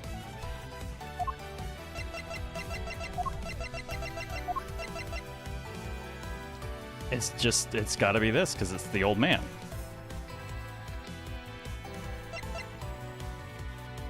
I don't know why they'd say that he necessarily knows about the the other place having the ceiling fan, but like I said, if you assume the symmetry, then it's a pretty safe bet. And since he set these up, I mean, he's gonna know what they are. Take that! The smuggling could not have been possible without the use of the crossbow. Furthermore, the arrows that were shot by the crossbow were plucked, as it were, from the flower box in this very room. They were planted so long ago that the passion flowers had the time to grow so big that Miss Von Karma didn't even notice the arrows when she visited this room today. I expected to just point my finger at the old man, honestly. I was waiting for that, but... On top of all this, the fact that the culprit knew that both offices had ceiling fans tells us that the person has very detailed information on the embassy's layout. So as you may have already guessed, the person I am accusing of hatching this plan is the person who grew the flowers in the flower box with the utmost care. Thus, it can only be you, Kirkus Alba. I half expect the Kirkus Alba we've been talking to fall over, be a dummy, and the real one to be the one in the planter behind me to hop out and run away. I'm just waiting for that thing to start moving.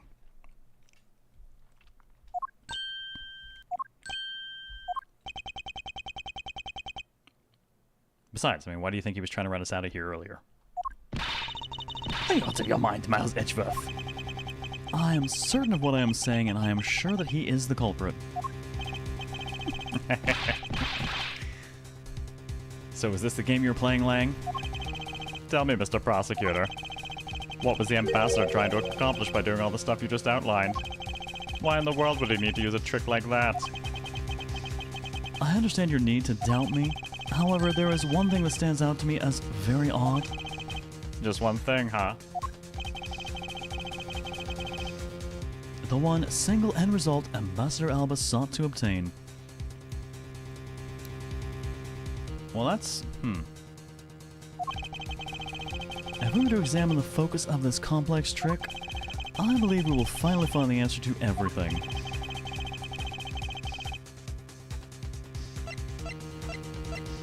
Well, the thing at the center of all of this is obviously the statue, but which one are we referring to? Theirs, which is fake and was used as a weapon.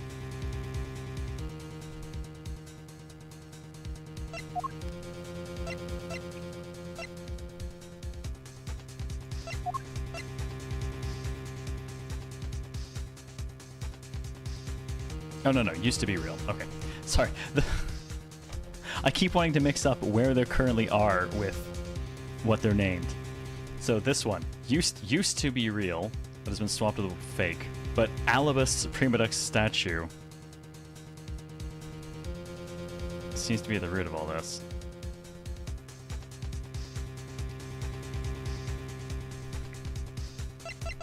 But this is the actual one?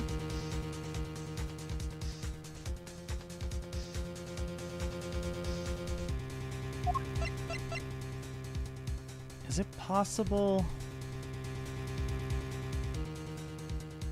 Is it possibly struck a deal? It's a subscriber. Pyman, thank you for 55 months. Welcome back. Laughing too loudly is illegal in Hawaii. You're only allowed aloha. Oh, God. Ow. It's bad. It's good to see you, Pyman. I'm trying to think why... So they had the real one. But then willingly swapped it. Which is weird as shit. Which means... either they struck a deal with Manny in some fashion, just he told the Babylonie's ambassador not to worry about it, so... Yeah, I'm going with Alibus, because it's weird as hell that they would swap it. Pretty dude. Get gifted. Thank you for the 20 gift sub bomb, Bill. Much appreciated, man. Cheers. Thank you so much for that. I have, like, no idea who pretty much any of these people are who receive subs anymore. Take that! I'm going with theirs. I would fully understand the reasoning had the situation been the reverse. Yeah, swapping their fake for the real one so they look better in Look, Vegeta, it's a subscriber. the meeting. So it's really weird that they traded them. Serena, thank you for 59 months. Welcome back. Much appreciated. Oh, apparently we are also scam training. What do you use hollow things for? Fair. you use it for transporting stuff. So if they knew it was hollow, that's possible that, yeah, they transported something. Oh hey, it's They SC sent the called Hype Train. They sent the heavy one down and transported the fake one up. I wonder what came up with it then. Thank you very much for the bits, Bill. Yeah, no, we're just going to call them scam terms around here now. Hey, Master Sword, good to see you. Enjoy your science bug and emotes. However, to go through the trouble of swapping the real Prima statue for the fake, I sense a very shady reason for such a bizarre action. And who better to ask for that reason than King Prima himself? I see. Ambassador, we'll be examining that statue now, with or without your permission. I mean, technically we already did without his permission. Of course, now we know why he didn't want us to, but, you know. I'm 30 minutes past when I should stop, though, which means this feels like a terrible, terrible time to slap people with a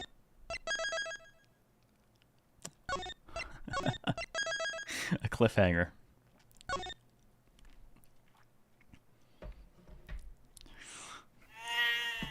Cliffhanger? I hardly knew her. Thank you for the pet spill. Yeah, nope, this is it. That'll have to do. I think I got a cliffhang here. Well, I was pushing, hoping it would go to like maybe another scene swap or something, but I don't think it's gonna. And we're clearly about to get into some of the weirder stuff, so I think we'll just have to gun it tomorrow and hope for the friggin' best. I don't know if I'll get through, but I will certainly try. I don't feel like I'm anywhere near the end, but I guess we'll just have to do our best. Ace Attorney Investigations 2 tomorrow. What? Just skip the end of this case. Just skip the end of the case and go to the next game. Oh, that's just rude. That is super rude. No, I'm not quite that mean. Well, I mean, maybe a little. Maybe just a... No, you know what? I probably am. But not tonight. So, let's get this thing flipped over. Tomorrow night, I am planning on, obviously, a little bit more Ace Attorney Investigations. Do it for suffering. Just never finish the game. Thank you very much for the bits. You have no idea how often I have considered playing these narrative-heavy games, and in order to not fully spoil them, just stopping them 90% through and moving on to the next game. But I figure eventually, that sort of narrative edging is going to result in someone stabbing me in the face. So, I figured not. But that is where we're going to wrap up today. Tomorrow we will pick this up. I will try to finish. If we can get it done in time, that'll be great, because then Thursday we can look at the Metaphor demo, and if not, we'll probably have to do a little bit on Thursday to wrap it up, and then we'll spend the rest of Thursday on the Metaphor demo. Either way, I think we're going to do some Metaphor on Thursday, one way or another. Or I'll make Daimyo do it with me on Friday. I don't know. We'll see. But... thank you very much for joining me tonight, folks. I really appreciate your time. I hope you've been enjoying the game. Sorry it's a little bit lower energy tonight, but it's like, I'm super dead today, and I don't know why. I assume 1st of October and just zombification has already taken over. So someone find me a necromancer to raise me from the dead, because apparently I'm going to need it. It's going to be that kind of month, apparently. So, yeah, thanks for kicking out the end of cast links. Appreciate it. I feel like I had more to mention, but I really can't remember it, so I'm just going to settle for have a wonderful rest of your night, everyone. Take care, and I will see you tomorrow for maybe the conclusion or something very close to it of Ace Attorney Investigations. Have yourselves a great night. This is Zero out.